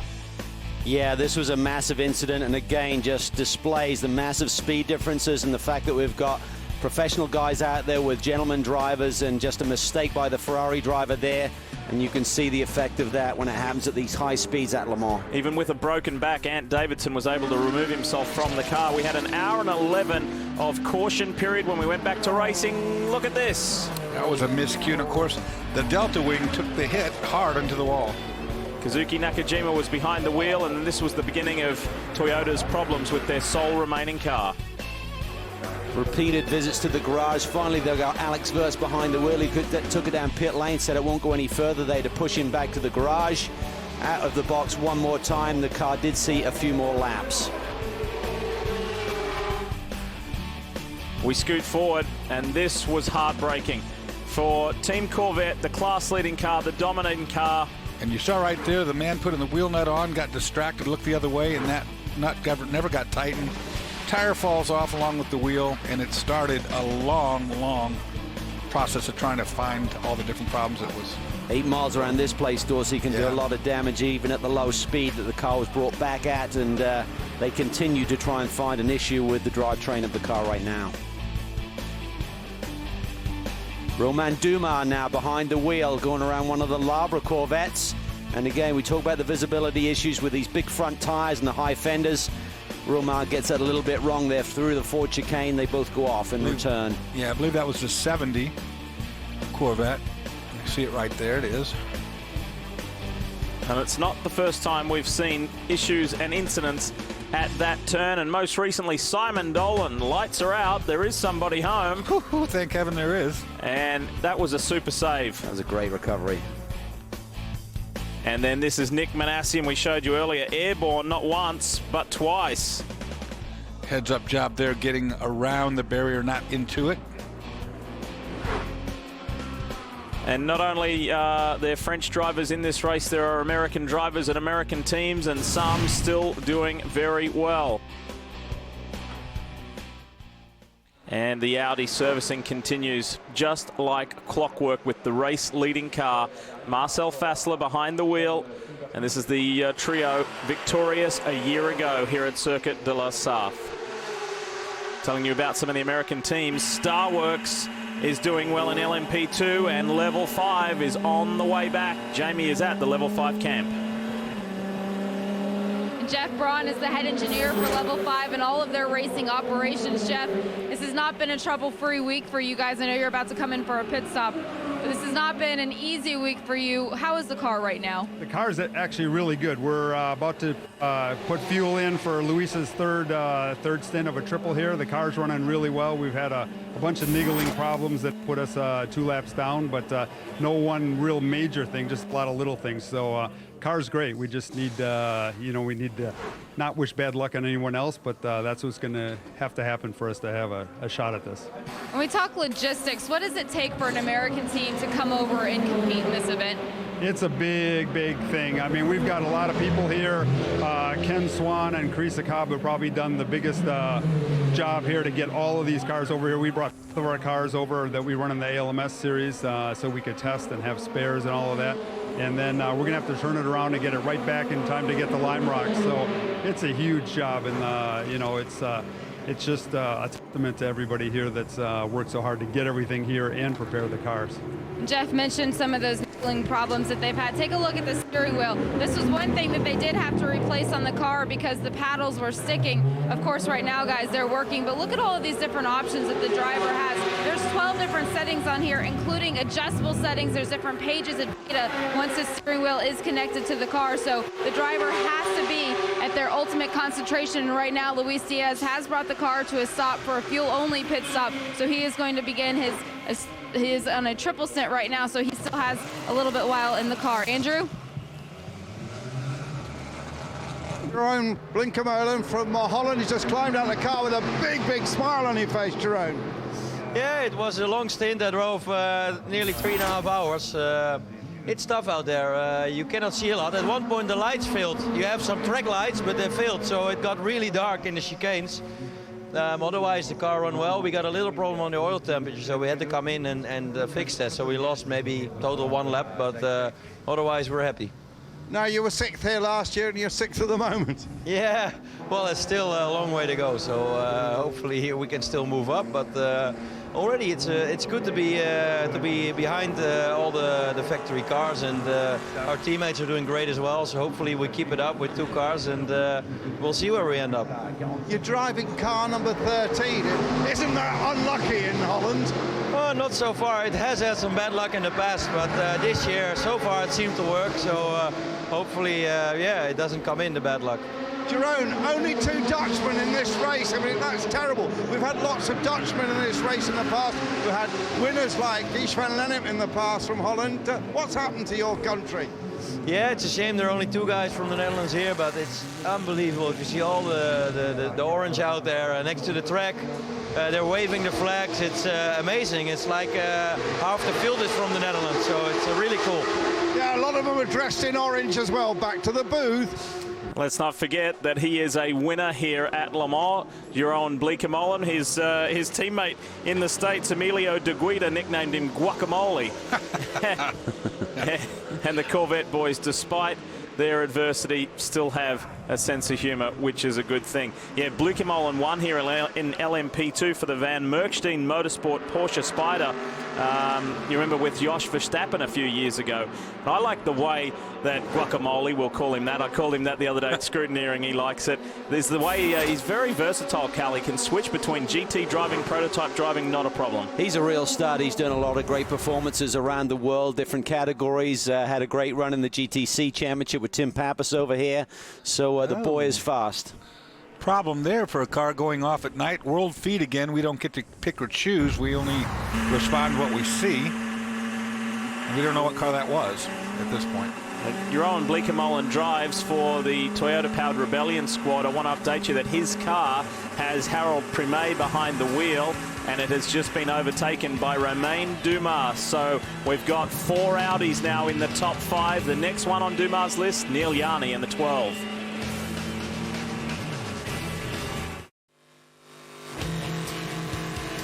Enter now for a chance to win a 2013 Corvette 427 convertible with the 60th anniversary package, plus a trip for 2 to next year's 24 Hours of Le Mans. Visit racetowincorvette.com now to enter.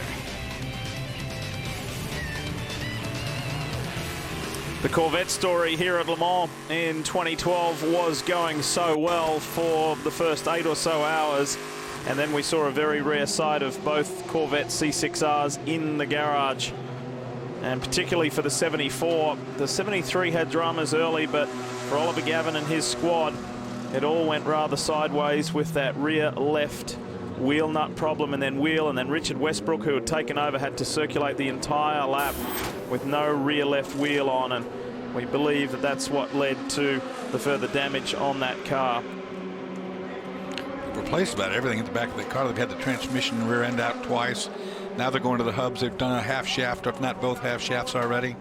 Let's stay with the GT story. Let's switch to GTE AM, and Andrew Marriott is with Rob Kaufman. He is, and he's got his crash helmet on, and it's very bright red. I'm blinded by it. Rob, but you got a problem with the gearbox now. Yeah, Rui was out. He was doing quite well. We're up to P4 in our class, but it jammed in 5th gear, so we had to bring it in. It was, 5th and 6th went, so we brought it in, and we're going to be able to, I think, fix it, get it back going. Our goal is to finish, so we're going to try like heck to get it back together and get going again. Now, obviously, you're in partnership with Michael Waltrip on this. He couldn't make it here. Are you giving Michael appraised of what's going on? I think they're pretty busy in Michigan with the NASCAR team, so hi to all the guys out there in Michigan. I hope they'll run well tomorrow. Meanwhile, you got another NASCAR star driving with you, Brian Vickers. He's gone to bed now, but he had a good run, didn't he? He's doing a heck of a job. He really is a good road racer. He's going to be at Sonoma next weekend, so he's getting a lot of practicing. I think it's going to help him at Sonoma. Rob, we're going to let you get in the car. Thanks very much for talking to us. Have a good run now. Yeah, no doubt that all the guys at MWR are keeping their eyes on this. Look at this for a shot here. Oh, wow. We believe this is the Cenatech Nissan. Is that coming into Indianapolis? Yeah, I think it is, and it looked like something broke because it turned hard left. Oliver Lombard behind the wheel, who's the defending race champion here. Watch Went on it. debut last year with Greaves. Let's just watch this. Watch it this time. See, it's turning into the right, then it hurts hard left. I don't know. It looks like something broke in the front suspension almost. Yes. Could be at the end of Mulsanne. Yeah, it's into one of the long straightaways. I think it is Mulsanne. But something went really wrong there because it was already starting to go right for the corner and it turned hard left. That's been the real hot spot today, heading down there towards Mulsanne corner. Well, you're going down that hill and you're braking like a demon's trying to get that car slowed down. And it's real easy to have something go wrong in that condition. Riding aboard here with Alan McNish.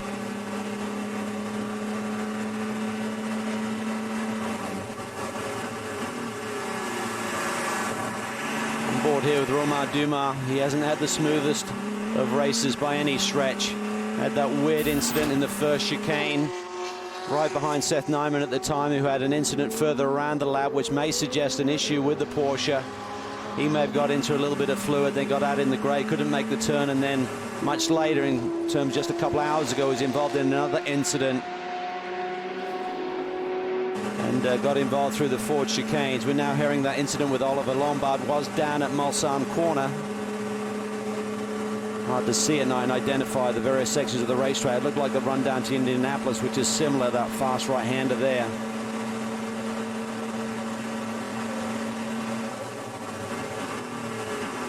Speaking about the fight within the Audi team, the margin 1-2 is interesting and worth noting.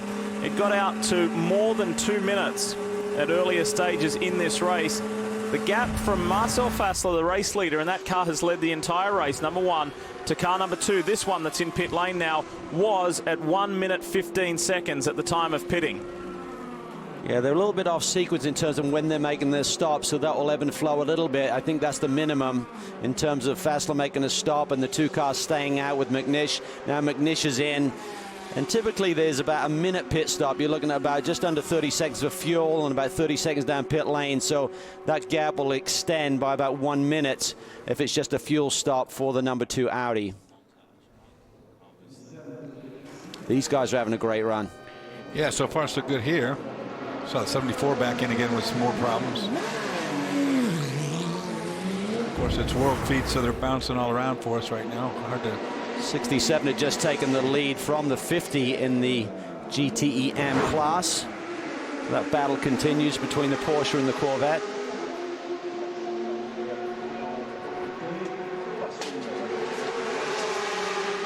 This is the car that had the off. Yeah.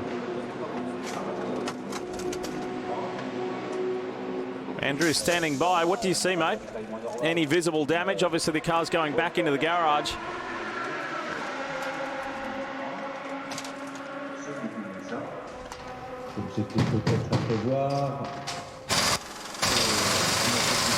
Yeah, well, I'm down here and you see all that damage down the side of the car, the right-hand side of the car. Lombard is still sitting in the cockpit here. They've got new bodywork ready. They've also got some suspension arms ready, but he's really managed to launch this pretty badly down the side. They've got the torches out. They're just checking the front suspension mounting points, and this could take a little while. The rear wing is damaged. The rear bodywork is damaged. All the side is basically going to go into a bin when this is finished. The car is number 23, and it's a Nissan, and there is a reason for that, because in Japan, Ni is 2 and San is 3, and that's why they always run Nissans at 23. Nissan is 2-3.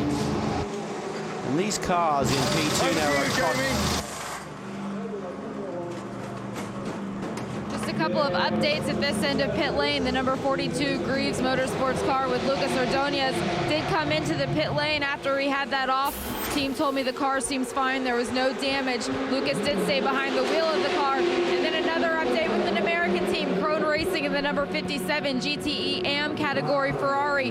They just came in to do their one brake change for the race, and guess what? They did all 4 corners of the car. They did pads and rotors up front, pads in the back in 1 minute and 40 seconds. That is outstanding for that small team here with a big effort. A little damage here at the back of this car, and it looked a little hurried on this pit stop, like it's not quite as routine as it might. Yeah, there's a bit more going on here, Dors. Yeah, and you can see the mechanic diving in the side there. Some kind of issue in the driver compartment. I'm not sure if it's a seatbelt issue or... Look at Ralph Juttner in the background. The tall gentleman, center of the garage, is quite some animated gestures going on there with the crew double checking that they had done certain things. There's Juttner right there, center of the frame. And he is one of the key figures in this Joest Audi organization. To get clarification on that, but that was definitely unscheduled and something was amiss in the cockpit of the lead Audi.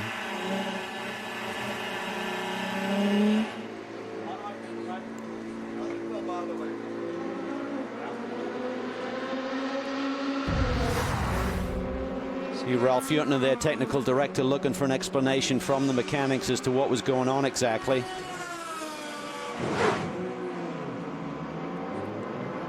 Oh, perhaps this is it. Can't tell because we're taking the world feed, but that is the one Audi with a spin. Didn't hit anything, I don't believe. But is this live or is it? So as far as I can recall, that's the first mistake we've seen that car make in the last 2 races, let alone today. It was a flawless run here 1 year ago. I wonder what he was looking for inside the cockpit, though. You can tell by the look on his face they're not sure they've got whatever this is remedied. Some worried looks right there.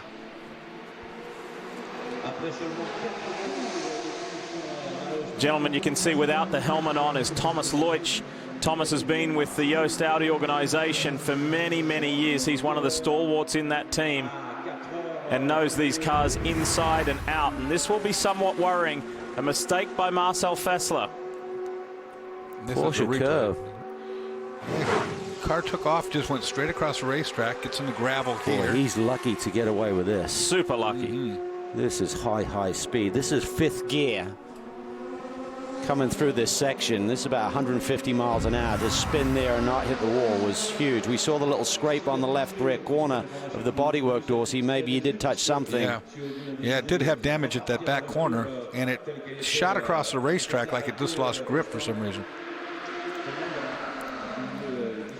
When the number 1 Audi came in, the e-tron Quattro came in, look at this. The cameraman dove straight to that rear left portion. It could have just grazed the wall when Fessler turned it round. But as Carl and Dorse mentioned, that was an extremely lucky escape at a very high-speed section of this track. And for the first time, we see a different Audi in the lead of this motor race. We do. And this is the man, Alan McNish, behind the wheel. I have to say that the 1 car has been really surprising here today. They have really dominated this race in terms of taking it to the sister car and had a little bit more pace throughout the course of this event. But come the nighttime hours, the 2 car with Christensen, Dindo, and this man, Alan McNish, have responded.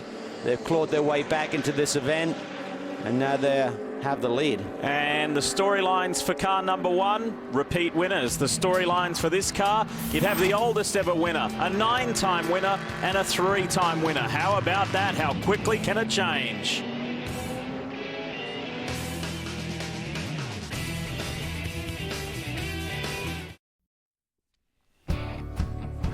The racing continues here on Speed. Don't miss the NASCAR Camping World Truck Series, the world's toughest truckers, as they do battle in the Bluegrass State, Kentucky. June 28, it's a Thursday, June 28 at 7:30 Eastern, 4:30 Pacific. It's live and only on Speed. We're back at Le Mans, and it's the race to dawn. This race is in segments, and those who have done it know the value of seeing the sun just peek its head above the trees and shed some light on the day. It gives everybody a lift, but we're far from that just yet. We're not too far away. Work continues on the Cenotech Nissan in this frantic fashion, but we're going to show you a replay of what just happened a few moments ago and how dangerous things can be when you're thrashing. Watch what happens. Car just fell off the jack stand. That mechanic right there, very lucky to have just moved from being underneath the front of that car to grab a tool when the car fell. This was the LMP2 prototype that went off track down towards Mulsanne corner at high speed. But let's get straight to the Audi camp. Jamie standing by with some information on the 1 car. Standing by to talk to Dr. Ulrich. We'll get him in just 1 second, but the team told me that part of the confusion was that the rear panel was replaced on that number 1 car when they did not think it was needed. So we're going to get a word with Dr. Ulrich in just a minute and see if he can clarify anything else. Thanks, Jamie. There was certainly a fair bit of head scratching down there, wasn't there? There was some uncertainty, and this is the 48 LMP2 car, the Murphy prototype with Brendan Hartley behind the wheel. This is a car that's been at the top of the order in LMP2 for the majority of the race thus far. Looks like a simple spin up until this point anyway. Trying to get restarted. Not particularly a safe area to be in. Looks like he's just waiting for the right moment. He keeps turning the wheels. I'm not sure if there's any life in that Nissan engine at the moment. Can't really tell. There's a lot of heat coming out of it, but that's normal.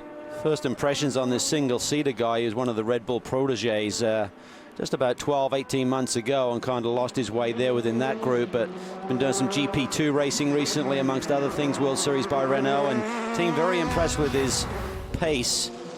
Now we're on board again, a replay of that #1 car coming through the Porsche curves, and it suddenly just takes off on him. Yeah, that's what I saw too. Right in the middle of the corner, just loses grip. And this is what we're heading to the Audi camp for. Jamie is now with Dr. Wolfgang Ullrich. Well, it was the first misstep for the #1 Audi. Dr. Ullrich, what was the confusion during that pit stop? Yeah, the confusion was because Marcel had a spin and he touched slightly the wall outside of the Porsche corners, and then he came in quickly because needed to see if there is a damage on the car, and so it was not everything ready as it should be for a pit stop. When something like that happens, how much pressure does it put on the team? I mean, there is a lot of pressure on the team because everybody wants to give its best. All right, well, there it is, the first misstep for the #1 Audi. They were not ready for the first time in my memory, anyway. Yeah, I think you're spot on, Jamie. I mean, those guys have just had an incredible run here for what is now about 36 hours, 24 hours last year, and the first half of this race. It does show you how quickly you can be bitten around here, too, for that car to be just like on rails the whole It's day. amazing for those guys to get away with it. I mean, they're still in the thick of this fight. I mean, they've lost the lead, but they're still only about a minute behind McNish. Normally you far worse. Spin there and you need a new car. I still don't understand what the delay was whilst the mechanic was inside the cockpit. There was something going on there that we haven't quite identified yet. And you could tell by the concerned look on their faces and the fact that they were watching the monitors that there was more going on than I think we've been led to believe so far. This is another Nissan-powered Oreca prototype, and Brendan Hartley is being rescued. It's pretty close to pit lane, though. I think Fessler did the right thing by coming into pit lane, but as Dr. Wolfgang Ullrich, the head of Audi Motorsport, said, we just weren't ready, and this was unexpected. Yeah, Porsche curves is relatively close, too. Here we're looking at the replay of the mechanic. Headed for the floor area on the passenger side, more or less, but... See them tending to the left corner. Right there. When he comes There's out right here, on. yeah, there's something going on because he's trying to get somebody to have a look at it. Jamie, did you see anything or get any further clarification on what they were working on inside the cockpit area? From what the team told me, Calvin, part of it was that they weren't ready and it was time to do a driver change, and Marcel Fassler got out. Andre Lauderer is now behind the wheel of the car, but he wasn't ready to get in the car at that point in time either, so they did have a crew member in there helping him get adjusted, and they said that was the only delay in the cockpit. Okay, I thought they were working on the seatbelt, so that may explain it.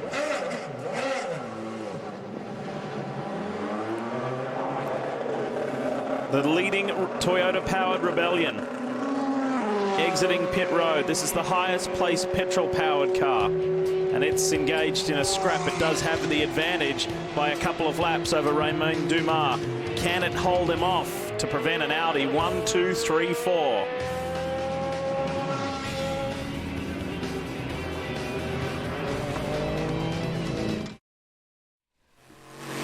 This coming Friday, Barrett-Jackson, Orange County returns to speed. You can see the finest classics, exotics, muscle cars, hot rods, and the most incredible collectibles on the planet, all in one place, and it's all up for grabs. You know the deal.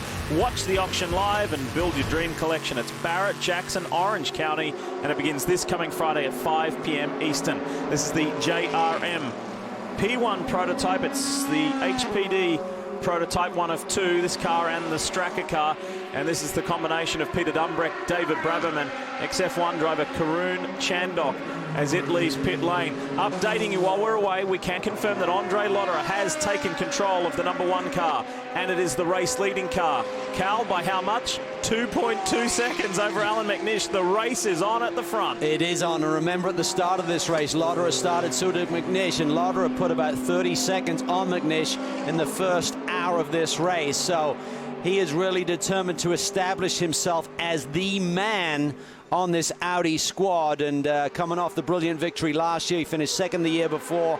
Andre Lauderer is for real, and Alan McNish is going to have his work cut out to try and stay with him or take the lead of this race. Think about Lotterer as we see the Murphy prototype guys run down pit lane to rescue their prototype.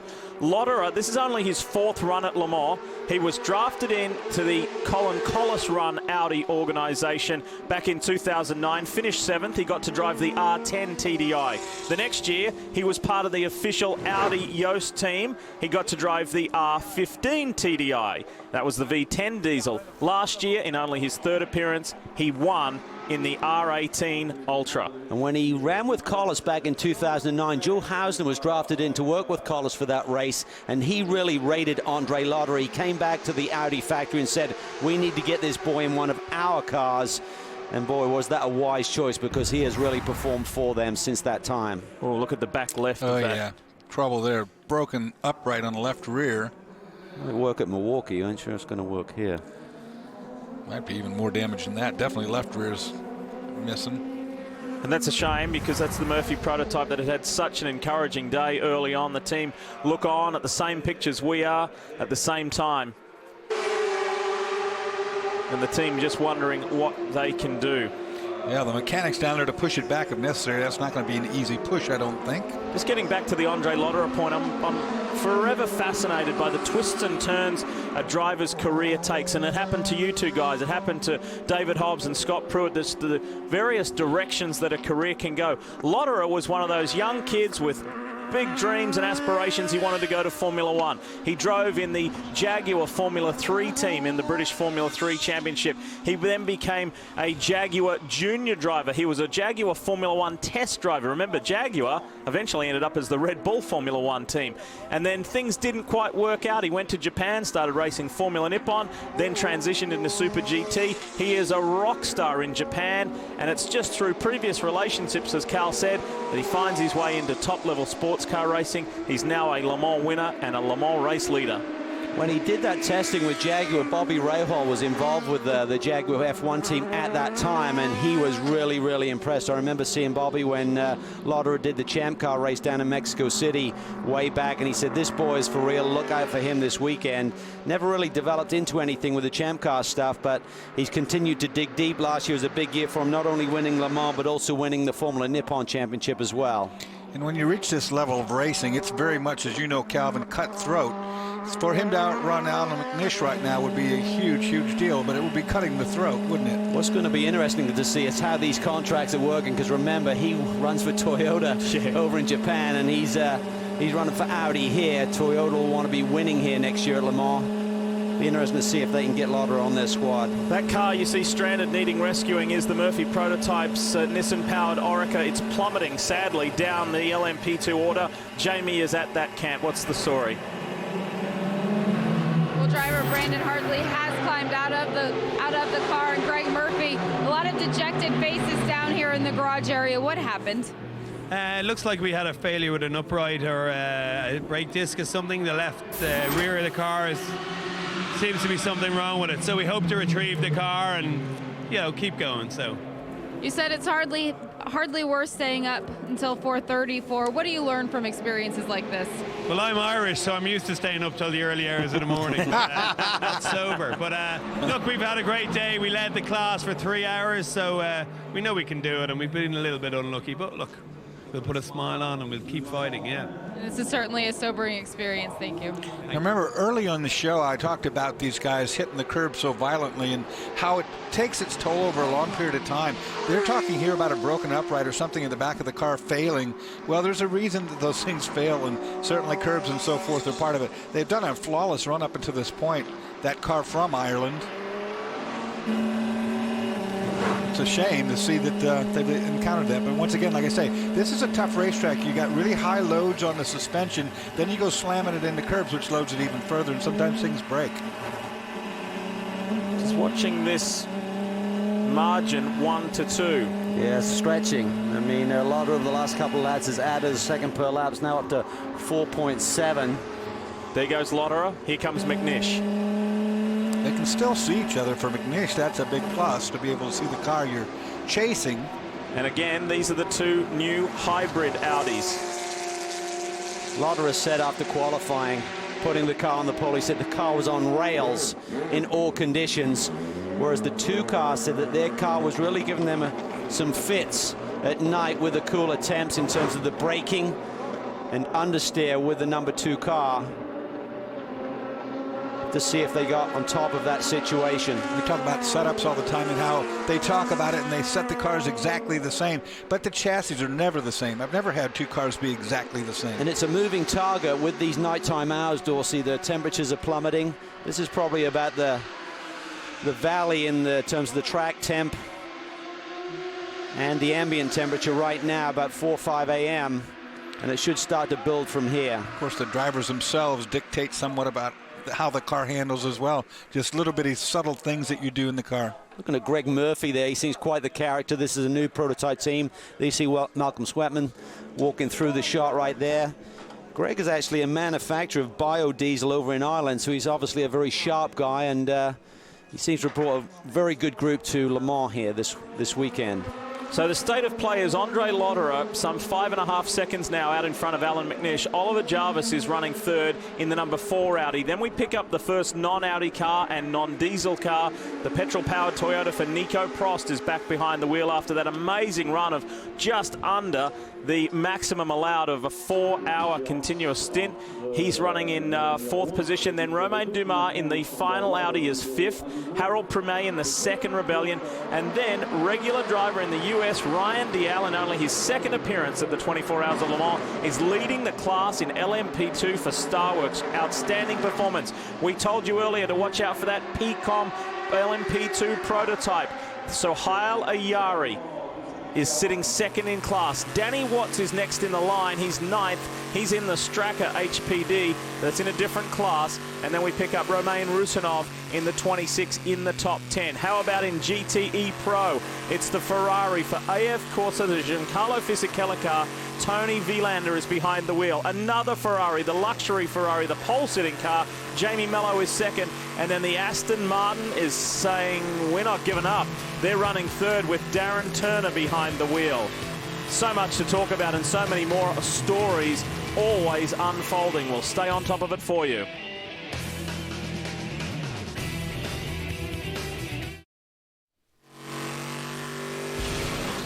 Another reminder about how you can climb behind the wheel with some of your favourite drivers in the ultimate 2-screen experience. Once again this year, we're working with our partners at Chevrolet to bring you an enhanced coverage of Le Mans. Go to speed.com/Corvette for live streaming coverage of the Corvette onboards and pit lane. And it's good to hear that familiar roar. Boy, the day was looking so good for both Corvettes a little earlier on, particularly for the 74. Some driveline issues with that car, various issues with the 73, but as Doug Feehan has taught that team, never give up. We're going to keep going to the very, very end. Let's get down to Andrew Marriott. Andrew, what do you have? Who do you have? Well, yeah, I've got Christoph Tinser. Remember, used to race with Max Angelelli and Wayne Taylor in the Cadillac team all those years ago. 10 years ago now. That was a team that promised a lot but didn't really deliver in the end, Christoph. At this time, you know, it's still 10 hours, so it's a long race again. And I realized my teammates, Wayne Taylor and Angelelli, was a great time with Cadillac a few years ago. And remember that.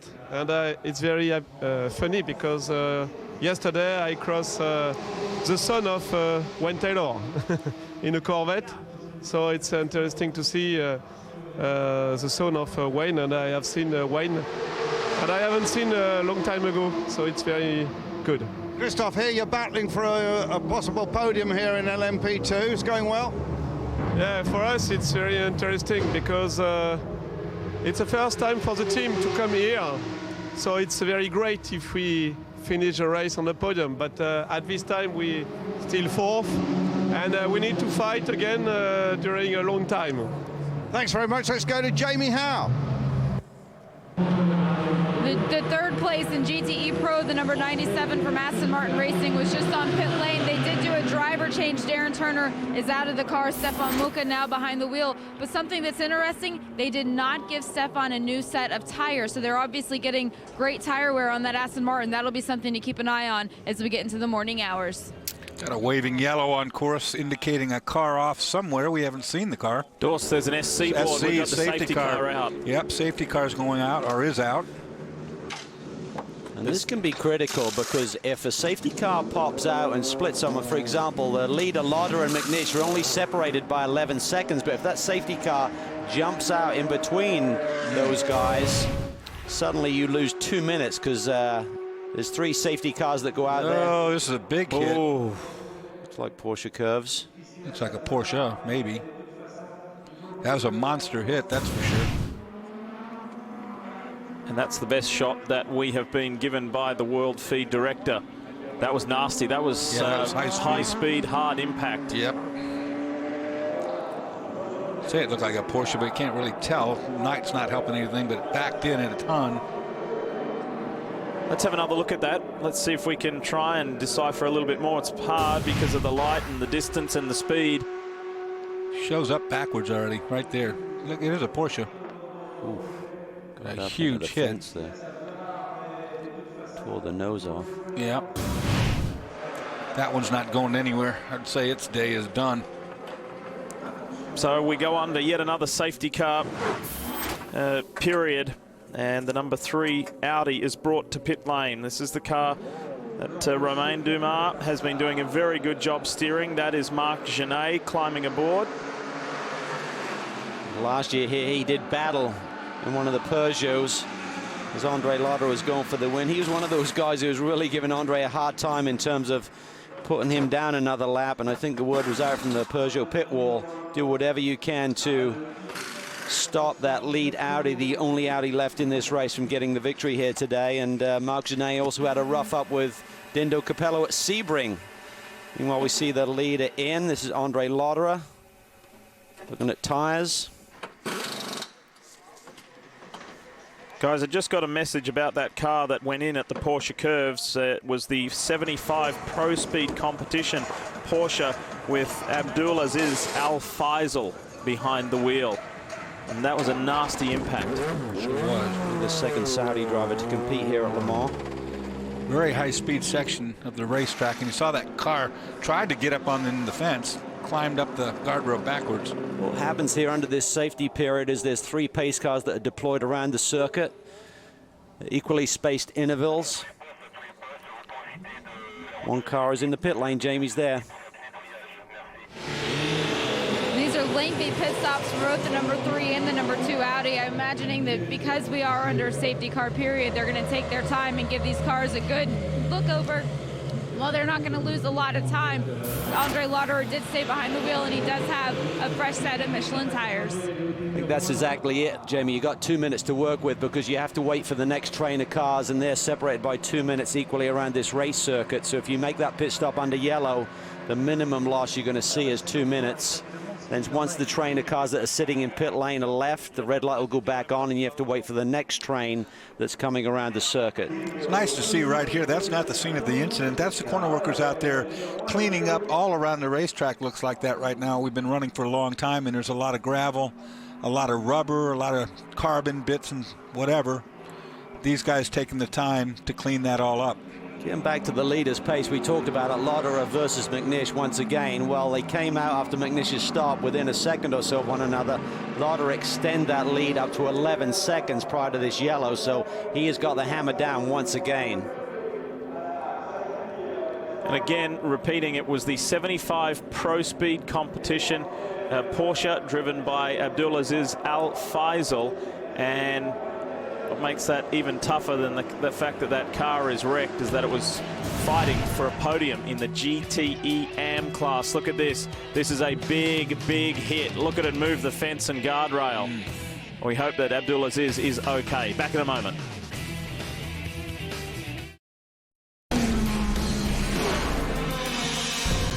No matter how tired you may have felt during the night, dawn brings a lift, but also historically, a rash of retirements. Are the rejuvenated drivers suddenly harder on their cars? No one knows. In any case, the burst of energy is brief, and now exhaustion sets in for the duration. This is when 24 hours seems impossibly long, the end impossibly far away. About 9 o'clock, sponsors and their friends arrive after a night's sleep in a fancy hotel.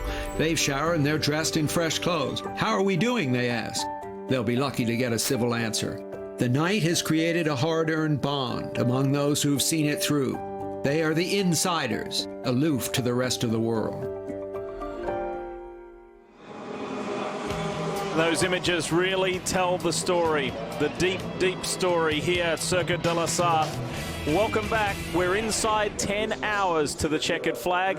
Leigh Diffey along with Calvin Fish and Dorsey Schrader. We welcome back Jamie Howe and Justin Bell and Andrew Marriott on pit road, working the long hours, and there is a much needed lift, and we're about to get it because light is coming. Yep, not too far away. We had some images during the commercial break that show that the sunrise is not too far away, and it might be somewhat false, but it does put a little bit of a spring in everybody's step. It makes the drivers feel a little more secure as we are under a full course yellow.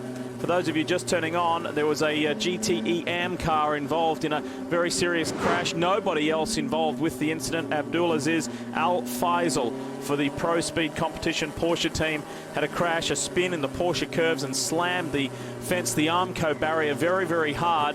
Dorsey, you brought up a great point in the commercial break. We wonder whether that fence is going to need to be repaired somewhat, like what we saw with the Anthony Davidson accident at Mulsanne Corner, because it really pushed it back quite substantially. Yeah, you could see that it hit backwards, which is a really strong part of the Porsche with the engine being back there. But it pushed the tire barriers, or not the tire barriers, actually it's concrete right there. It pushed that all back, and above that, of course, is a big chain link fence that's all hooked together. We saw it move as well pretty substantially, and if they've got to fix that, it's going to be a more lengthy repair than just the tire wall. 3 is in, and while we enjoy watching this service again, there's a driver change about to occur as well. Actually, this was a little earlier. This is a replay we're getting from the world feed. That was Marc Genet taking over from Romain Dumas. Let's go to Andrew Marriott. Andrew? Yeah, just talking about Abdulaziz, you know, he is royal family. He is actually the grandson of the King of Saudi Arabia. And I think that makes him two things, royalty and very, very rich. Well, I just hope he's okay. That's what royalty meant. There's a big hit. Yeah, it was backwards like that. So again, high speeds here at Le Mans when it goes wrong. The cars are very safe this year, and you can see the driver there getting ready to jump in and see the Hans device, which is now mandatory for these guys. This is just a montage of shots. These aren't going on right now. This is supplied by the World Feed Director. There is the sole remaining Flying Lizard Porsche, the 79. That's the GTE AM car, the 2011 model. That was a class-leading car for a long, long time in the early hours of this race. Unfortunately, there was a hiccup, and Seth Nyman had a collision with the Armco barrier. We still haven't had, and the team don't know either, because they're trying to diagnose something amongst a whole bunch of damage on that car, whether there was an oil leak or some kind of fluid leak that caused Seth to go off track. And of course, he was involved in that incident with Romain Dumas as well, and that was heartbreaking for the Lizards. The 80 car has been retired. In their words, they got tangled up in somebody else's mess, so it has been another tough year for the Lizards at Le Mans. Here comes the sun. Yeah, you can see it in the distance there, can't you? Yep, it's not. When that sunlight comes up, Dorsey, they call it happy hour, because the driver suddenly can see his reference points a little bit better. Air is cool, engines are working well. As long as you got the right set of tires on in terms of compounds to match the track conditions, you can really lay down some very, very fast lap times at that point of the race. And like Leigh said before, it gives you a mental lift. It really does. I mean, just the fact that it's getting lighter outside after the grueling night hours, you just start to feel like, oh boy, another day. Hey, it gives us a lift, and we're not even driving. That's true. We're not doing the hard work. We're just enjoying this, and it gives us a lift as well. See a front brake, rotor, and pad change going on this Ferrari. Surprised they're doing that out on pit lane right there. There's the Porsche, guys. Look at that. That's the Pro Speed Competition number 75. And that's the good end of it you're looking at, too. That's the front. This is a great opportunity, actually, for these GT teams who are typically looking at a front pad change during the course of this race. If they haven't done it yet, This caution is perfect because they're right in their window, which is typically between 8 and 16 hours into this race. They can go do it as early as 8 hours in, you've got 16 hours to go, or as late as 16 hours in and 8 hours to go. So anywhere in that window is a good opportunity, and you've got 2 minutes to get the job done without any delay, without losing another segment in terms of the pace cars around the race circuit. Look at this, Ralph Juttner racing across the wall to talk to the engineering team on the number 2 car. Meanwhile, while we're taking somewhat of a rest and things are moving at a slower pace, let's have 4-time class winner here at Le Mans, Ollie Gavin, talk us around the lap on board the Corvette C6R. Hi, I'm Oliver Gavin. I'm here with Corvette Racing. I'm here at Le Mans. It's my 11th time of racing this race, and I've been fortunate enough to win it 4 times. I'd like to now take you on a lap around Le Mans, this world-famous racetrack, in my Corvette C6R. So here I am, driving down pit lane, 37 miles an hour, ready for my lap 8.3 miles around the world-famous Le Mans track. So racing out in first gear, to second, into third, just nice and gently through the first curve here into the Dunlop chicane, down to second, taking a little bit of curb here on the inside, then back over to the right, a little bit of curb there. Don't try not to go on the exit curb. Accelerating hard, second, into third, and fourth down here. This is quite a challenging corner. Turning, braking, down to third. This is the S's in third gear. Back slightly, hard on the pad, a little bit of curb on the right-hand side. Up into fourth, and then onto the brakes again, down to third, carrying your speed into and through Tetra Rouge, onto the Mulsanne straight, then up to fourth, and then into fifth. You'll see here they're the marshals and other signs indicating where you are on the track. Flashing lights sometimes that appear at night. Coming down, this is the fastest part of the track now, reaching speeds of up to 180 miles an hour around about now. There are the cafes on the left-hand side, coming up to the 200-meter board, usually braking just after that for this corner of the chicane. Down into second gear, taking a little bit of curb on the right-hand side, very tricky left-hander here car, usually understeers here. Back on the power, nice and early. Second gear, accelerating up through third. The road is very rutted at this point. You have to be very careful as you're changing lanes. The car can get dragged from one place to another. You also have to be very careful watching in your mirrors for the P cars because they can be approaching very, very quickly. Back up into sixth gear now, passing more marshals, and they're all ready, watching for any incidents. And into the second chicane here on the Mulsanne straight, braking just before the 100-meter board. Again, it's second gear, take a little bit of curb on the inside here, then back to the right. Very slippery here in the rain, have to be careful of the bumps here on the left-hand side, and hard on the power, third, and then up to fourth. Again, the road is very rutted here with all the trucks that come up and down here, and up to sixth. Coming down into the world-famous Mulsanne corner, one of the slowest corners on the track. You can actually enter with an awful lot of speed here, braking just after the 100 board, clipping that curb just on the right-hand side there, down to second gear, carry a lot of speed through this corner, a lot more than you think, very, very close to the apex, and then run out onto the exit curb. Again, out of there in second gear, accelerating hard again.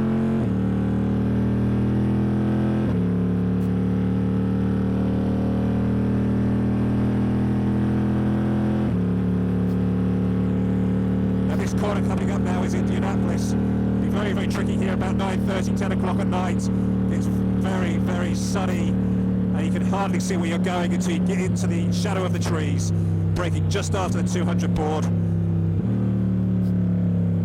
Carrying speed in fifth gear here, really trying to carry the speed in and hard on the brakes into the left-hander of Indianapolis. This is third gear, and accelerating hard out of there, trying to run on the grass. Then up to another famous corner in Arnage. Very, very slippery here. You have to really overslow the car, otherwise you'll easily understeer into those tyres on the exit there.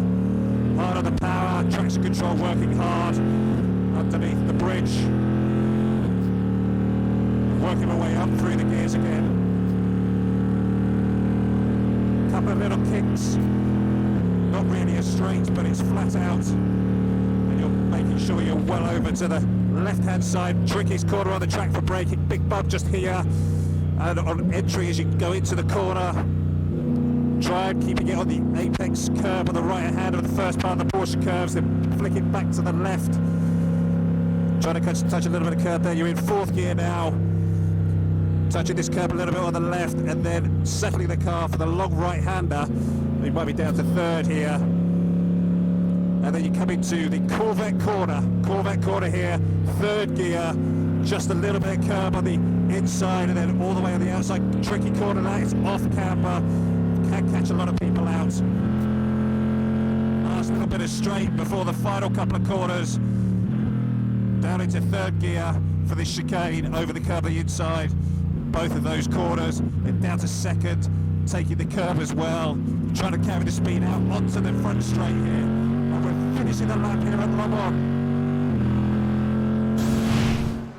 So we've given you 2 laps of Le Mans on board the Corvette C6R, one at pace and one with a comfortable commentary from Ollie Gavin. Thanks for that, Ollie.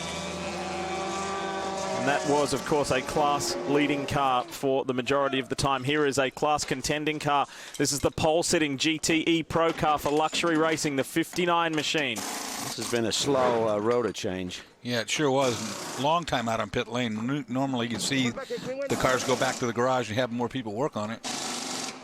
Daylight is coming slowly, not fast enough for some, but it is coming. We're going to sneak off to a break, and we still are awaiting some confirmation on how much longer this safety car intervention will be. We're under a full course yellow, and let's hope we go back to racing shortly. More from Le Mans. Stay with us.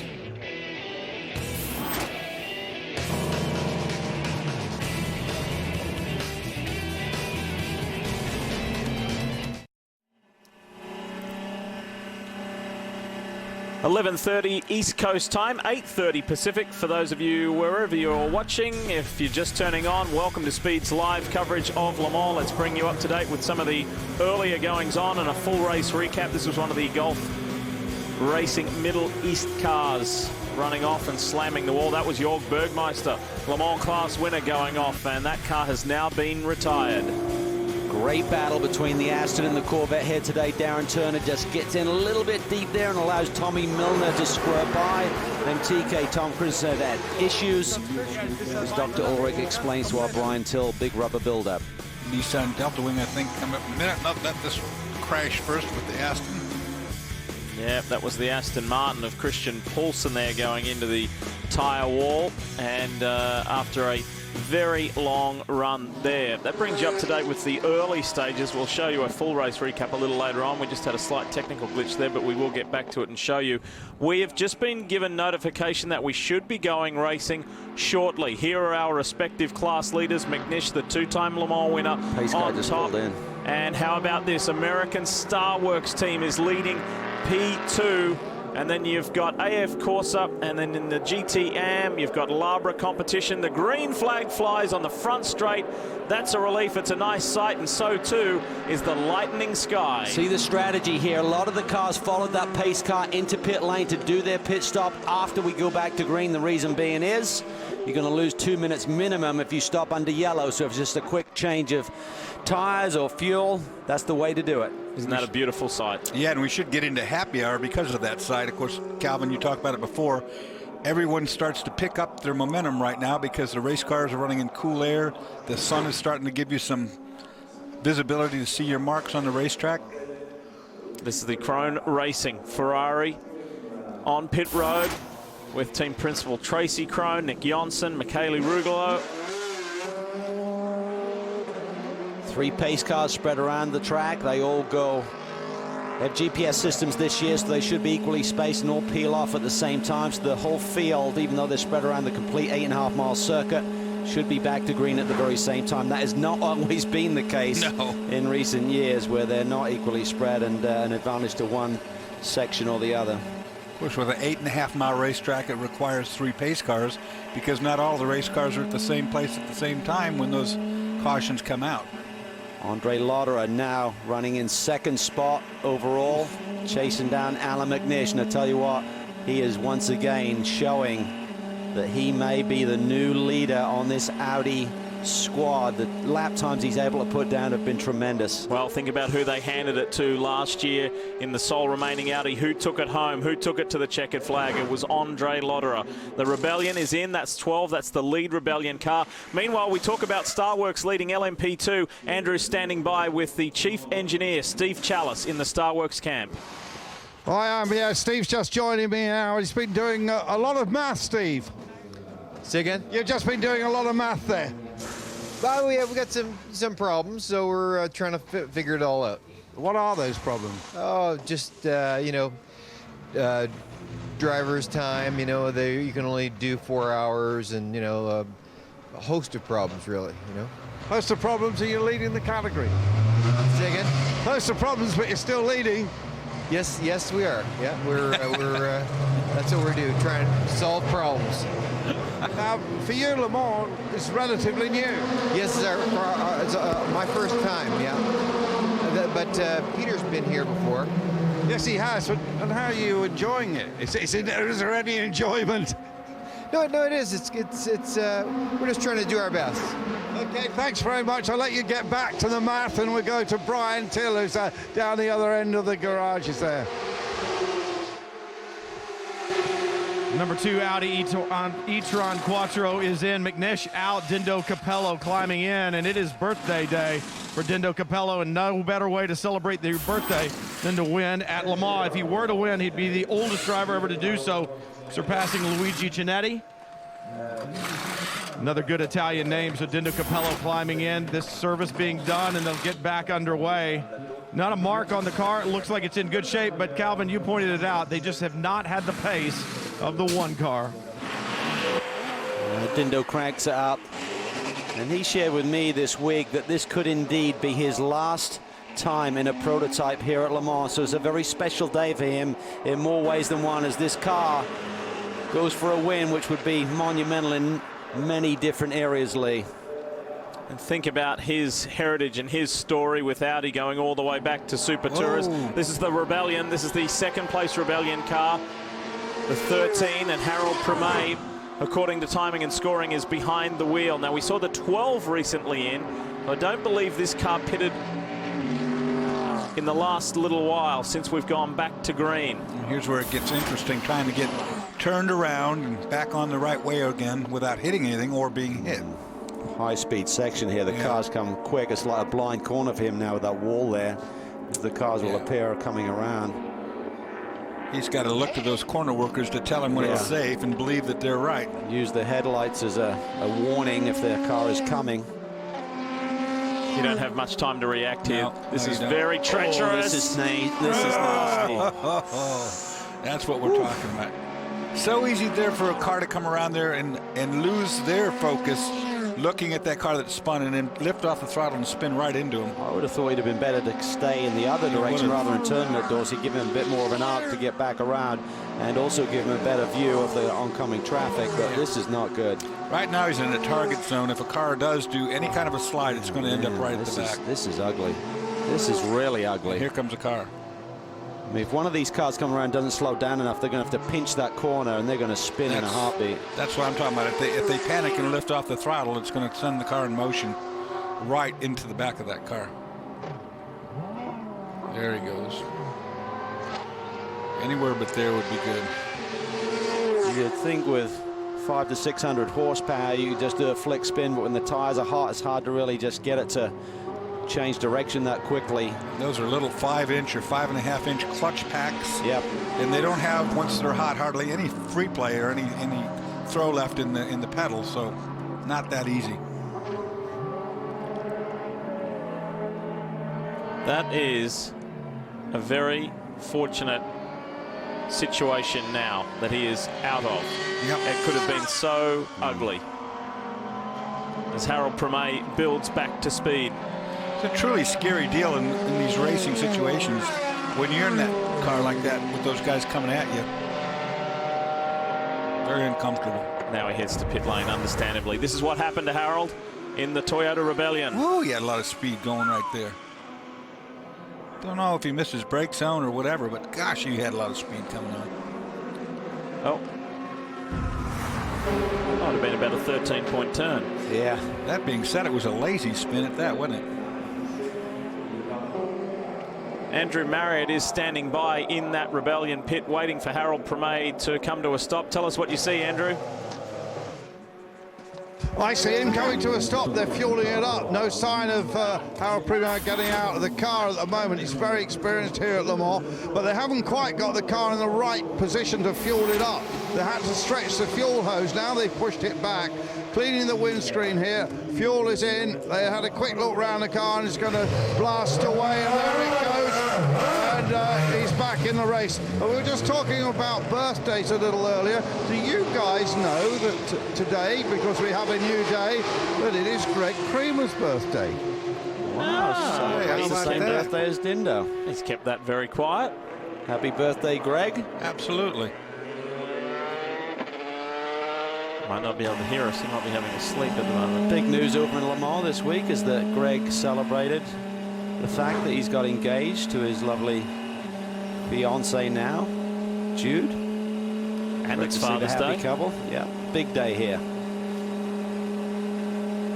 That was the day that Martin Brundle and his son Alex were hoping to celebrate in fine style. The 42 car has Lucas Ordonez behind the wheel right now, so they are still in the hunt in LMP2. They're a little further down the order than where they would like to be, just outside the top 5 with 9.5 hours remaining at Le Saar. Was it a dad and lad moment? Yeah. That we were talking about before? Yeah. It's again a sequence of shots provided by the World Feed Director. I think that brake rotor change, it didn't go so well. We were watching forever there on the Ferrari. Yeah, that was an ugly one. Here we see Dindo, the mechanics now realizing that it is his birthday as he appears in the garage area. Again, congratulations, and it would be huge for him to celebrate possibly his last prototype run here at Le Mans with a win on his birthday. Andrew?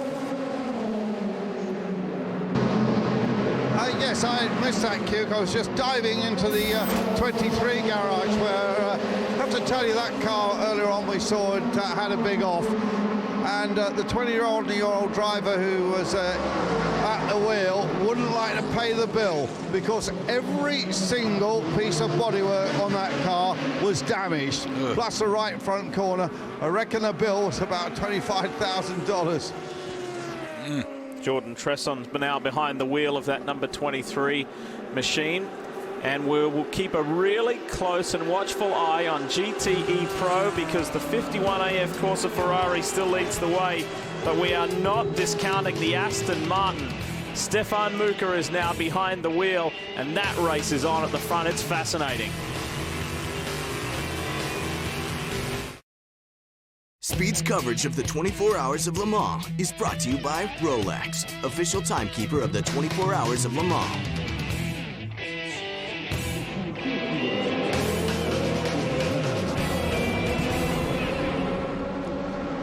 We continue the run to full daylight and to the checkered flag, and the clock continues to count down, and things are getting lighter and lighter as we go on, but it's getting more and more serious across all 4 classes.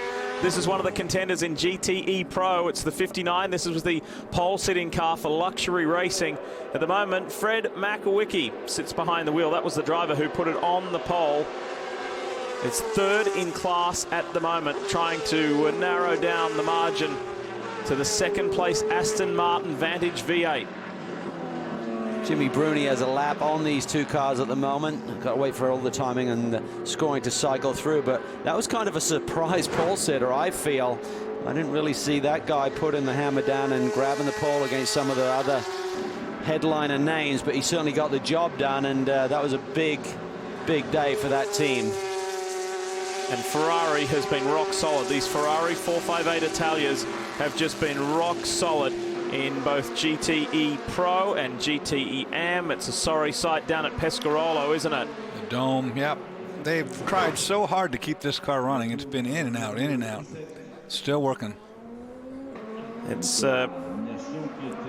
coming back to the story on luxury racing. It's only Makowicki's second start here at Le Mans, and he has not put a foot wrong so far today. So it's been a very impressive run by the luxury racing guys.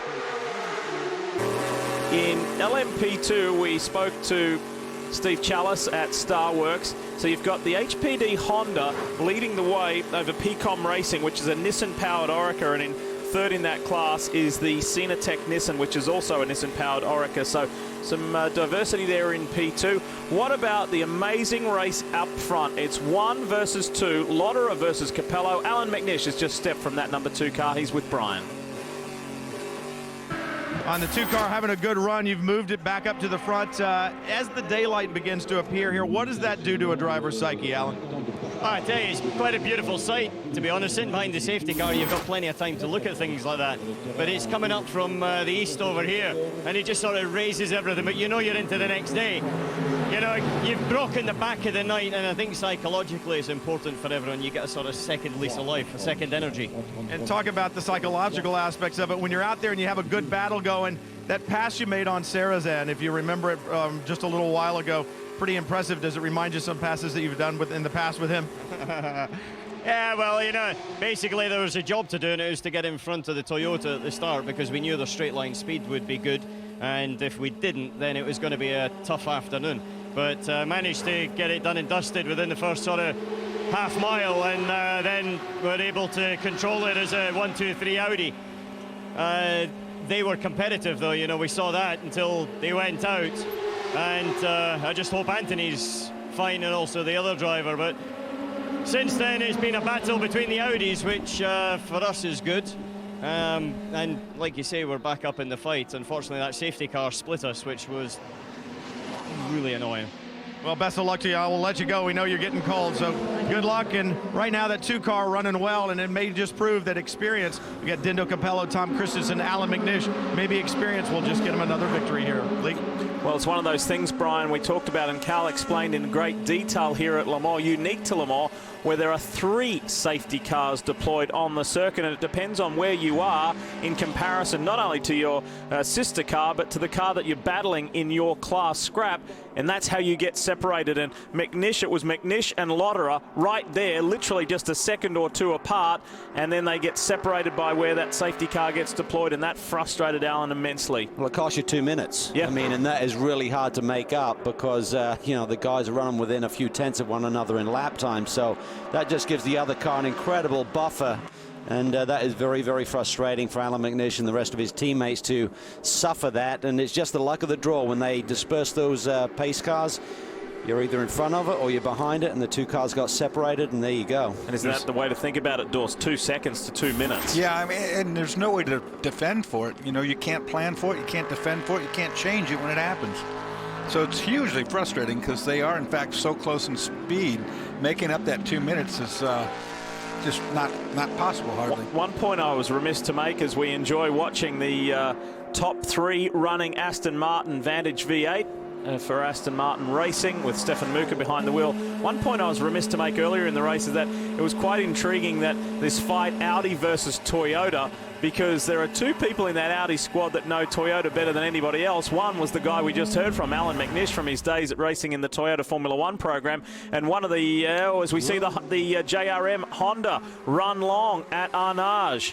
Now it's an expanded runoff area there. Did that assist the JRM car?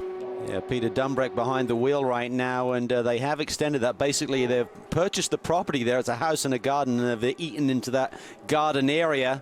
Doesn't change the profile of the corner at all, but if you do run off like we just saw Peter, gives you a little bit more of a runoff room to get it turned around. Yeah, he would have been in the tire wall there before they did that, but he probably ended up with flat spot tires anyway. But that's less of a price to pay than the wreck would have been had they had not moved that. Just received news of another, what they call it, Le Mans abandonment, retirement, and it was one of the best trios in GTE Pro. It's the 77 Felbermeyer Porsche, a works Porsche. Richard Lietz, Mark Lieb, Wolf Hensler officially out of the 2012 running of the 24 Hours of Le Mans. See the status car leaving its pit box. This is the team that helped Level 5 last year with their European campaign last year. Finished third in the ELMS Ricard opener this year. Had a shunt at Spa, who didn't race, but good little team here with some strong drivers. You talk about the Status Grand Prix. That's fast. One of its drivers is Jelmer Berman. He's the son of ex-GT sports car racer Herman Berman. That's not a joke. I know. This stuff we're looking at, Lee, is really impressive on screen here right now. Lauderer has got the hammer down. Coming into happy hour, this is the fastest time for these boys in terms of track conditions. And he is absolutely flying. I saw him coming near Indianapolis a moment ago when we were in break. I thought the throttle is stuck, Dorsey. The approach speed was just unbelievable. I was with you. I was like waiting for him to lift off, going, holy goodness, is he going fast in this corner. As we enjoy this, one man who's in the fight, in the hunt to win his class in LMP2 is with Andrew. Yes, and it's Pierre Caffer in the PCOM racing car, and this is a good battle for LMP2, Pierre. Yeah, it's right now it's quite close. The morning is there, and at the minute we are second. It's very, very tight, and it's still 9 hours to go, and for us it's very exciting at the minute. Now, of course, your team owner is a famous man in Argentina, and he makes a lot of food products. Yeah, I mean, Luis is a racing enthusiast, and he really likes Le Mans, and until now he did a very, very, very good job here in Le Mans. He was very fast, and we all stick together, and this is really nice to be one part of the PCOM team, and I think the guys prepare a very good car, and for this we succeed at the minute, the second place, and I'm really looking forward to be back in the car again. Yeah, we're doing a great job there, and by the way, the chap's company is called Munchies. Pierre Caffer told me earlier in the week at Scrutineering he is enjoying doing the World Endurance Championship and the ELMS, but he dearly, dearly misses racing in the United States. He just loves the way that motorsport operates in North America. He really misses that. One interesting footnote to his team owner is that he owns his own Ferrari F1 car. It's an ex-Michael Schumacher car. Yeah, they actually do some testing and coaching. Pierre's been along for the ride there. He said it's absolutely phenomenal. And as you said, he really loves racing in the States, misses it sorely. And this is a team that has switched from Alola Judd last year to the Orica Nissan, and also switched from Michelin's over to Dunlop. So everything is new, but they came in with high hopes, and it's certainly proving to be the case. This is a great fight here in GTE AM between the Labra competition Corvette, the IMSA Performance Matmut car. This is Patrick Bornhauser up against Nicholas Armindo, and this is a one-on-one scrap. This is a fair fight for position for the lead in the class. Good draft going on here. Yeah. Remember last year Labra ran one Corvette, one Porsche. They know what the Porsche has here at Le Mans. As conveniently, the World Feed Director doesn't show us what's going on. We're still operating under limited coverage until the full French camera crew come back to work. I promise you that'll be soon.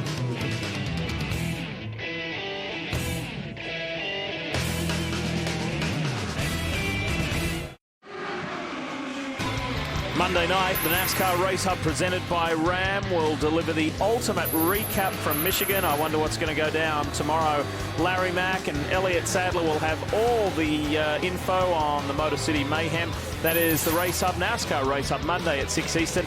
They'll probably talk about things like Marcus Ambrose's maiden NASCAR Sprint Cup pole at a speed Dorse of 203 miles per hour. Extraordinary. That is extraordinary. Actually, haven't run that racetrack before. It's just been repaved, and the speeds are incredible. That's a lap average of 203 miles per hour. Well, have a look at this here as we compare Cal, Le Mans, Michigan, and today at the Milwaukee Mile with the IZOD IndyCar Series. Yeah, you can see there the speed differential is quite extreme. Michigan 203, that is amazing stuff. Congratulations to Marcus there.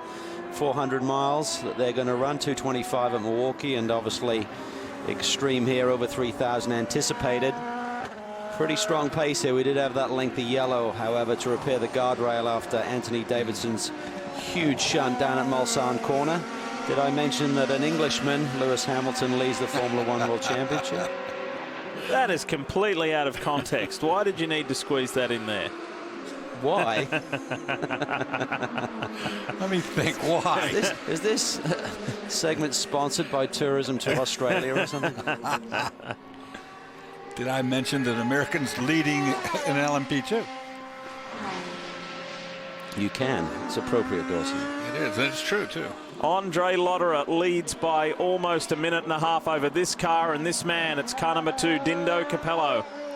When he comes through and flashes across the line, we'll give you that time split. 1 minute 24 seconds from Lotterer to Capello. Both guys ran laps right around the same time in the 3:27 range, but Lotterer continues to extend the gap. Whoever the driver is in the 2 car, Lotterer seems to have something for them at the moment. At various stages throughout the day and night, there is a whole bunch of things going on here at Circuit de la Sarthe, on track and off. And as usual, it's become a yearly ritual. Justin Bell takes us into the inner sanctum. Good morning, everyone. I managed to have a little nap in the motorhome to the subtle tunes of Greg Kramer's snoring. But the funny thing about Le Mans is you find yourself doing things at strange hours you never normally would. I'm out the back, and Flying Lizard are cooking barbecue sandwiches. So in a minute, the question of the day is not, is it slicks, intermediates, or wets? It's spicy or non-spicy. So as you can see, this team march on its stomach like all good armies. They're still in the race with 1 car, and there's a reason for that, because America brought its, well, appetite with it. So the race has got a long way to go, as you can tell by my voice, but one thing's for sure, Flying Lizard, well, they're going to be well nourished, aren't they? And me too. Just barbecue. Looks good. Does look good though, doesn't it? I'm guessing it's pork. These guys, a 26 machine, currently in the 3rd spot in class. Strong run today. And that was the ADR Delta prototype just leaving before it. That was the pole-sitting car that just left out before it. It had some issues earlier on in the race that put it behind, and it was playing catch-up from a very early time. I like the tire techs going in through the top of the fender to look at the tire, Calvin. Like you said, it sure makes their job a whole lot easier. Yeah, much better look, and they use those little flashlights. And again, just to repeat, certain servicing can take place while the refueling is being done. Mainly driver assist, windshield, headlights, driver drinks bottle, and the brake and tire technicians can certainly observe but not do any work to the car. We don't have the images to support it, but I can tell you that Nicholas Armindo won that fight with Patrick Bornhauser for the top spot in GTE AM. Let's go to the Audi camp. Brian's there. Andre Lotterer in the 1, routine service here. It's fuel only, no tires. But interesting, there was a message on the timing screen a while ago and a little stall on the way out. We haven't seen that before. A message on the timing screen that said, car chief of car number 1 report to race control. Ralph Juttner went to race control. You literally have to walk the length of pit lane and go to race control. He did. And everyone down here is being unusually tight-lipped about what is going on. I don't mean to set up any drama that may not be there. There's a lot of tight-lipped people down here at Audi right now on what may be overtaking in pit lane on the 1 car. We'll have to wait and see how that turns out. Andrew? Well, another drama for my local team. Jota Racing, the 38 car, made what looked like a normal stop. Kurosawa got out, Sam Hancock got into the car, and then all of a sudden they pushed it back into the garage just as it was going to blast off up the pit road. They've taken the rear deck off, and now they're looking at what I think is the gearbox. So another problem for the 38 Zytek here. So Sam Hancock was sitting patiently at the wheel. This was the car, and with the driver Simon Dolan behind the wheel, it had that very anxious moment when we were still in night conditions.